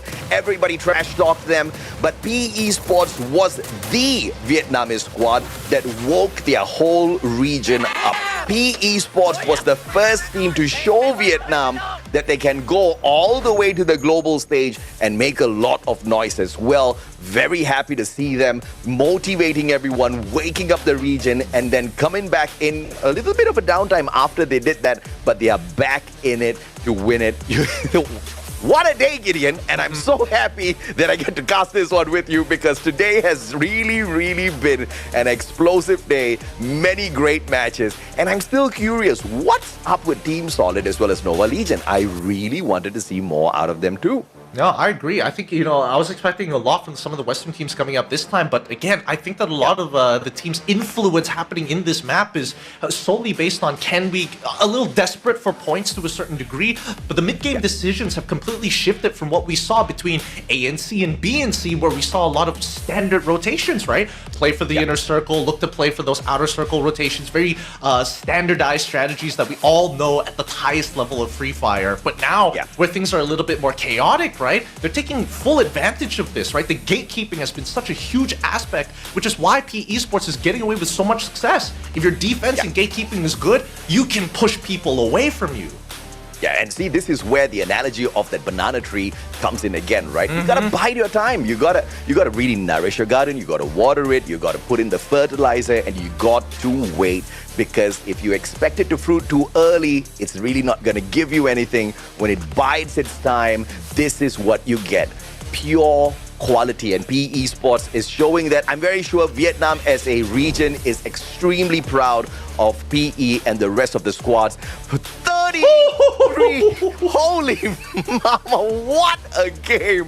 What a run here for PE. That was explosive, man. And Red Hawks, I cannot believe what we are seeing here. 18 points. This is a rare situation, and I think they've woken up. But obviously, I'm not going to keep my hopes up high. I know this is a rare situation, but I do want to see more out of Red Hawks. Nova Legion this time finding that improvement, 14 times in total. Buriram, I mean, I expect more from them, but at least they are in fourth now this time around. But again, compared to like game number one, where the top three were so heavy, this is an outstanding game for PE. Like even amongst the top three, the second and third didn't even break into the 20-point mark. And PE Sports are coming up gigantic with the consistency that we've seen in the past three maps. I mean, the moniker Meat Grinder just feels so fitting for them. Yeah, I think PE is just playing this on the best level possible, and they're giving it their all, right? For the nation, for their own squad, for themselves. They are coming out of the gates here to prove that they are not here by luck. They earned their spot, and they're going to take this so much further in their careers. 41 eliminations so far out of 3 games is very impressive. Let's take a look at the skill set that they brought into this fight as well. Very smart play. And since they have their own grenadier that's literally nading the life out of everyone, they protect themselves from those nades with Nolan. And this is why they are the meat grinder, right? They've got the Steffi, they got the A1 on top of the Nero. Wait, you want to fortify yourself? Good luck. And when they need that final bit of a push at the end, they've got Oscar with LBT ready to kind of break through for them. So again, they found a really good combination of skills to kind of work with, which is playing to their playstyle of we stick as 4. If we break down their most important resource, which is glue walls, we can do whatever we want. And you can see, look at the damage that's coming up from Nero as well as Lao Ho. 4.7, 3.2k. And we did talk about the rise of the underdogs, and I think this game was the perfect one to show that the underdogs are ready to answer that challenge. But this man is a dangerous man. Nero, single nade, 3 players out of Buriram. Nero, single nade, just annihilating squads. He gets a total of 8 eliminations, 8 assists, 4,781 on the damage. You usually see damage like that on a sniper. This guy just was not giving anybody a chance to get away. Even in the situations where he was not getting those knocks, he took away so much of health from his opponents, and the follow-up from the rest of the PE Esports players were just made so easy because of this enabler. Let's have a look at the circle analysis here, right? Because right at the very beginning, we all see that, how is PE Esports coming up with this, right? How do they keep getting into this position every single time? From their initial start in Pochnock, you can see that they actually play pretty soundly, right? Not a lot of contact until we start seeing the 3rd or even the 4th ring, where they take control immediately at the center and continuously start walking with the ring every single time. Only towards the very end, we see them actually make that big move towards the northern side, going to be their final spot for the rest of the game. So now that we have a good idea of how PE Esports is not only utilizing their entire build, but how they are walking with the circle as it encloses to the very end, which is why they are playing so much towards just gatekeeping rather than saying, hey, we don't have to look for fights only towards ring 4 and 5 do we start fighting for the God spot. Yeah, and in the rings 4 and 5, we saw massive numbers of eliminations coming through from the squad, mainly because of that M79, right? The grenade launcher in tight spots, as teams were just taking refuge in some of these houses, just made it so easy for PE Esports to annihilate them. And again, Nero, even up against RRQ, they just could not stand a chance. They tried to get away, but the area of damage out of those frags were just deadly. And EWAS faced that same situation. Buriram faced the same situation. PE was slapping every single one of the Southeast Asian squad they came across. Yeah, no, it's pretty disgusting, right? Because again, every single time you see PE Esports fight, all of them just press their active skill cards and they say, let's just go. That's it. It's as simple as that. Nothing to overthink. It's a very linear plan that's solely based on cooldowns. And I think that they've really streamlined their strategy, which is why they're finding so much success. Yeah, I mean, today has just been a phenomenal day of plays. Teams like PE Esports, RRQ, GOW, all 3 have secured Booyahs here for themselves. And every single time we look at these games, as opposed to past days, we used to see a little bit more of a balance in terms of points. But now, if you're dominating, it's just way up there at the top. I think the underdogs need to, first of all, stop giving away their lives so easy. Easier said than done, I totally understand. But they need to look for more of those numbers, Gideon. They do need to look for more of those numbers. I don't know, it could be a change of build that could help them, because again, if you're looking for team boosters, you still need like enough currency to start unlocking and really getting full value out of them, or live long enough to make sure that you can actually utilize them in the first place, right? Again, with PE Esports, they've got a good distribution as we saw in their setup, and especially with the way that they're utilizing these pockmarks, they're just saying, hey, we want staying power right from the early game until the mid game, and then we'll roll the dice at the very end.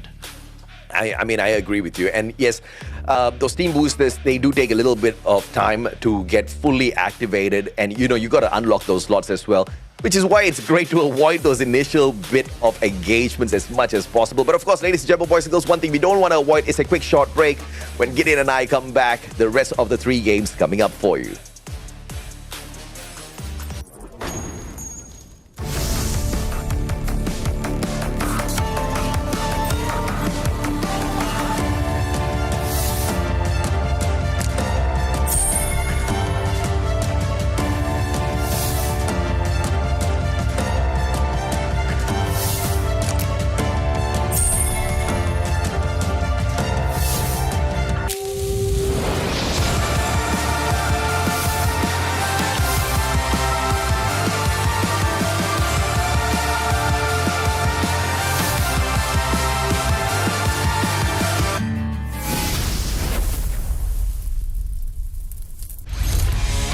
Welcome to Booyah All Access.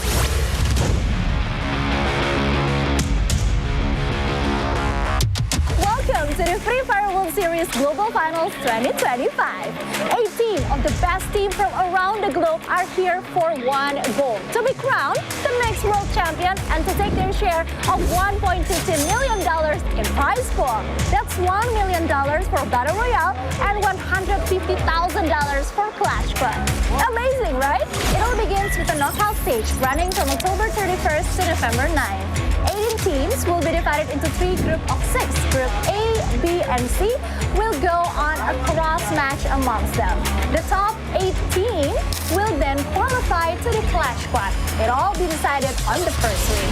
And on the second week, that is the last final sprint to the grand finals. Every point counts. At the end of the knockout stage, the last 12 teams standing will then advance to the grand finals, and the 6 bottom teams will be eliminated. The Grand Finals, also known as Champion Rush, takes place in November 15th, and the rules are pretty simple. The first team to reach 80 points and secure a Booyah will then be crowned the next world champion. If there's no team who succeeds to secure a Booyah while having 80 points, then the champion will be decided by the highest total points.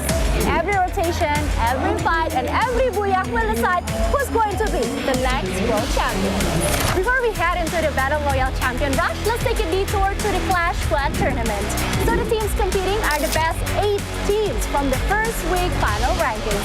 The format follows a best of 3 series, and they will be played a Swiss format. So the winners fight winners and the losers fight losers.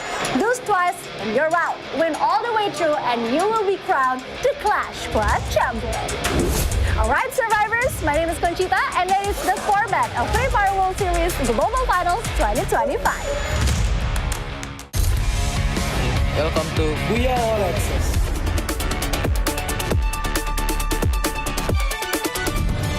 Welcome to This or That, where your choices decide how ridiculous your game gets. All right, players, here's how it works. You'll make a blind choice, left or right. Each side hides a mystery, and once you've chosen, we'll reveal what you've chosen.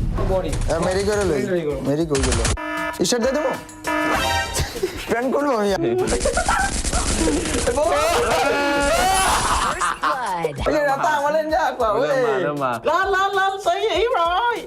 Máu kìa. Đầy máu. Tao ơi.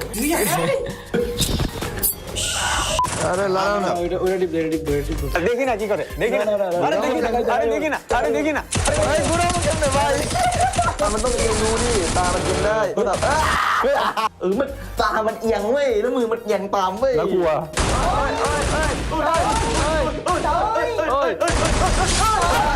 แม่ไปเอาลูกบูลลี่แม่โดน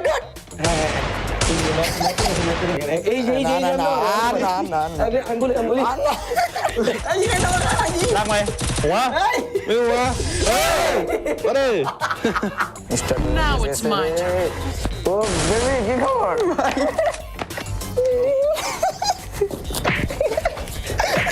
Bye. I'm gonna go to bye. I'm so tired. Bye, baby. มันลากไม่ได้นี่มันวิ่งเล่นแล้ว We're Team Red Cliff and we're Team Red Ox, and I hope you guys had fun. We had also fun playing the game. Bye-bye. In This or That, there are no bad choices, just bad gameplay.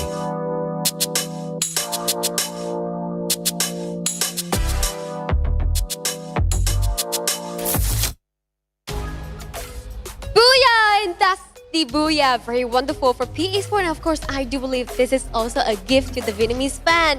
Hello everyone, it's your MC Yoon Soon today. And right next to me, we have PE LBT and PE Nero. So, shall we jump into the questions, okay? The first question is, PE is currently in the top 1 in today, standing with 70 points. Second place is RQ with 32. What went right to you guys? Xin chào LBT, thì đến với câu hỏi đầu tiên rằng là PE Sport hiện tại đang đứng ở vị trí đầu tiên với 70 điểm và theo sau đó là RQ 32 điểm. Thì không biết là hiện tại LBT đang cảm thấy như thế nào về điều này vậy ạ? Dạ em thấy bình thường. Sao bình thường dạ? Thấy bình thường thôi chị ơi. Just like a day for LBT because it's very normal thing for PE Sport. They always burn bright like this in the knockout stage. Very confident, right? That is my boy. So into Neros, you contributed 4,781 damage in Game 3 just now, the highest in one game so far in the tournament. What caused you form to be so on fire? Xin chào Nero, đến với trận đấu vừa rồi của chúng ta thì Nero hiện tại đã gây được tổng sát thương là 4.781 ở trong game thứ 3 vừa rồi. Và đó là sát thương cao nhất ở trong game mà có thể đạt được ở trong giải đấu lần này. Thì không biết là động lực nào hay là nghị lực nào có thể tiếp lửa cho Nero nhiều đến như vậy vậy ạ? Em nghĩ là chắc là nhờ những đứa em của em đã tiếp lửa cho em ạ. Và còn ai nữa không? Hay là và có điều gì khác không? ba huấn luyện viên của em đã sấy em hàng ngày nên em mới được như ngày hôm nay. So the motivation for Nero to be this fire like this is everyone in the team because they are very lovely brothers to Nero. But also, Nero would like to say thank you to the coaches as well because, you know, they always put pressure on Nero and that's why pressure makes diamonds, right? Alright, our third question. Before the tournament, the community thinks that Vietnam is just a filler region. What do you have to say to them now? Đến với câu hỏi thứ ba của chúng ta là trước khi chúng ta bắt đầu giải đấu lần này thì cộng đồng thường hay nghĩ rằng là Việt Nam chỉ là một cái khu vực được thêm vào cho nó đông thêm hơn thôi. Vậy thì đến với vị trí hiện tại thì không biết là lời BT muốn gửi là gì đến họ? Em muốn gửi đến là các bạn đừng khinh thường người khác nhé. Bố Việt Nam vào chung kết đấy. Câu này nghe quen quá cho ta. Do not put doubts on us because you know what? Guess what? 4 Vietnamese teams will qualify to the grand finals here in Jakarta. Ooh, I really love this energy. Thank you so much, LBT and Nero. And as a Vietnamese one, I really hope that PE Sport and everyone here will burn bright and shine even more. Thank you so much, everyone. And now, let's head back to the casters.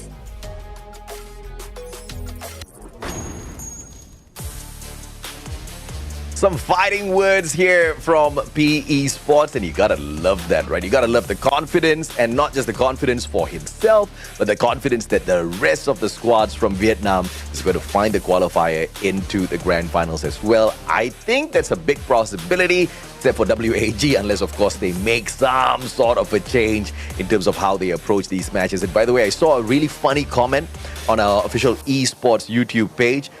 When PE was giving that interview, they said PE is currently playing like Buriram and Buriram is currently playing like Red Cliffs. This is a big problem in the competition, and I totally agree. I want to see Red Cliff as well as Red Hawks now start playing like PE Sports as well, because it's a good time for some of those who are down at the bottom to rise up to the occasion and pull away some points, right? Figure out exactly what has been going wrong, stop doing those things and start doing more things right out there. And I think Red Hawks have figured it out in this fight. And I am in absolute disbelief because they were doing many things very similar to their previous games, except for one. Aggression was of a different level all this time around, and the confidence out of nowhere. They are just so sure of what they want to do, and they seem to be getting it.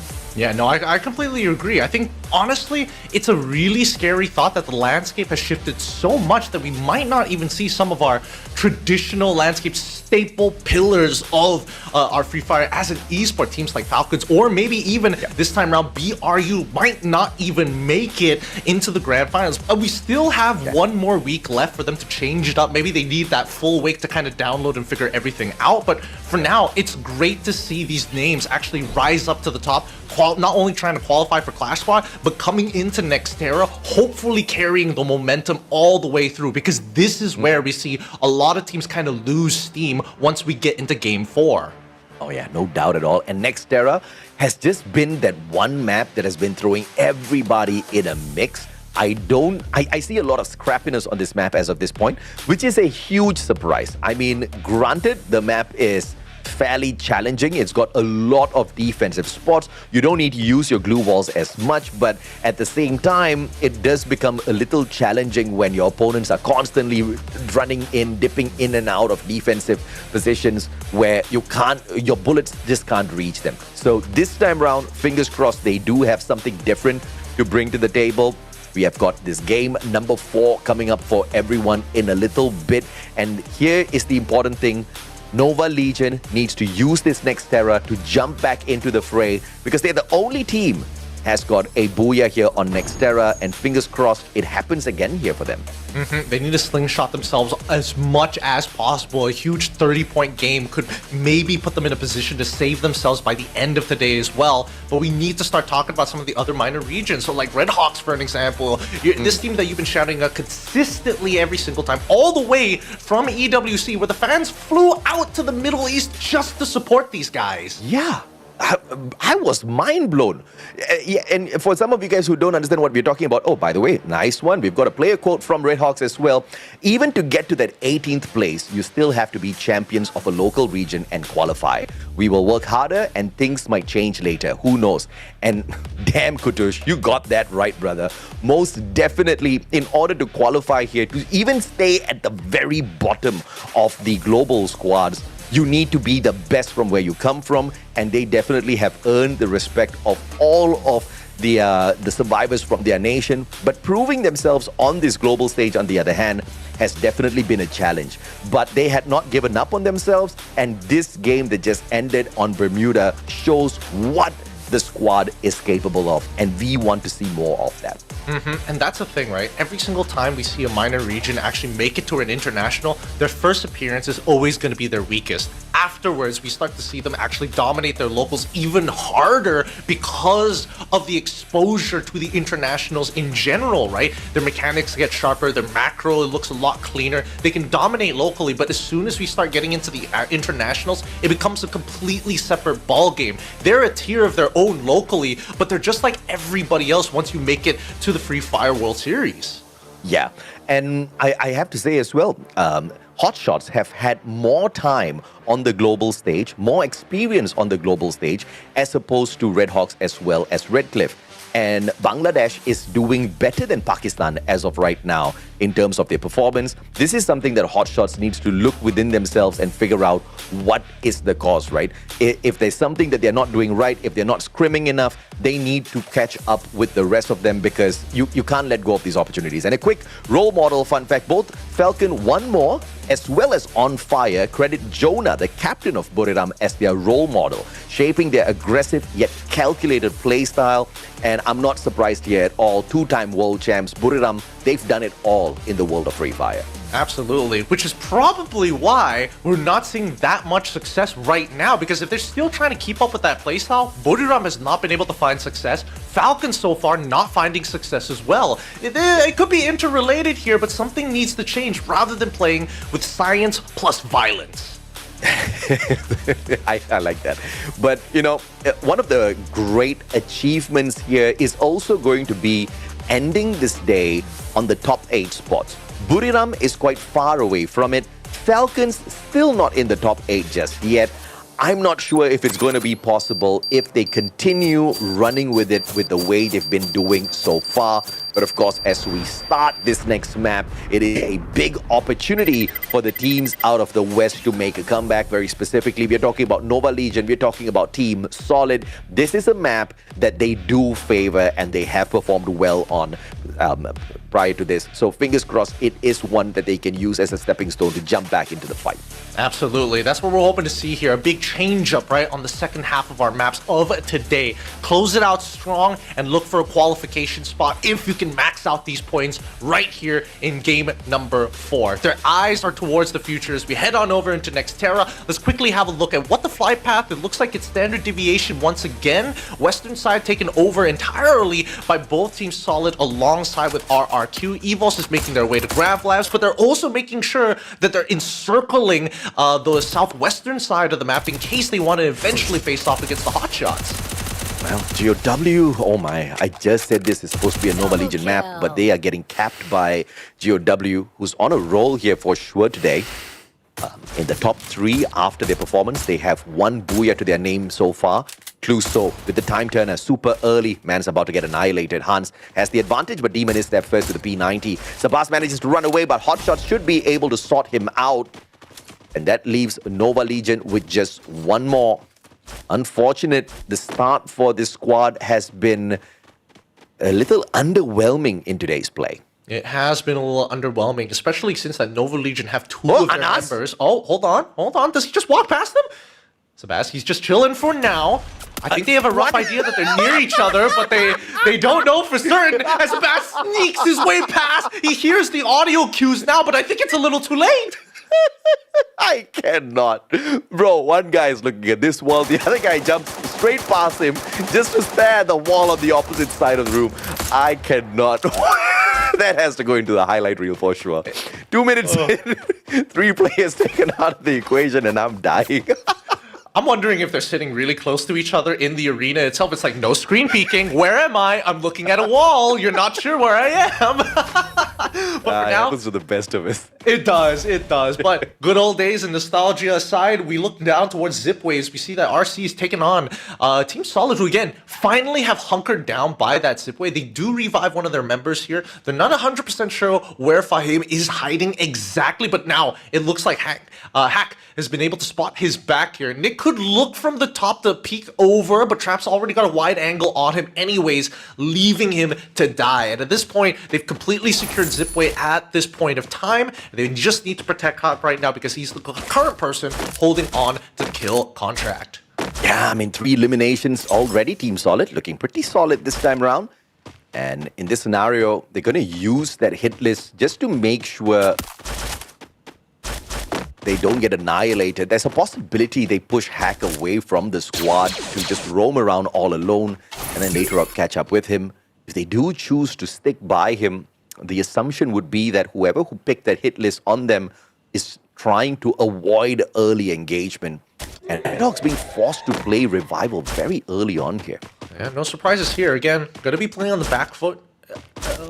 It's gonna take some time for them, right? To again try to adjust to the new environment that they're put in. And I think that's the important thing here, because as these groups come in and out each and every single day, by week 2, you start to pick up upon habits. That's why we're seeing that GOW kind of switches their targets. For now, we see that Clear Vision now taking on the Hot Shots. They've got all 3 of these platforms here to work with double layers of verticality, but they're making sure they're sticking close enough to start hounding down on these stairs. We see that, Probe, they're switching out one by one, swapping out and cycling as they slowly pull back up to the very highest floor as they lock themselves in.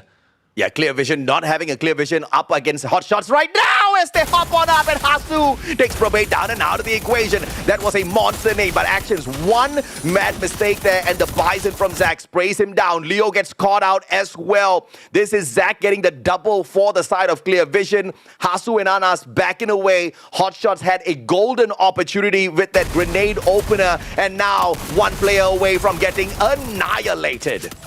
They locked themselves in. They didn't lock their opponents out, unfortunately. They were covering their windows, but they didn't cover the stairs. They just didn't have enough resources to make sure that they could completely lock out the initial push into the second floor, which I think was their biggest mistake. They had the glue wall UAVs ready to go, so they could have bought themselves some precious seconds to reposition, or maybe even look to jump out of these windows to try and take the fight on to their opponent's Clear Vision. In the meantime, though, it's actually great for Clear Vision because now they've gotten themselves some resources, not enough to keep them alive for just yet, because again, glue walls are starting to become a little bit more scarce now that they have to use so many just to get in, as we see the next competitors, PE, trying to put them in the into the meat grinder once again. Nova Legion going to be the second team to get eliminated. Are we going to see the same sequence? Look at this. Nero walking in, grenade launcher, tosses it up, Younes gets caught, Nolan finds one for himself. My God! What a speed run by PE! Again, Cryo Mind, absolutely disgusting tool, especially in these vertical floors, but the ceilings aren't that high. So you can drop it on that second floor and affect the top and bottom floor. They couldn't even drop their glue walls to protect themselves. Damn, bro, that was fast. PE and Clear Vision, I just feel bad for them. They just had a good run up against Hot Shots, but unfortunately, they were forced to swallow and get a taste of their own medicine here. Unfortunate indeed with the sequence of events for them, picking up those very interestingly effective 3 points after catching Hot Shots off guard. And PE, Nero, this man and his grenade launcher, somebody's got to stop him. Hey man, despite them forcing to swallow it, props where props is due. They were brave enough to just take it, right? Because we know that Spitters are going to be quitters here. But now we look at the second ring that's about to encapsulate. Let's see where it's going to pull towards, right? Because so far, only Redcliffe is right smack in the center of the map, looking to try and recollect themselves at the very least. Some of the members at least, oh, it pulls towards pretty close to the center, but a little bit skewed towards the eastern side. Team Solid have a very clear way of getting in, and let's see how many teams are going to start hunkering down and finding their spaces within the ring. AimGod and Coach Hill spreading away from their buddies here with the confidence that nobody else is going to come out of that circle looking for them at Plazaria. But in 10 seconds, they will have to start rotating in. Thankfully, not a lot of distance to cover, and nobody in the vicinity right in front of them as well. So rotation in towards the circle is going to be fairly easy for the squad of EVOS, who most definitely need some points. They're not doing too bad, but surely not the best squad today. And if they do want to find the qualifier into Clash Squad, they need to pick up some massive points here in the following 3 games. We need to see them actually make a hard read for this upcoming ring in just a little bit. But BRU currently in full-fledged warfare against Redhawks. And now they've already taken out Nidra. It's turned into a 3v4 scenario for them. And Redhawks, they don't really have much to work with here, as BRU are just completely rotating across them, flanking them and forcing the Redhawks to completely give up on this fight. Kutush tries his best, but unfortunately goes down. One remaining member of the Redhawks is still alive. Hopefully he has some medkits to tank the blue as he makes his way towards the northern side, towards Museum. Yeah, very clearly Buriram is pissed because Jonah, when he starts playing like that, like a monster, you know they are looking to pick up some aggressive points here. Redhawks is unfortunate to come across them way too early. And that will be the final player on the side of Redhawks. It gets shut down and the squad is eliminated from the game. PE though, finding one player after the other off of EVOS, but those revivals, it managed to be pulled through, and EVOS will have a hard reset here for a couple of their players. Yeah, I think right now, taking a full confrontation against PE is really, really difficult, especially when they have their active skill cooldowns up and ready to go, right? They just spam all their active abilities, and there's really nothing you can do. You just have to hard aim fight it while your opponents are able to drop glue balls, and you can't while you're still taking damage, and can't even use your own active skill cards if they are still running the A1. In the meantime, though, we look onto the opposite, the western side. Team Solid did find their spot just on the outskirts of the boxing gym, and there is a loot drop right outside. RRQ, they're looking down at it. They're waiting for somebody to go for it. Yeah, I mean, smart play here by RRQ. The game helping them bait Team Solid out, but it looks like Solid's not going to be making any such mistake as of this point of time, because that puts them into a clear line of sight against not one but 2 squads. So they will just be sitting ducks out there in the open as they get greedy for some extra loot. Not looking to do that as of this point, the Western squad. Nearby squads here, EVOS, as we fly straight into a little bit of a party that's about to welcome the squad of Buriram. Yeah, boxing gym is getting highly populated. The south side has teams, the northern side has a lot more teams as well. BRU going to take a very safe approach as they slowly walk on over. They don't want to take on the main compound of the boxing gym just yet, but they also know for a fact that somebody is on that northern side. So if they rotate down, they might be able to mirror them into some better positions and maybe even eliminate another squad. As we see, the next ring has already pulled down, forcing all northern teams to make their way in. Falcons, I think, have by far probably the worst position possible, right? They have a clear way inwards, but line of sight is clear on where they're going to be walking towards. It's going to take them a little bit of resources, but hopefully a fight breaks out on the western side so they can slip right through. I don't know what game Falcons is playing right now to make everybody else underestimate them, but they need to wake up in the fight, man. 3 games have elapsed, and Falcons only have a total of 14 points. Even Hotshots is doing better than Falcons at this point. I'm not entirely sure what their game plan is either, right? Because it could just be coin flip fights, not knowing that your opponents probably utilize the hammer at some point to upgrade their weapons. That's those slight advantages, you know what I'm saying? Makes all the difference in these Clash Squad modes at the very beginning. It could be anything, but I'm damn sure it's not the hammer, okay? The hammer looks fancy. Nobody's picking on it just yet, except that one GOW player, but it's okay. We'll leave him alone. I'm pretty sure he'll come to the bright side soon enough.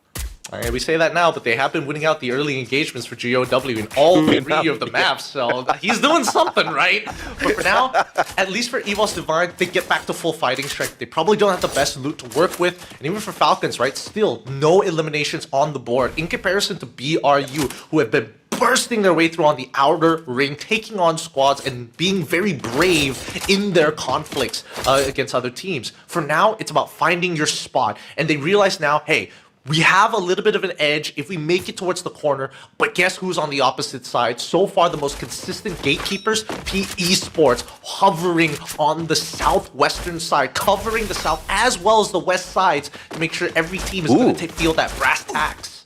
Portal Go? Really? Some classic Buriram here out of Portal Go. The last time I think we saw this was last year. Wasana, straight up to the roof. Nice. Beautiful rotation.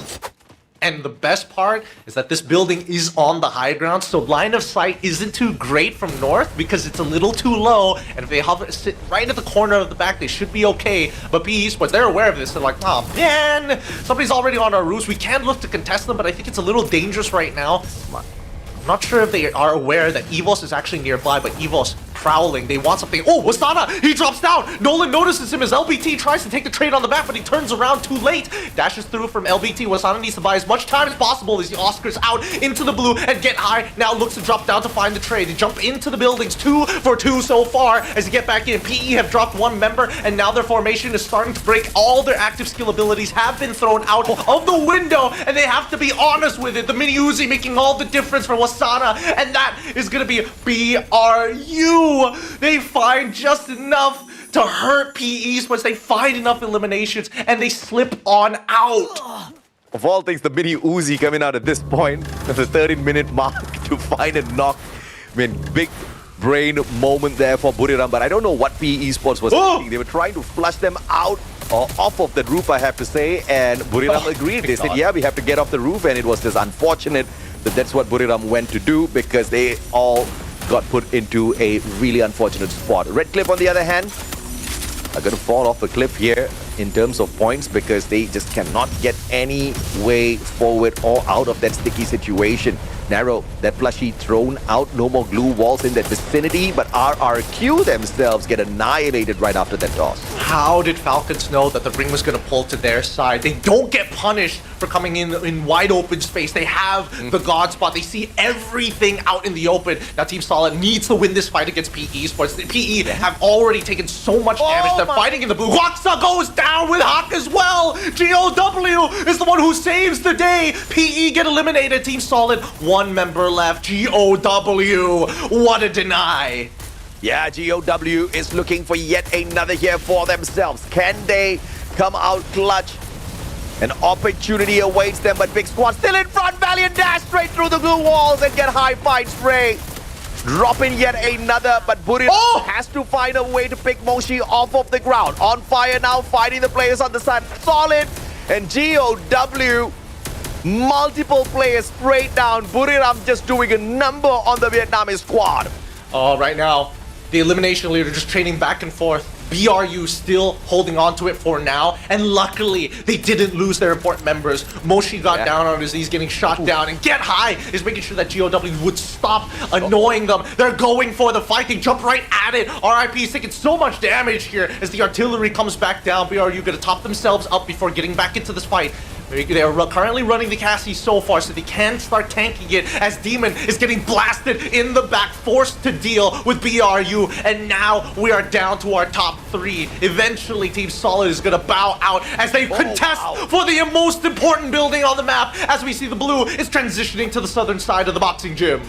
Yeah, brilliant rotation here for Buriram. They did get hit on the way in off of their jump pad, but they have recovered phenomenally well here, and now high ground advantage. Jonah with the grenade trying to take one out. Double Riptide Rhythm courtesy of Moshi, and that finds one more for them. Pina out in the open. Wasana looks to finish him off at this point. Tags him up with a fair shot. Gets the second connection. Pina dropped as well. Ooh! The best rushes out there. The one and only Wasana. And Buriram up against Falcons. Buriram will show why they are your two-time world champs with a easy victory on game number 4. That's what they needed. They needed Jonah to say, hey, you gotta play angry. Wasana, not only do you need to buy time, you need to start trading. Where are those damage numbers? And when those boxes are checked, BRU come out big time. Jonah's pointing himself is like, yeah, I'm pulling my weight. What about the rest of y'all? At least for Moshi, he's hitting his headshots. It feels like this team has kind of pulled back together finally.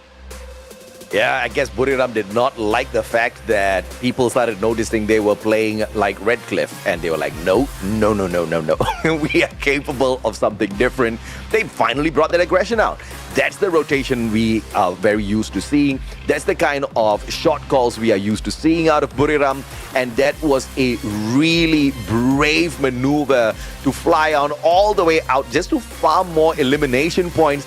And that first maneuver put them in striking distance for the jump pad to get in to play that circle as well as high ground against Falcons, tipping the scale towards their side. Massive, big-time victory here. And Falcons finding that improvement after many matches as well, but ultimately denied of the Booyah by Buriram.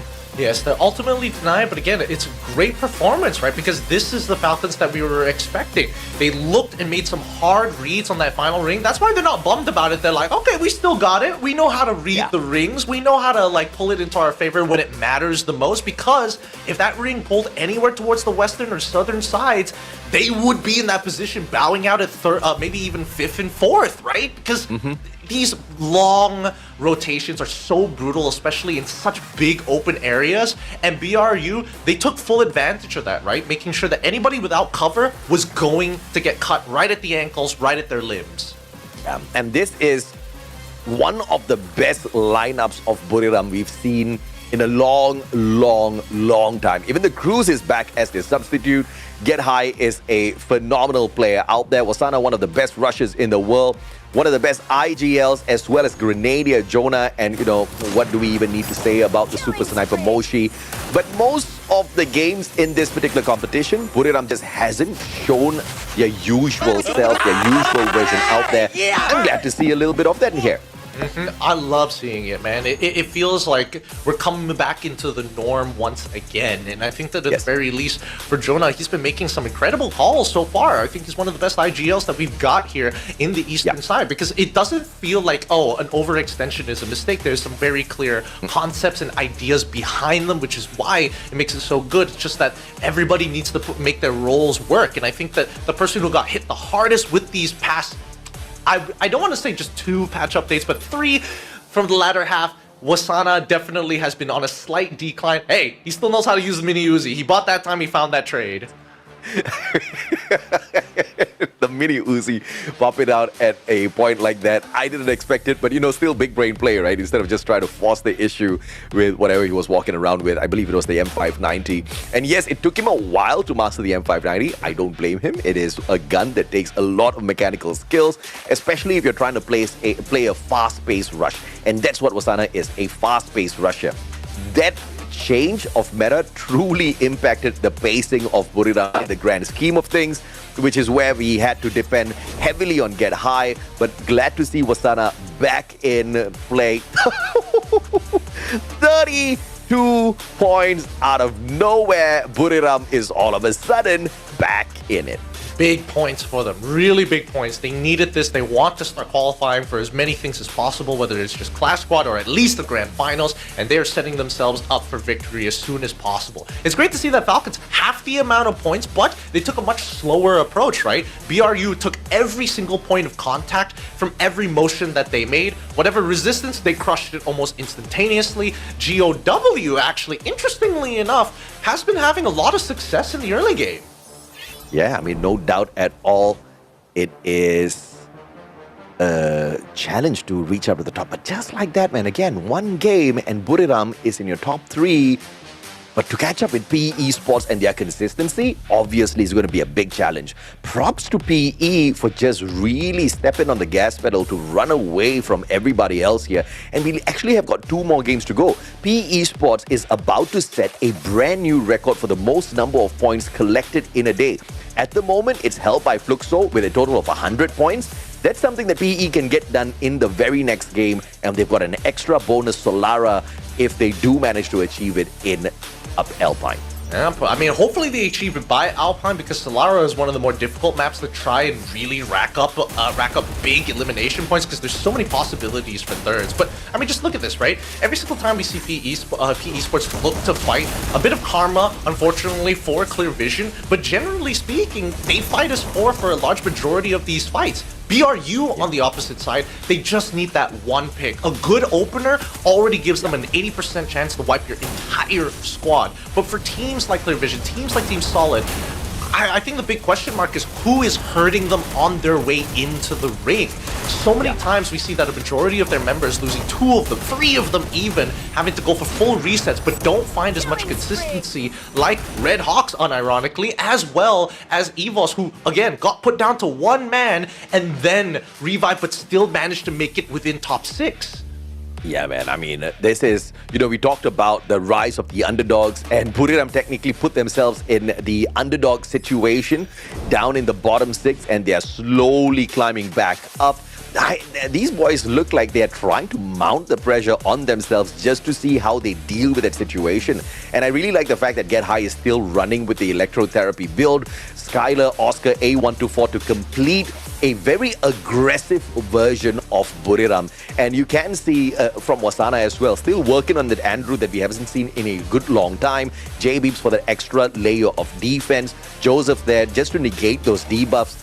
And he's got that Valiant Dash with that Oscar. And I think this aggressive build is clearly serving them well. For the first time in a long time, Wasana is back at it, man. 8 eliminations, 3,670 damage, 4 assists, 6 knockouts. Man is on fire. I think the pressure has amounted to BRU, which is why they're like, okay, now we need points. Let's go back to the comfort build that we're used to. We know that we can actually perform well on. Wasana, I mean, your entries have been good. You buy a lot of time with your movement, but unfortunately, you're not finding that trade. So let's give you a build that does exactly that, and we can make sure that Get High can switch between his targets depending on who's alive at the time. They brought 2 team boosters. Keep in mind, 2 team boosters to make sure that their team can actually play on the outside of the ring. And of course, our game MVP going over to Wasana. Yeah, all hail King Wasana. One of the best rushers, if not the best rusher, is back at it. I think he took a little bit of a break. He didn't want to rush around as much as he used to in the past. But I think those alarm bells have gone off, not in just his head, but the whole squad's head. And they are back at it to see exactly what they can continue picking off there if they fully activate this monster. And this is what they get. They get a massive Booyah to throw them back into the fray. I'm curious to see whether or not BRU is going to keep this up, right? I would love to see if they just want to make sure, hey, let's just get as many points as possible, because look at the way that they play this game. If we look in the circle analysis, right? And I'm keeping in mind watching out for Team Solid as well, because they're trying to clear their backs, and they honestly successfully do it, but they keep on rotating between 3 of the same spots within the second ring. And once they got into the third ring, they get pressed in. I think that a simple adjustment for them probably would have been finding their spot early on. They made a good read, but that final ring was a little too difficult with so many members, things like PE Esports, having one of their members holding them back. They need to make some decisive calls on when to start moving out of that ring if they want to start getting into the top echelon of the points when it comes down to purely just getting positional points. Yeah, movements were the secret of Buriram this time around. Just continuously relocating from one spot to another, spotting out exactly which is the best vantage point for them to take the victory, to play the circle well. Initially, like you saw the first 2 circles, they really were not bothered about the blue zone at all, just spending a lot of time outside the circle, completing their looting progress first, looking for a lot of coins off of these coin machines before they get deeper into the circle, making sure they purchase very important items like the portal goal to play a better position out there in those fights. Buriram was focusing on the right factor, and they had it perfectly running for them in this game. And with that effort, they jumped up to the 10th spot. Now, not too far away from qualifying for Clash Squad. All of a sudden, Buriram's making it possible for themselves. A couple more of those big 30-pointer games, and who knows, they could be shooting themselves to be contenders once again, and people to start watching out for coming into week 2. So far, so good, right? Again, A and B has been giving us a lot of different play styles compared to the standard of what we're used to in these internationals between like A and C or B and C. I think this definitely is a good break of pace, but it's going to be kind of difficult for like, especially for Group C, who had to play like the first 2 days, looking at this as like, what can we really necessarily learn in this game? Yeah, true enough, man. I mean, it is all about what you pick up match after match to solidify your progress in the competition. And if you're not learning, you're not growing. If you're not growing, you're probably going to get eliminated very early from these lobbies. Once again, that actually brings me back to the conversation of hotshots. They've had so much more experience on the global stage as opposed to the teams from Bangladesh who are fairly new here. And you still don't see them running away with the competition, right? They still are struggling with their placement points. They can't seem to find those perfect rotations. No matter where they go, they seem to be caught out. I think if this one thing is fixed for the squad of hotshots, we can see massive improvement. But of course, granted, their engagements have been fairly weak as well. I think the early game is by far the hardest part, with so many teams looking to try and prey on these minor regions. They can hold their ground, win out that first engagement. I think a lot of it starts to smooth on over, because in the past couple of days, we saw that they do know actually how to play the mid game relatively well. It's just, do they have the resources to kind of break through the blockades at the very end? See, now I understand why hotshots is struggling. We just saw one of their players yawning. I don't think I'll be able to yawn when the adrenaline is just such where you're on a global stage and you have to perform. I would have pumped myself up with a bunch of caffeine by now. Super focused on the game. Hotshots, they need to get their heads in the game or else they are going to get kicked out for sure. But of course, yawns, that's a good stare straight into the camera. Yawns aside, fingers crossed they do find a way to, at the very least, qualify for the grand finals. They have got this week to make whatever mistakes that they want to make. Next week to find those adjustments, which are clearly much needed. Now we start making our way over to Alpine, and I mean, we started FFWS Global Finals 2025 on Alpine on day number 1. I want to see whether some of these teams, especially those from Group A, have kind of learned, because they took so much damage coming into Alpine. Really a break in confidence for a lot of these teams, and this is where the redemption arc comes back for them. I like that we've actually got a sports cam on Russia. Even production wants to see, how is this kid doing that? How does he get all of these super snipes, 180s out of nowhere? Well, I guess we're all going to find out together when we see those clips out of that video cam. But of course, 4 games in a row, and it's all about Southeast Asia. Starting off with Indonesia grabbing the first Booyah, Vietnam the second and third, and now Thailand grabbing that Booyah on that next Terra map that we just watched. 2 more opportunities, 2 more games, Alpine and Solara. This is where it gets a little dicey. Yep, again, when we talk about Alpine, there are some staple areas for our staple teams to always look to drop towards to. I want to see if that is maybe necessarily changed. Maybe they're going to, try and change the plan ever so slightly to make it seem that they're not going to be dropping in their usual spots and then looking to attack it later down the line. We've seen those adjustments being made with our Kyukazu when it comes down to Kalahari. I want to see whether or not BRU is going to take that same approach, or they're just going to say, you know what, we're playing our comfort. We just came off of a banger 30-point game.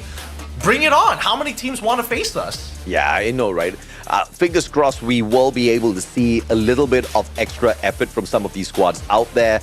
And a quick player quote as well on being the underdogs. This is the squad clear vision from MEA. The coach, my teammates, and I have come from a developing country. We are used to being doubted, oh my.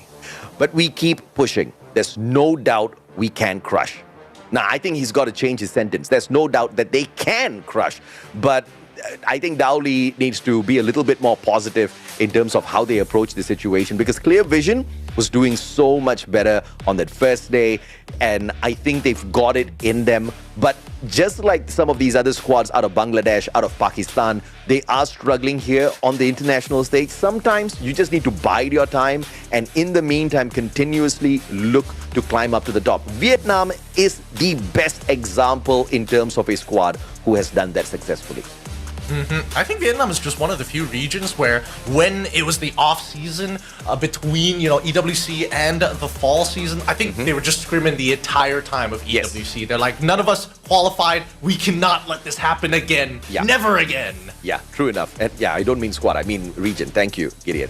But yeah, if they can just kind of focus on the positives here and make sure they continuously sharpen their skills, there's no doubt whatsoever we are going to be able to see even Clear Vision dominate some of these games out there. But it's time for Alpine, baby. You expect to be frozen down to your bones, but it is going to be a hot map for sure. Pretty large. You got to have a lot of movements, a lot of rotations on out there. So we do expect some teams to get capped halfway through those rotations. Therefore, how you use those jump pads. If or not, you buy those portal goals. These are all going to be very important elements. Maybe even grab a vehicle for yourself. Well, we'll see. We'll see what exactly is going to be utilized here in Alpine. We've seen it many times before. Some of the greatest plays in Free Fire esports history happened on this map. A lot of legacy to be had, and some still playing till this day. And now we see, ooh, okay, a bit outside the standard deviation of where you're expecting the flight path to actually go. Very heavily skewed towards the eastern side of the map. However, Ocean View still wide open. Snowfall a little bit further than what BRU is going to like, but they will still be able to get at the baseline just on the outskirts of Militia, and a bit of trekking to make sure they reach the top. Ambush Buriram. And this is a slow start here for Buriram. Zipline straight to the opposite end. Nova Legion, on the other hand, already finding a few players to shoot at. RRQ versus P Esports. Abe in a lot of trouble. All alone up against 3 P Esports players. And he will just rush on through. Valiant dash to meet both. And he will unfortunately get shut down. That was quite aggressive. Not too sure exactly what he was thinking there. But we understand sometimes when you don't really have much of a choice, you're trying to take 1 or 2 lives with you before you go down. Yeah, I mean, we got pretty close to doing that. Unfortunately, just really good trading of aggression, trading of aggro from the side of PE, making sure that they're cycling out their members to kind of redistribute the damage rather than forcibly getting their members back up onto their feet. But now we look at GOW, and they've been doing this very consistently, right? They start attacking the bottom of the list teams. Their early game, again, snowballs out of control. It's kind of a hit or miss whether they find the mid-game rotation that they're looking for, but they've already found hope. They've already got that elimination that they were looking for, and now they're looking to dominate the rest of Rai. Clear Vision clearly challenged at this point of time as they are forced to spread out. Narrow tossed on out. The plushie is going to take quite a bit of his health, and that just gives Leo an easy shot up against him. Time Turner has to be spent. Try to pull up the jump pad as well. It's actually going to be hot shots using the jump pad to get into the battle up against GOW here, potentially losing a couple of their glue walls. Hot shots up against GOW at the same time. Hasu, a sliver of health. Almost got sprayed down. Yeah, oh boy, good decision coming in from Hot Shots there. I think they were just about to overextend it. You could see that they wanted to go for it, but the smarter decision is just to walk away for it now. Oh no, Leo, he's in a lot of trouble. Can't even really deal with the plushie because that's going to reveal his position from that point onwards. Diane has got this entire compound on lock. Leo has to just fight for his life and buy as much time as possible for the rest of his members to eventually get him back up. But RIP, great shots here. Did not give him the opportunity to waste any more of their time. Yeah, that was lethal, man. I mean, they already read his movements from a mile away, even if he did not take that plushie out of the equation. Brilliant plays coming through from the Vietnamese squad. Red Hawks, on the other hand, Nizaran Blade.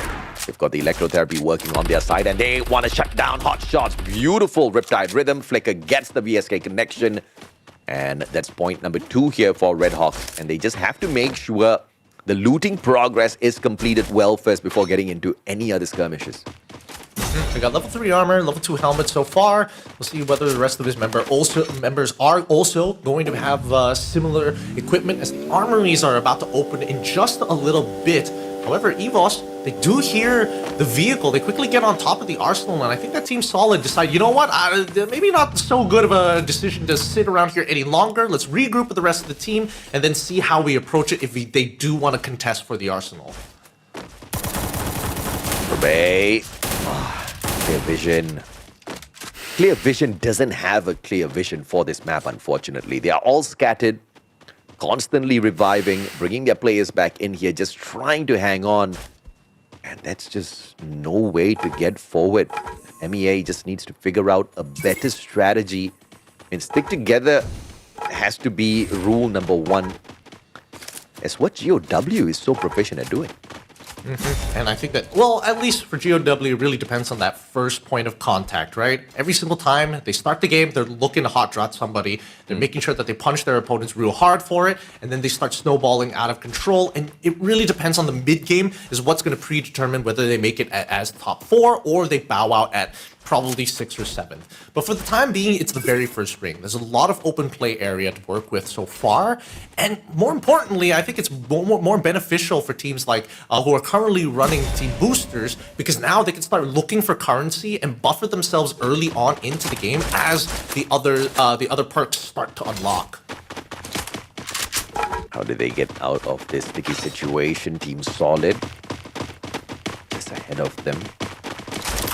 Booyah's been spotted out already, and they do not want to engage. Team Solid was waiting for that opportunity. Double Riptide Rhythm to break down their defenses, get high, get us the heck out of there. Booyah, great movements to avoid engagement, as well as refusing to waste a lot of their resources, using those containers just to block out some of those shots, and they continue to rotate away. Red Hawks now facing off against the full fighting force of EVOS Divine. They're trying to bail out of the situation. At least one of their members, 2 of them, managed to get out. As we can see that Aim God currently needs to be protected. The contract being put from RHK. Now that they've kind of cleared them out, EVOS, again, getting free loot. 3 eliminations in the bag so far. Exactly what they wanted. And now they also get plenty of upgraded weapons as well. How's EVOS going to get deep into the circle? They are collecting all of these coins already, just making sure they've got enough for those upgrades. Blue UAV, they're just trying to avoid a lot of the heated battles early on in these circles, which I think is a fantastic idea, but Hotshots has no option but to take this battle up against GOW. The Blue UAV just to keep their barricaded selves safe for quite a while. And Anas just shot out of the skies, and Hotshots just not given any room to escape at all. Leo goes down. Action, the final player, has to run away, runs through them, through the glue walls, but that is the final player that they are hunting for. As they shut Leo down, this is going to come to an unfortunate end here for Hotshots. There is another one that I believe that managed to fly away. Not too sure if or not he has the coins, but Hotshots just lost a big chunk of their momentum. Yeah, and this is after they wanted to find some form of recovery. GOW just hovering around the outer edges of these rings, hunting down any teams that are looking to revive, right? Hit them, kick them while they're down, and they get free elimination points. BRU take a very safe path from Snowfall. They wanted to go towards the east side, saw there was potential contact there, decided, you know what? Let's move towards Garrison and then move south from there. And now they've got a lot of free space to play with, as we see that the ring is actually pushed up, centered around between Sunside as well as Garrison. Plenty of play space to hold. Sunside might be a little tough to hold on to because EVOS Divine and I think even RRQ, Kazu are currently hovering around there. P Esports is coming closer to contact. It might make sure that the ring pulls down towards that side, towards base camp, but we'll see right after this fight. And P Esports trying to push EVOS away here. Ray hopping on in and Nolan punishes him alongside LBT. Aim God trading out Nolan. This is that opportunity, that opener for them. But LBT a little slow to this fight. Aim God wrecking house, breaking down those defenses, hopping on into the monster truck to the opposite side as well. Big brain play. But Lao Ho makes sure he sorts out the sniper of EVOS, and one after the other, they get clipped. LBT and Lao Ho, the final 2 players on the side of EVOS. But unfortunately, they just could not get that final pick. P Esports with a surprising victory over EVOS here, but the fight's not over. RRQ not too far away. Yep. Again, Nolan has been tracked down this entire time at RRQ. As soon as they made as soon as they saw PE Sports make contact with EVOS, they started to take space, looking for line of sight, figuring out where exactly PE is coming from, and they allowed them to actually take this fight uncontested. They want to make sure that EVOS Divine is not going to be covering their entire backs from Sunside, because they might be looking for a rotation later down the line once we see that third ring pop up. The esports just have those 4 points on their side, and EVOS being the first team to get eliminated is just a tad bit shocking. That engagement just wasn't taken very well. PE Sports were not in a vulnerable situation. EVOS wanted to force it, and they instead got forced out. Hot shots as well, taken out in the 11th spot. UAV sent out by Nova Legion, but it will detect just one player off of Buriram. That's nothing to celebrate just yet. Nova Legion has to avoid as many of these engagements as possible. Today's just not been their day.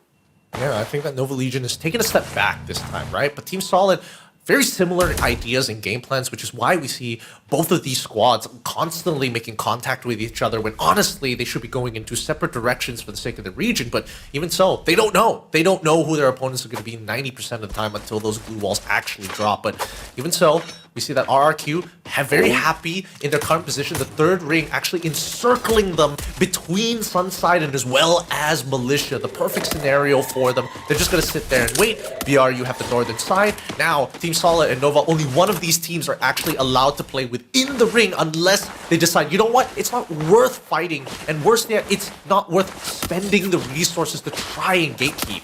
Yeah, Nova Legion got lucky there on clear vision as those revival drops came back in. Easy shot out of the sky. But now they have to roll on their tummies as Team Solid and Buriram both looking at them threateningly, looking for that engagement. But Team Solid is not in a good spot to be fighting right now. They have to figure out how to reposition.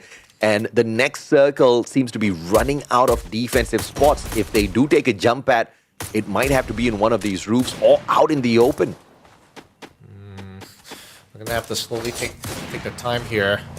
I think they're waiting for some big movements coming out from at least Team Solid, but they have information about the remaining members here of Clear Vision. They're looking up into the sky, trying to get rid of any UAVs, deny the information away so that everybody else can't make a sound one. And I think that Team Solid, we'll see whether or not BRU is going to take any shots at them. I think if you're in BRU's position, you don't mind Team Solid actually coming towards your direction. If they get too close, that's when you make contact. But if they head even further down towards the southern side and fight against Nova Legion, that's when you take full advantage of the scenario. Small problem with Buriram is they're holding on to a huge compound. So if they do get distracted by the players of Team Solid, there's a big probability of a backstab.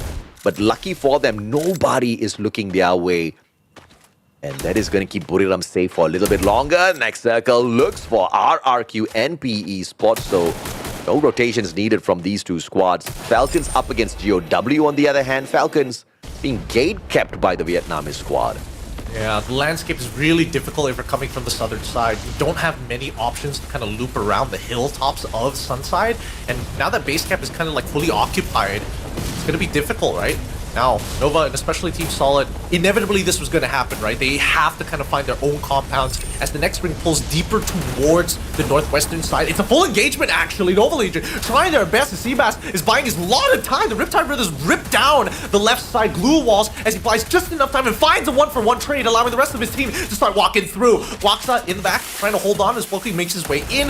He's already down on his knees, but Seabass the entire time still up and fighting. One hell of an engagement from Seabass. Team Solid looking quite liquid at this point of time, but they are just not adapting to the situation and they will get flushed out. Demon shut down from afar. Oh, perfect return fire by Hans. Taking out Kororo, one more now. The backstab is not going to be possible. It's a 2v1. Hans in a lot of trouble. And just unfortunate that he could not pull that off. Falcons just in a sticky situation here outside the circle. Looking for this next zone is going to be difficult.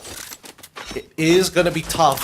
but at least there is cover, natural forms of cover for BRU to play around. Again, really interesting rotation that they did in the mid game, and they made sure that their backs were clear because they went so far out of the way. Clear Vision, unfortunately, bowing out at 8th. Now all BRU has to worry about is Red Cliff on their right. And down by the south sides, we're seeing that Nova Legion Sebas, he's still alive, right? And this entire time, weren't able to deploy their gatekeeping tactics like they did previously. And now Nova Legion, currently the elimination lead. Lopez, he gets taken out. Maal, he sneaks up a shot from halfway across the map. We see that the next wing is on the southern side. PE starts spilling out to clean them up, and they've already found 2, and that should be the end of them. Nova Legion tried their best, and pretty sure I just saw BRU making their way from that left side as well. Falcons still sitting on their top. You can see that Wasana leading the charge, smells blood in the water. And RRQ instantly puts a little bit of a pause onto Buriram's rotation. Jonah sprayed down to the ground, and again,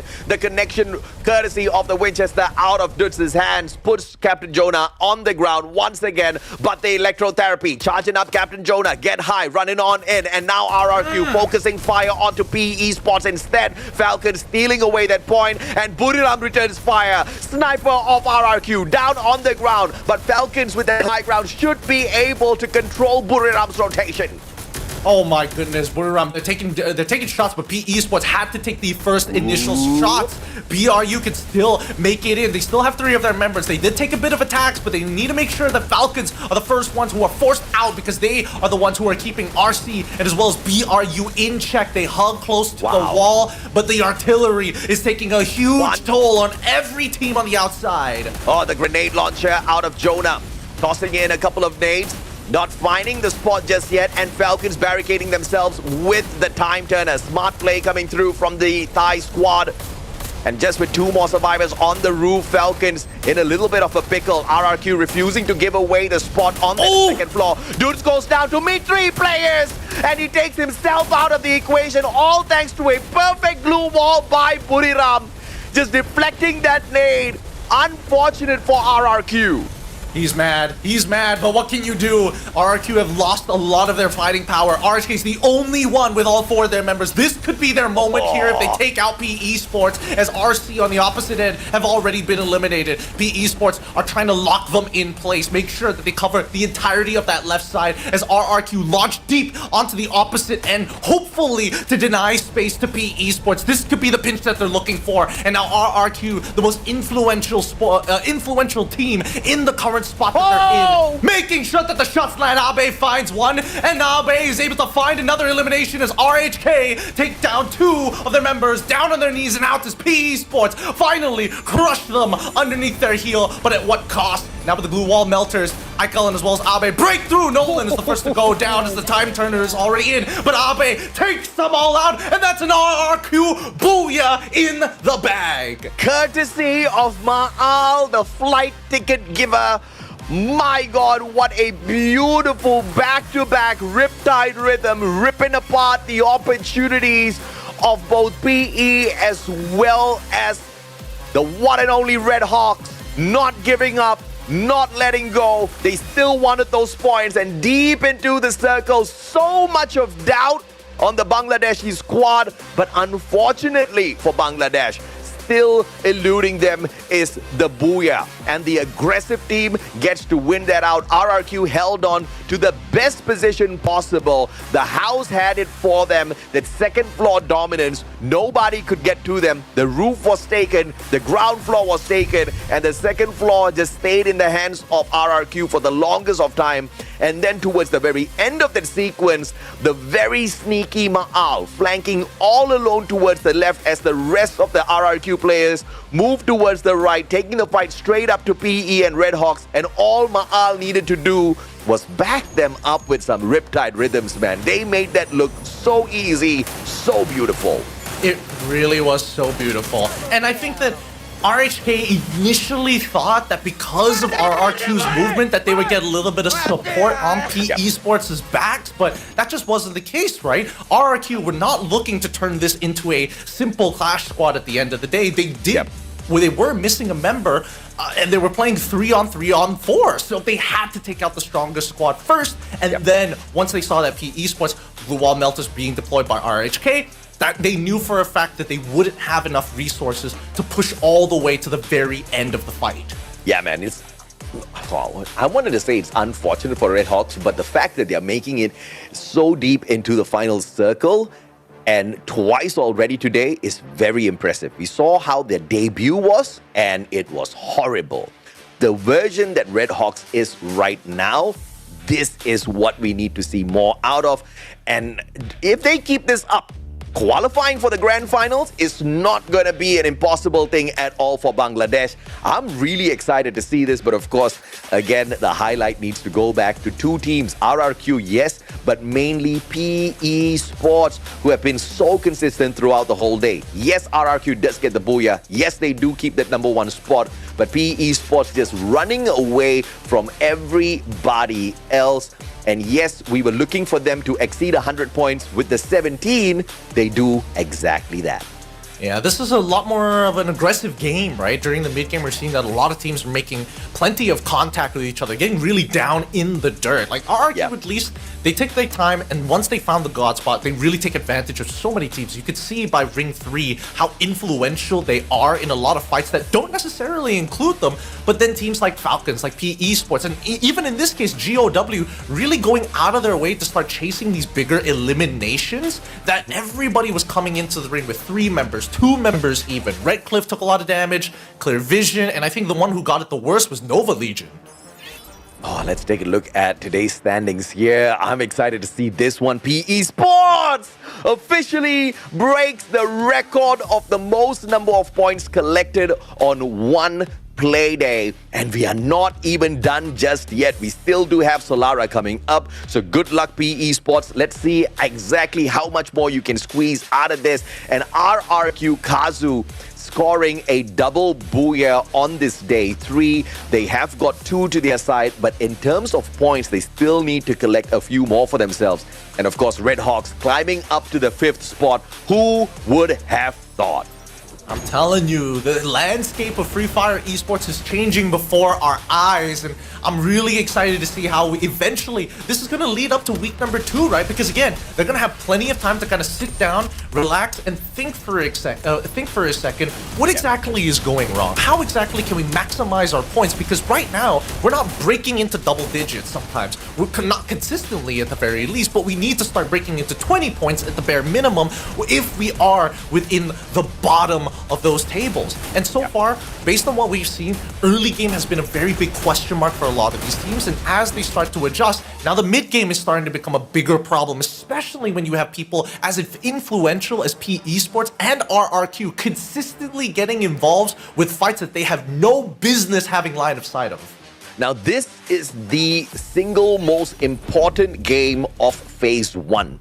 This next match will determine if or not your squad who's struggling to find the top 8 can make it or not, because the top 8 will qualify for Clash Squad. But of course, looking at the lineup of active skills here, no surprises why RRQ was able to get all the way to the end, especially with Dudes bringing in that Steffi as well, trying to lob those nades. This time though, the stage is not finding the opponents as sharply as what he used to do, but it doesn't matter in the grand scheme of things. Abe and Ma'al stepped up for the squad, just them alone, 11 eliminations together, plus the 2 from Ekal, totaling up to a total of 13 for a match that jumped them to that 2nd spot. They were playing that 2-on-2, that's not necessarily. They also played the 3-on-1s, not necessarily fully committed to it. I love that fluid motion that we see out of RRQ, especially when they're trying to not only go out of their way to find elimination points, but still maintaining the line of scrimmage, making sure that their little hunkered down bunker is not only going to be safe, but they always peek out their heads to snatch away 1 or 2 points. Yeah, let's take a look at the MVP of the match as well. The one and only Abe, 6 eliminations, 5 assists, 3,403 on the damage, rocking the Valiant Dash with the Oscar M590 weapon of choice, the lethal weapon that was getting him a majority of those eliminations, walking in here with the Olivia as well as the team booster as well. You can see a very defensive passive build, but on the active skill on the other hand, he mostly is a very aggressive player. So we understand that this guy is literally a running tank as he smashes down all of those glue walls. When he does meet his opponents, yeah, that shotgun is unforgiving. It's really unforgiving. But I think the best part is how Aikal supplements him on the Tatsuya, right? Because again, it's one of those strategies where you're expecting Oscar to break those walls and then Tatsuya to run in, but they actually did the opposite, right? They used Tatsuya to draw a line of fire and then instantly start bulldozing through those walls to allow Abe to get those first initial shots without taking much contention whatsoever. Again, really great stuff coming in from RRQ's side until the very end where the blue wall denied the grenade and accidentally blows himself up. But other than that, it has been pretty smooth. Yeah, that was that was an unfortunate blunder. But of course, we're going to ignore that for the time being because they still did manage to play a little bit of a recovery from that situation. At the end of the day, something like that is inevitable, especially when you mess around with those nades, especially when you mess around with that grenade launcher of all things. But let's take a look at the game schedule once again to get a quick recap. And today, dude, I feel like I'm not watching the global finals. I feel like I'm watching the Southeast Asian region just do their works out there. We are back to FFWS C4, bro. The winter edition never seems to leave just yet, but now that we're coming into Solara, I think that this is where things are getting very, very chaotic, right? I think this is one of the few maps that everybody is like, it's either we go hyper aggressive or we don't do anything at all, and then eventually get swallowed up by some other teams. But I think the most prominent strategy that we see coming in from Solara is mirroring your opponents, making sure that clearing your backs is going to be important, right? Because you're going to get tracked down a lot of the time, and once somebody sniffs up on your trail, every move that you make is going to be stalked and prowled upon. As soon as you make that first contact, as soon as you go for that all-in, somebody else is ready to just pounce on you.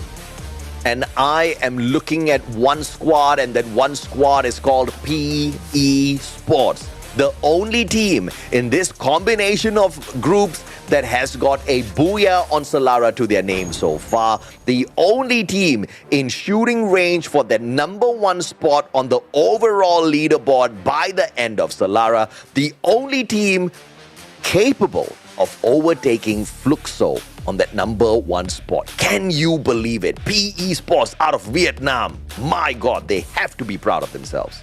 They really should be. This team looks completely different from what we used to know them for. And I think, you know, after that big slump, this is the best that they've looked in quite a long time. It's one of the few strategies that you would imagine would not have worked out as teams start to figure them out. But so far, the coordination really is taken to the next level. They've elevated a simple strategy of peaking as 4 into a team coordinated effort. It's never just one guy when you're facing PE. Nah, never at all. And they've just been so sharp today. The amount of improvement seen in the region, the amount of improvement seen in PE Sports, I'm in love. Totally admirable effort so far from them, and it's nice to see everything working out in their favor. But this is where teams tend to drop the ball. When they get so close to the peak, this is where they slip and they risk falling off of this huge mountain. We are about to head on into the final game of the day. Good luck to all of the squads out there, especially the ones gunning for the qualifier into Clash Squad. Only the top 8 shall make it there. Each team is going to be looking to have as much fun as possible. A land of entertainment, Solara, as the sun is bright and the fair is ready to go. But they gotta make sure that they cap their fun. Have just enough, but not enough to overheat, because in this map, it can get real hot, real fast. And hopefully that's gonna be just enough, right? That balance is what these teams need, because so many either overextend or play too passively. You're either gonna get swallowed up by the tide or burned under the sun. Let's see if or not anyone's going to be Icarus here as they fly a little too close and get burnt down to the ground, or will they try to play this one as passive as possible? PE Sports, the team I'm looking at, is going to be flying all the way out to Aquarium. Got quite a number of coin machines there to loot up. Lots of decent loot there as well, and that's going to be outside of the first circle. So they can rest assured themselves that they don't really need to deal with a lot of heavy firepower early on. Drop zone just looks standard deviation right through the map. Everybody's got their own little space that they can actually look to play for. And RRQ, they've already found a couple of eliminations for themselves at the very least. Important to scout, but Sebas, he's been doing so well this entire tournament, and he continues to show why he's one of those key players for Nova Legion. Clear Vision just not having a clear run today. Just continuously stopped in their tracks and struggling down at the bottom alongside Redcliffe and Hotshots. And surprisingly, even Team Solid struggling at the bottom. Down with them as I speak of Redcliffe. Team Solid annihilating them. Solid is saying, yeah, okay, all right, you're struggling with us. Time to stay down as we use you as our stepping stone. But one more survivor here for the side of Redcliffe's, and Liku brings back a buddy of his. Little insurance policy purchase back here, and the Bangladeshi squad gets to stay in the lobby a little longer. I'm hoping that Team Solid does really well. I still remember their performance during EWC, and even in their own region, they get really, really aggressive in maps like this because, again, there's still a lot that could be said for teams trying to polish up. There's no clear strategies just yet here in Solara, despite it being out for quite some time now. It's still relatively new to the year, but now we see that EVOS actually mirroring Russia. He has full view of where everybody is, and now Sebas, the first one to get taken out. They weren't expecting, they didn't hear the rails of 3 members of EVOS. This is deadly. One of the best players out of Nova Legion taken out of the equation already. Cluso trying his best to distract the players, but Lopez on standby with the VSK, trying to see if or not he can smack down any one of the players on the side of EVOS that makes one big mistake. Floki caught out by Hochil, and the P90 will find him, tagging him up, leaving 10% of the health, and a little overkill, but Russia drops him with the sniper from afar. And Nova has to get out of there with too much damage placed upon them. They need to start playing for recovery. However, it's really unfortunate that that bounty is still on him, and the most important member who had the bounty has been claimed. Now, EVOS can back off. They get the extra coins off of it as well, which is great for their economy so far. But for Nova Legion, we'll see whether or not they'll be able to recover as we cut on over to Hotshots and Falcons. Yep, Leo down. Hotshots in a little bit of a pickle here. Double Riptide Rhythm sent the way of actions. Couldn't get away in time. Just one more with the AC-80 does a number on him. Easy pickup here for Falcons. 4 eliminations already, and they are geared up. Falcons is quite far away from that 8th spot. They need to overtake Buriram, Nova Legion's GOW, in order to sneak on in there. And the number of points that they require to do this is just overwhelming. A total of 34 points. But we've seen Falcons drop a 40 bomber on us in the past, so it's not impossible. I won't put it past them, but they just haven't shown that version of themselves just yet, Gideon. Yep, we haven't seen, again, even when we were seeing them do decently well in maps, they're playing a more passive approach where they can start taking advantage of people when they find their own god spots, similarly to RRQ, but they're a little bit more decisive. They're not looking to hinder people, they're truly looking to wipe them out in its entirety. Now, EVOS, actually turning tail, right? They do notice that the movements coming in from specifically GOW at this point is kind of stagnant in their position, and EVOS realizing that it's going to be an uphill battle if they start taking fights going in that direction just probably isn't worth their time, not to mention that the next ring is about to reveal itself as well. That's exactly what all the ladies are expecting, for a ring to be revealed. But as usual, teams like PE Esports, they buy their own time, they chill. They say, you know what, give me some time, I need to think about this. TV Tower, I hate this compound. This is where I always land. I get a massive number of eliminations, and then I'm out of the lobby. There's always one guy at the top, all right, Gideon? And I never spot him, and he always snipes me. Yeah, and even when you think you've already cleared the guy at the top, somehow somebody else gets up there, but now EVOS now taking the fight on to Clear Vision. Again, this bounty is so important to them. And more importantly, with the information at hand, they've already taken out Zach. Dian also getting involved in this GOW not too far away. And they gotta make sure that Gold Shield doesn't go down, but Rasha ends up getting headshot as well by Dian. There's not much they can do at this point. Eliminated by his skill, unfortunate. This Demon catches him at 1 HP. EVOS scramble, they run, and GOW. Do they want to chase? I mean, Dian finds one more, but that's in Probe. And I think they have held their ground, claimed the elimination points. No need to overextend. How about, you know what? You guys go revive and come back to give us more eliminations later down the line. A brilliant play here by GOW, looking at an opportunity out in the open and instantly acting upon it to take those points to their side. GOW is one of two Vietnamese squads who have positioned themselves to qualify for Clash Squad. At the moment, they are literally on the 8th spot, and Nova Legends 1 point behind them. So GOW really needs to hustle in this round. If they mess it up, they might just lose their spot in Clash Squad. And I mean, that's for some of these teams, Clash Squad might not be necessarily be the goal at this stage, considering how much damage they've already taken these past couple of days. Now see Flush immediately tagging on 2-1 of the Team Solid members. BRU not going to capitalize on it at all because they saw the direction it was coming from, all the way from GOW on the opposite side. As we see that these teams, again, plenty of nearby teams amongst each other, right? GOW, PE, BRU, as well as Team Solid, all pretty decently close. And we haven't even talked about the teams on the outside of the ring. No, we most definitely have not. Because everybody's still alive and kicking. Nobody's fallen just yet on the 7-minute mark. And 3 more revivals to return the lobby to the way it was as we kicked this match off. Clear Vision needs a recovery, and EVOS needs a double revival here to complete this lobby. 1 out of the 2 just got brought back, and EVOS being forced to scramble earlier once again, thanks to the efforts of GOW, who made that rotation here into Bloomtown.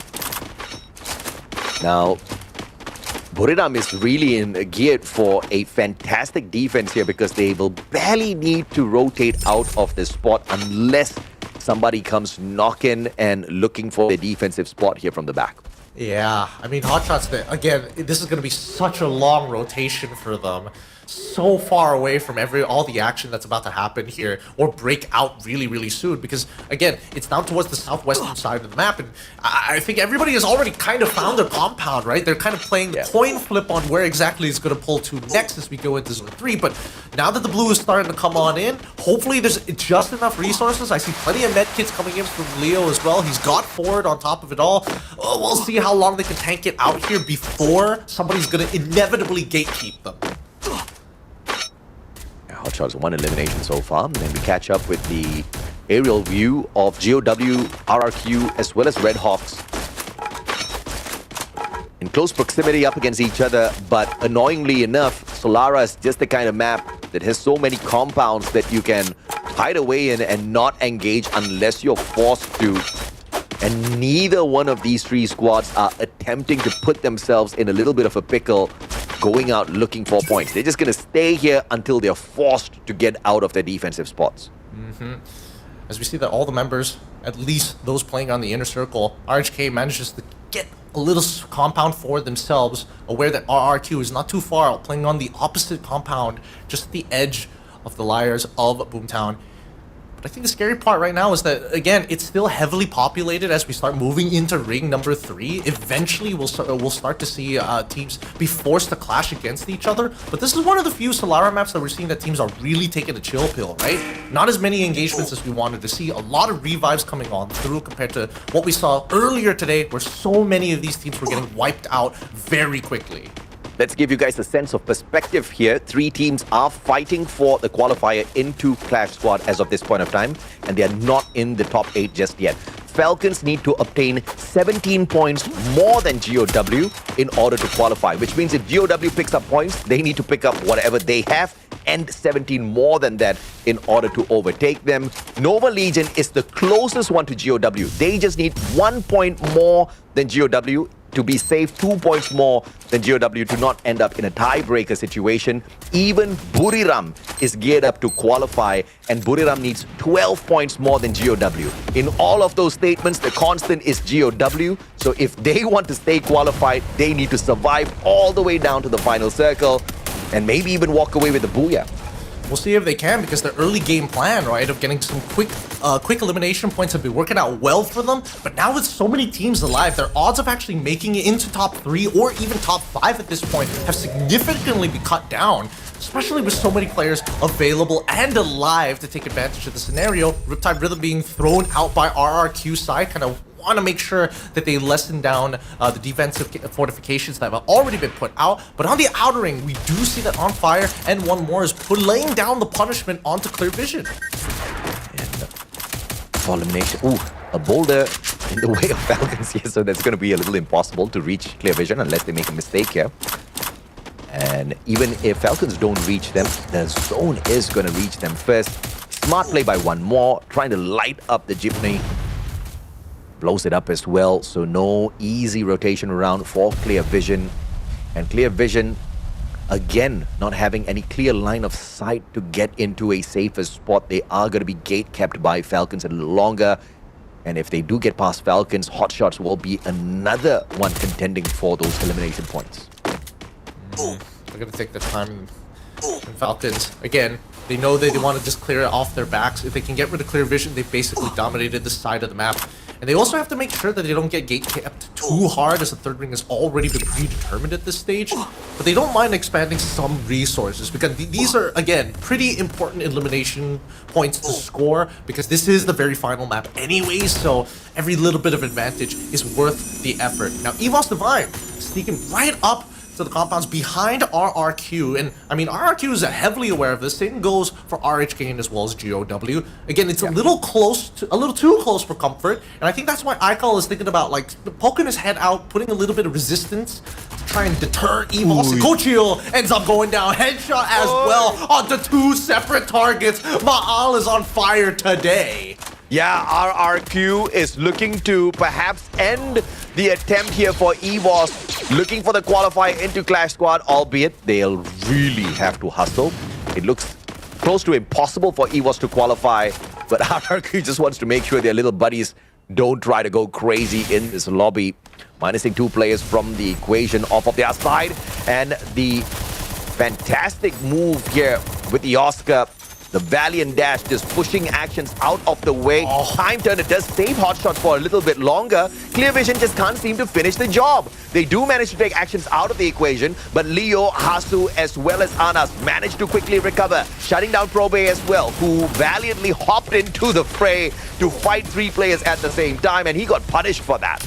Yeah, now they not only have to tank the blue, but just the consistent artillery being thrown out. They have to move out of this position to minimize the damage. Leo is gonna go down, and Zach, he's able to find Leo, luckily. Oh, Anas, he's close, he needs to hit this shot, and finally gets it at the very end. Asu ends up dying still. Anas just has to tank the blue as much as he possibly can, but it's gonna be tough to walk into the ring because it pulls even closer towards the northern side, where BRU, PE, GOW, and Falcons currently containing the space. Time for some pandemonium at Bloomtown yet again, baby. Flowers be blooming and some heads about to be popping. Down to the 14th minute mark, we've got 39 players still alive and kicking. And obviously, this is about to turn into a slugfest. You are not going to be able to see where those shots are coming from. We are about to see tons of players get eliminated back to back in a little bit. Flicker finding the connection onto Dudes. Red Hawk still alive and kicking. They want those points. No qualifier into Clash Squad just yet for the Red Hawks, but climbing up the leaderboard is definitely something they should be looking to do here in order to qualify for the grand finals in the grand scheme of things. Yep, look at how much action is happening across the board, right? Everybody on the exposed on the outside, despite not being in the blue, will have to use 1 or 2 medkits to just kind of make sure that they don't take the chip damage. Every point of health matters, especially when you have such sharpshooters on every end. Oh, Rex, he's already down. It looks like, as we see, Red Cliff trying to move out. They're just taking just so much damage from Nova Legion hovering, as well as GOW on the southern side. Eventually, they have to fight each other, right? Eventually, they have to get in contact as they find even lower ground to keep themselves unoccupied by GOW. And I don't know if RRP can find that angle just yet, especially since the entirety of that northern side is exposed to not only EVOS Divine, but PE Sports. GOW, they do not know what's happening, but Nova Legion needed 1 point more than GOW, and they got 4 points more, but they just got annihilated and kicked out of the lobby. But GOW is still alive and kicking, and now GOW taking those shots off up against the team that just eliminated the contenders who were looking for their spot in Clash Squad. EVOS clunks out as well. Falcon Kororo dropping the monster nade, drilling 2 lives away from PE Sports, disabling them potentially from getting the Booyah this time round. But PE is literally camping on a vending machine. Revivals are not going to be impossible here for the Vietnamese squad. They're trying their best, but while this fight has been happening, Anas has been stealing away elimination after elimination as he holds the highest point of the map. And he's faking as if he's got an entire team with him, right? Working together. As we see now, the GOW goes to the top side. Oh, Riptide Rhythm has already been thrown out, and they can't hold on as our Red Clips going to be the next to get eliminated here as RRQ and that launcher doesn't seem to disappoint. Brilliant recovery from GOW, sticking all of those glue walls on the landing, but Riptide Rhythm almost shutting them down, managing to play a little bit of recovery. Now on their tummies, hoping and praying nobody lobs those nades at them. They had the Steffi, but they've already used the active skill already. They need to be patient a little bit for the cooldown, but in the meantime, they are already in this next circle. GOW fighting for those points. GOW fighting to keep their spot here in Clash Squad, and they are in as a full squad. RRQ right down below. This could be disastrous. Dudes, first grenade up, blocked off by those glue walls. Fantastic response by Vietnam. And this is going to be consistent artillery fire. Joda also taking shots down by the Falcon PE Sports, but Team Solid is actually stealing away so many of these eliminations, and they've stolen at least 5 at this point. Team Solid, this might be their moment. Right smack in the middle, they're trying to hold as much ground as they can as PE Sports tank the blue. On the bottom side, RRQ and GOW working together to make sure that everybody else is going to take more punishment than they will. Their compound stands supreme and in the blue even after the motion. BRU still holding strong, however,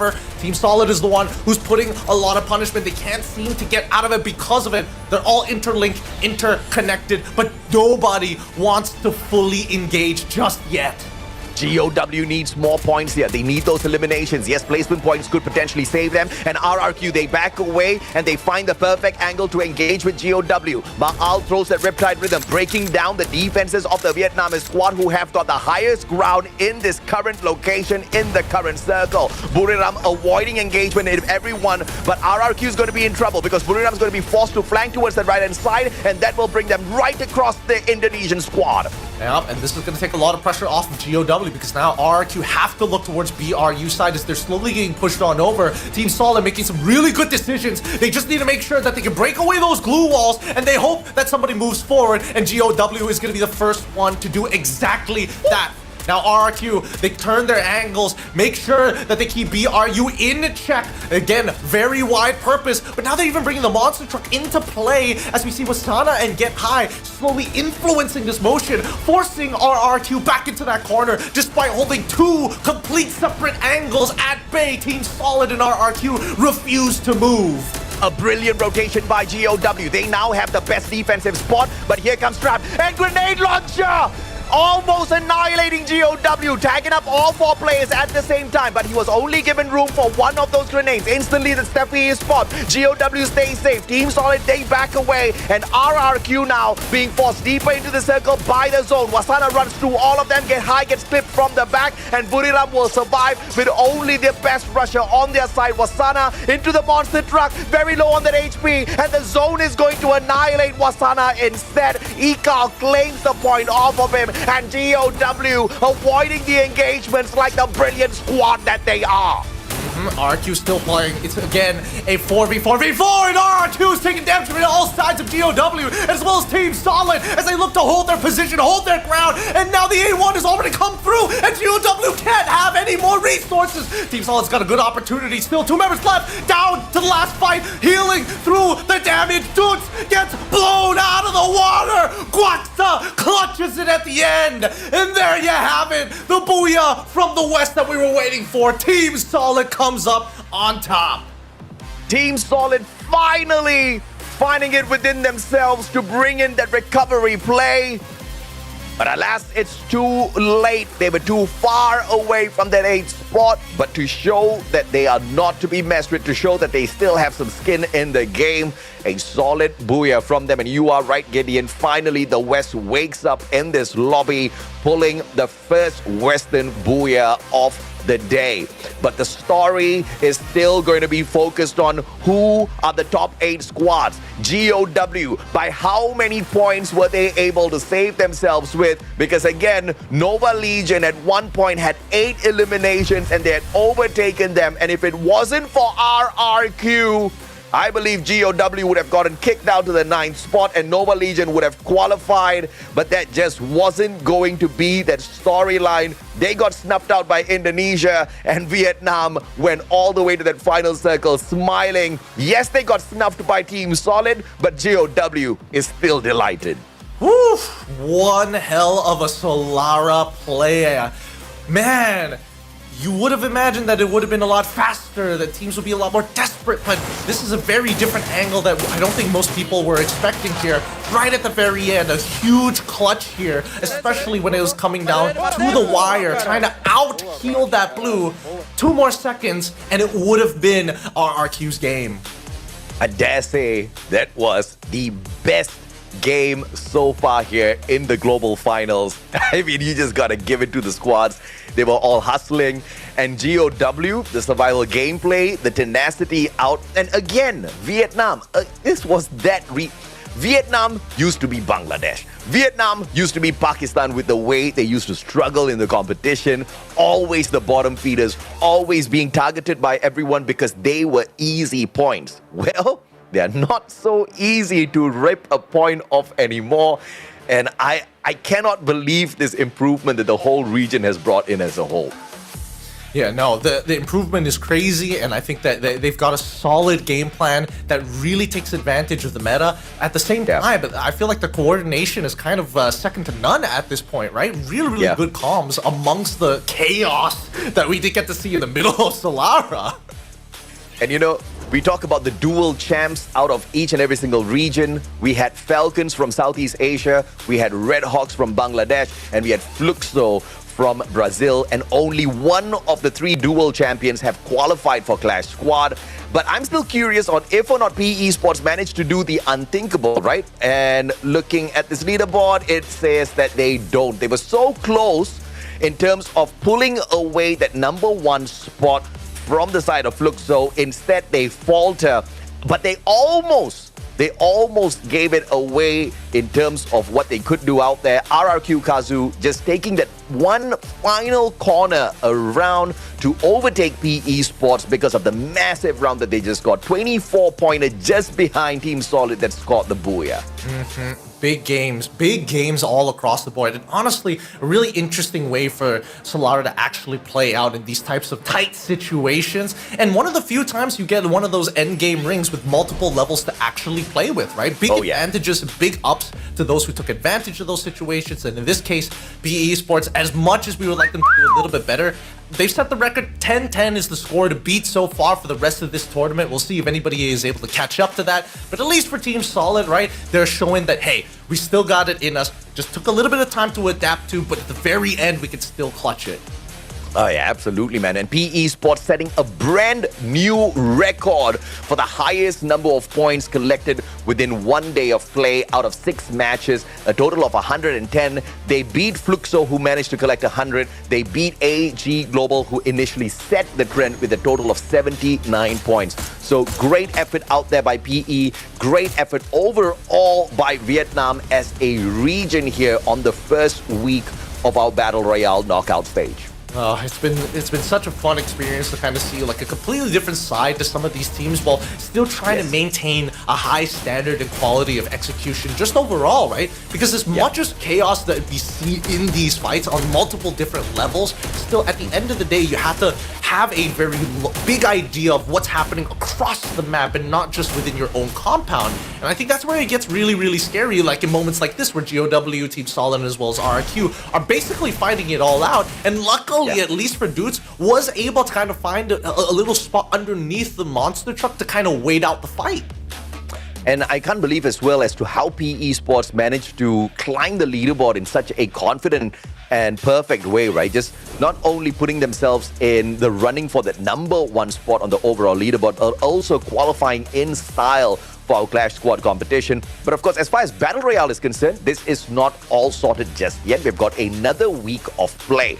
But the focus comes back to the Booyah squad. Guaka, Trap7, Hack, as well as Nick7. With the lineup of Skylar, A124, Steffi, Oscar, they had the strategy, they had the perfect passive and active skills in here to get the job done. But more importantly, were the shot calls out there in such a wild final circle. And this is where we see that Team Solid really can make just the better decisions in the middle of the chaos, right? As messy as these fights do tend to get, they had a very good idea of how many teams were still left and really prioritizing making sure that they eliminate full squads to get those placement points rather than trying to influence in a scenario where there's too many factors to play. So you just take one problem at a time, a simple game plan, but inevitably one that's really hard to maintain. Yeah, I mean, it was a difficult fight for many of these teams out there. It's a wonder how Team Solid even managed to find that recovery in this game. But let's take a peek at Hack, the MVP of this matchup, and look at some of these stats. 2,509 damage in total, 5 eliminations, 6 assists in total. Rocking the Steffi, making sure those nades do not find any one of his team members.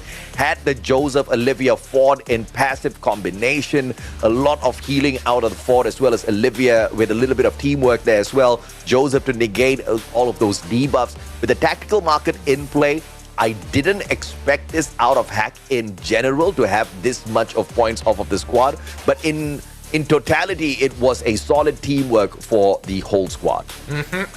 During the mid game, they already found the little space that they wanted to play for, and I was worried that they would never be able to kind of break out of that later down the line. I thought maybe it could be a repeat of some of the other maps because, again, it's a playstyle that they've been trying to be persistent with overall. And don't get me wrong, they're very good habits, but when you're not in a position, or especially if your spot isn't like the god spot where you truly can see the entirety of the battlefield, you start missing out on some big opportunities, which I think that RRQ, unfortunately, are just a little bit better at. But when it gets too chaotic, even RRQ can start getting a little shaky in the middle of these fights. Yeah, absolutely, man. And, you know, at the start of the day, we had our room of pressure.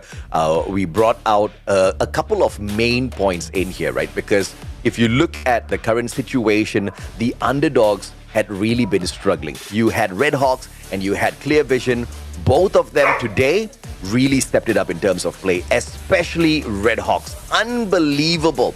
2 out of 6 games, we saw them in that final circle, and this was definitely a rare situation. They had not performed at a scale like this before, and we want to see more out of that from them. But Clear Vision, unfortunately, just couldn't make the cut this time. Hey, man, I mean, the dogs are out here, boys. I'm just excited to see how this plays out in week number 2, or even a class spot, because it gives us a rough idea of how they're going to play. Oh, it's an exciting time, but it's time for an interview, another room of pressure just for you guys, exclusive to FFWS Grand Finals.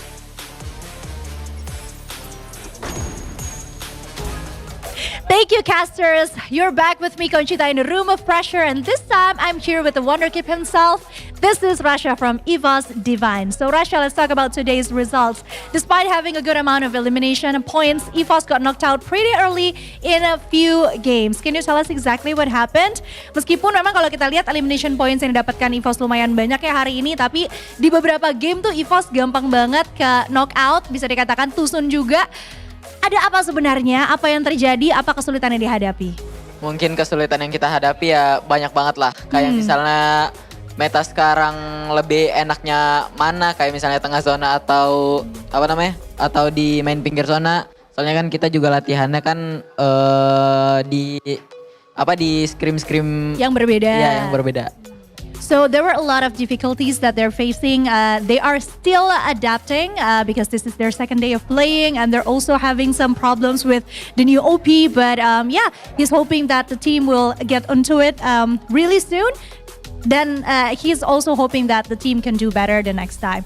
Okay, so you also mentioned something during the media interview that after EWC and even during C Thailand, you were pretty burnt out and you can't really feel anything. Can you elaborate on that? Kamu sempat mention sesuatu nih pada saat media interview. Pada saat kamu sudah berhasil berada di posisi menjadi juara dunia setelah EWC dan juga saat menjalani rangkaian dari C Thailand, itu kamu merasa burn out banget, kecapean banget. Boleh dijelasin nggak? Apakah hal itu masih terasa sekarang? Apa kesulitannya?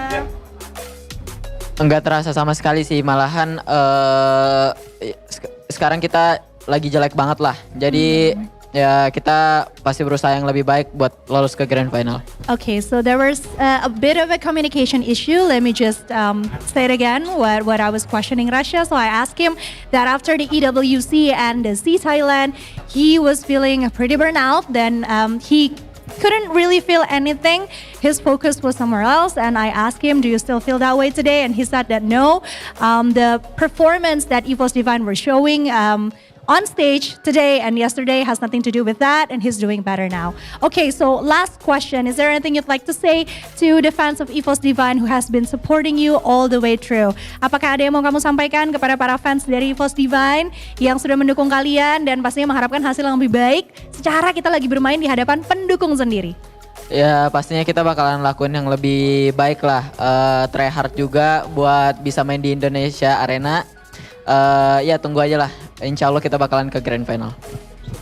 He said that he wants to do better, of course, in the upcoming games, and he's really hoping that he can be a much better version of himself, and EVOS Divine could make it to the Grand Finals and yeah, make the fans proud. So thank you so much, Rasha. Good luck. Thank you for having this interview. Let's go back to the casters now. Take it away, casters.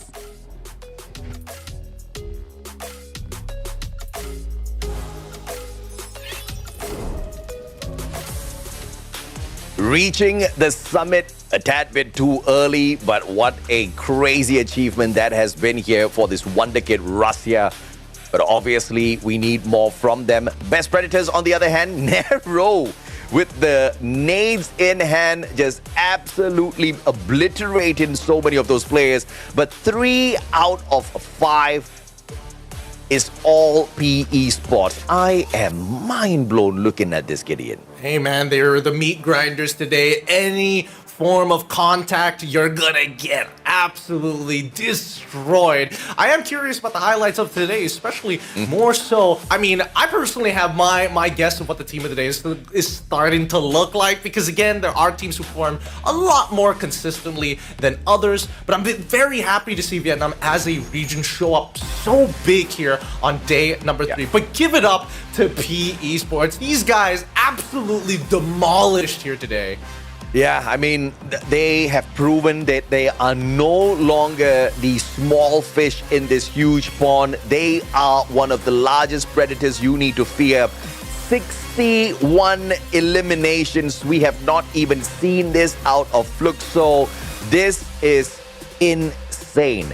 To especially see it out of Vietnam, it's unbelievable. And we didn't just have one great performing squad out of Vietnam today. We had 2, and technically we only had 2 in the lobby, and both of them, GOW and PE Sports, truly outclassed the previous versions of themselves. I'm so excited for the future of Free Fire esports in Vietnam, because these squads are definitely showing us the kind of thing that we want to see out there, which is absolute perfection. True competitors here, really making a name for themselves. BE Nolan coming up big time for the squad. Usage of Steffi, and once again, Team Booster in hand. I mean, I think that PE Sports, the strategies that they've been pulling out today it feels like to anybody, in layman's terms, so simple to be peaking as for. But the connection between these guys have really escalated to another level, right? PE Sports is one of the few squadrons that have decided to stick together, minimal changes overall, and finally is getting that big success story after so many seasons of being in the middle of the pack. Yeah, and what's insane about this is Nolan is in charge of those revivals as well, bringing in that Diva, making sure he boosts himself up with the defenses through J-Beebs and Joseph, and obviously the team booster there. but very rare situation to see Nolan being the frontman of the squad as he went out there. Amazing performance. And we've got a little bit of a team interview with the team of the day as well. So we get to see a little bit more of Yoon Sol. We'll be back with you in a bit. Thank you, Alcaster. Hello, everyone. It's Yusu, and right next to me is our host, Conchita, and welcome to the interview of Team of the Day. Introducing PE Sport from Vietnam. Very excellent, right? So, hello, LBT and Lao Ho. Let's have our first question, shall we? Alright then. PE Sport was only middle of pack in day one, but today you have secured 118 points, the highest so far. How do you feel? Xin chào các bạn, đến với câu hỏi đầu tiên. Ở trong ngày thi đấu thứ nhất thì VP Esports cũng có thể gọi là thi đấu ở ngưỡng giữa mà thôi. Nhưng mà ngày hôm nay các bạn đã đạt được số điểm tối đa là 118 điểm và cao nhất từ trước đến giờ. Thì không biết là LBT đang cảm thấy như thế nào vậy ạ? Oh, ok. Em vẫn câu bình thường thôi, câu lúc nãy bình thường. Câu bình thường hả? Bắn một cái thành tích như thế thấy bình thường. Yeah. Wow, very confident because you know he feels really normal. Just like the same as Game 3, I feel very normal with the achievement that I got. Okay, but what's more interesting is that with this result, PE also secured a slot in Clash Squad. I'm curious to know which teams do you guys want to face the most? Rồi, đến với câu hỏi thứ hai là với cái thành tích này thì tất nhiên là PE Esports cũng sẽ có được cho mình một tấm vé để tham gia chế đội tuyển chiến. Và không biết là đội tuyển nào mà PE Esports mình sẽ muốn giao chiến nhất đi nhỉ? Mời bạn. Blue Soul. Oh, Blue Soul. What about you? Bạn nghĩ sao? Em hả? Thôi em nghe theo đồng đội em Blue Soul luôn. Alright, Blue Soul because Blue Soul is a very good team in Clash Squad mode. They are. Yep. Alright. So, any words you want to send to the other 7 teams? Không biết là bạn có muốn gửi lời gì đến 7 đội tuyển còn lại ở trong chế đội tuyển chiến không nhỉ? Tụi mình sẽ chứng minh là tụi mình bắn tử chiến rất dở. Hả? What is he saying? Đúng mà. Tại em bắn tử chiến dở lắm nên anh em cứ như bầu nhau sau xé. I kind of speechless, but anyway. Alright, I will prove to you guys that we are very sucked in Clash Squad mode. You should be more confident. You reached the highest points today and become team of the day. So anything can happen, right? Yeah. Right? But anyway, congratulations once again, PE Sports. Thank you for having this interview. And also congratulations, Yunsul. Now let's go back to the casters. Take it away, casters.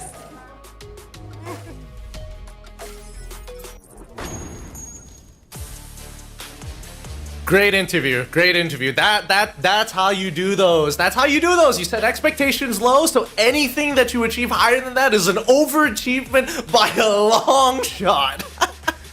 We will prove to you how we suck in Clash. Come on, man. I mean, these guys are too humble. I would love to see PE Esports take it all the way in Clash Squad as well.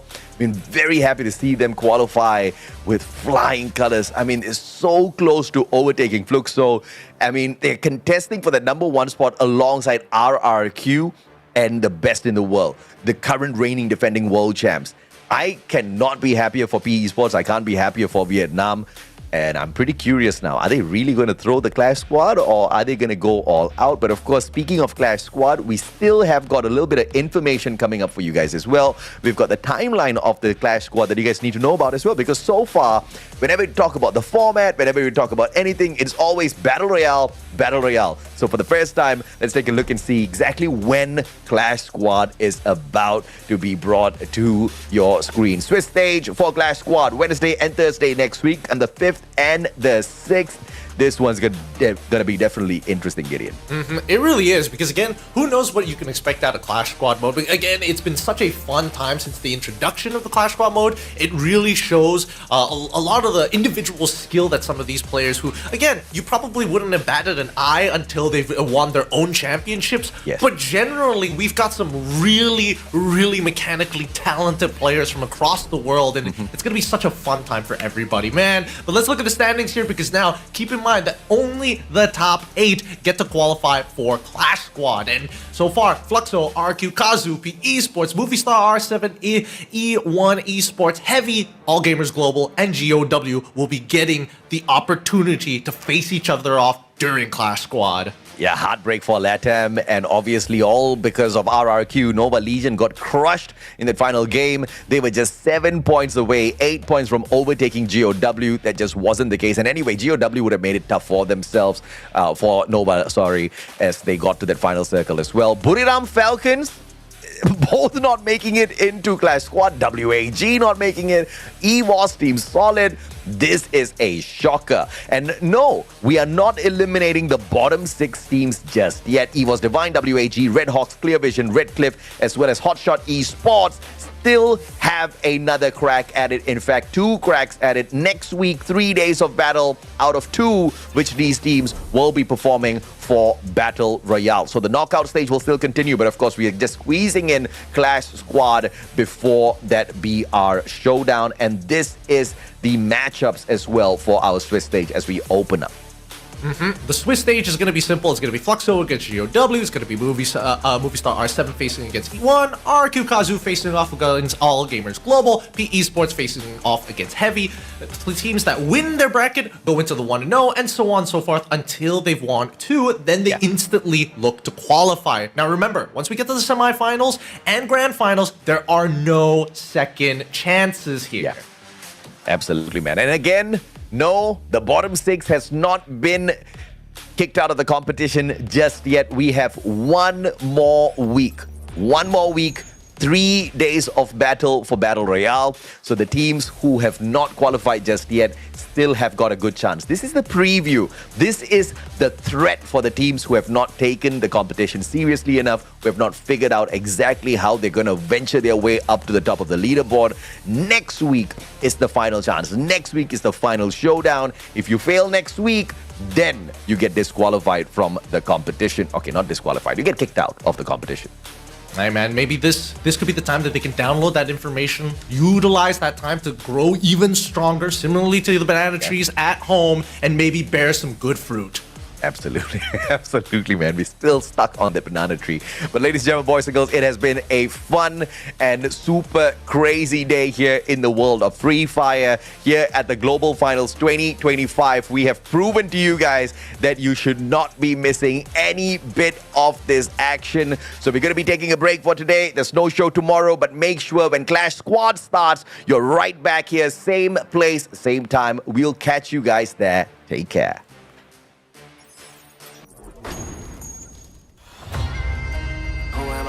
Now. Burn bright, I don't burn out. Crush style, sick of me now, huh? I can never go reverse now. But I'ma spin it back, A-jump. Went from nada to the crowd, throwing their hands, base jump. I'ma hit the finish line no matter what. They front, first place, you a runner-up, dominant, but the red and the blues going ruthless. 10 out of 10, 11, I don't snooze. I pursue, don't push it, put me in game that I don't lose. I stay cool, depending on my pen and pennants I choose. Ayy, I'ma show you how it. Wu-Tang, I'm a bird of the competition. Told you only way is up, I don't go reverse.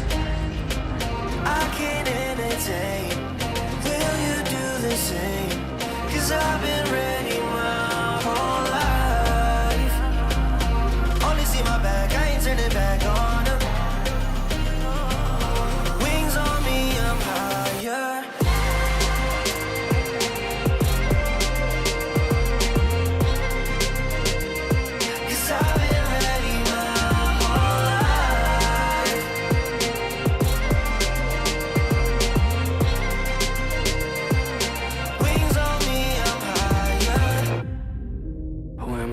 Now.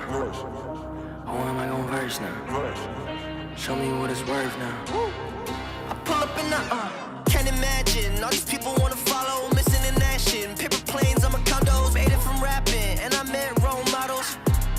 Thinking I'ma pass all the monogram on my body, the shit shout out to Virgil. Know that I'm gonna beat them like the shit that I put words to. Mama and the internet, 2 things that I just learned through. Hit it out of the park, so there's nothing to reverse to. I can't entertain. Will you do the same? Cause I've been ready my whole life.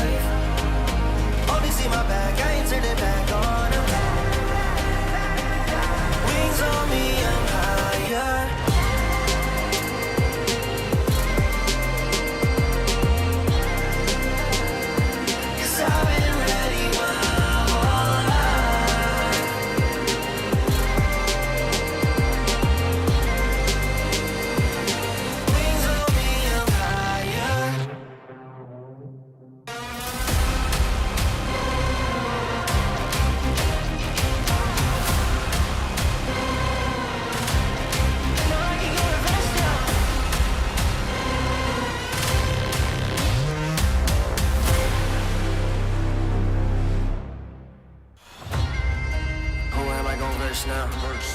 Burn bright, I don't burn out. Crush styles, look at me now. I can never go reverse now. But I'ma spin it back, A jump.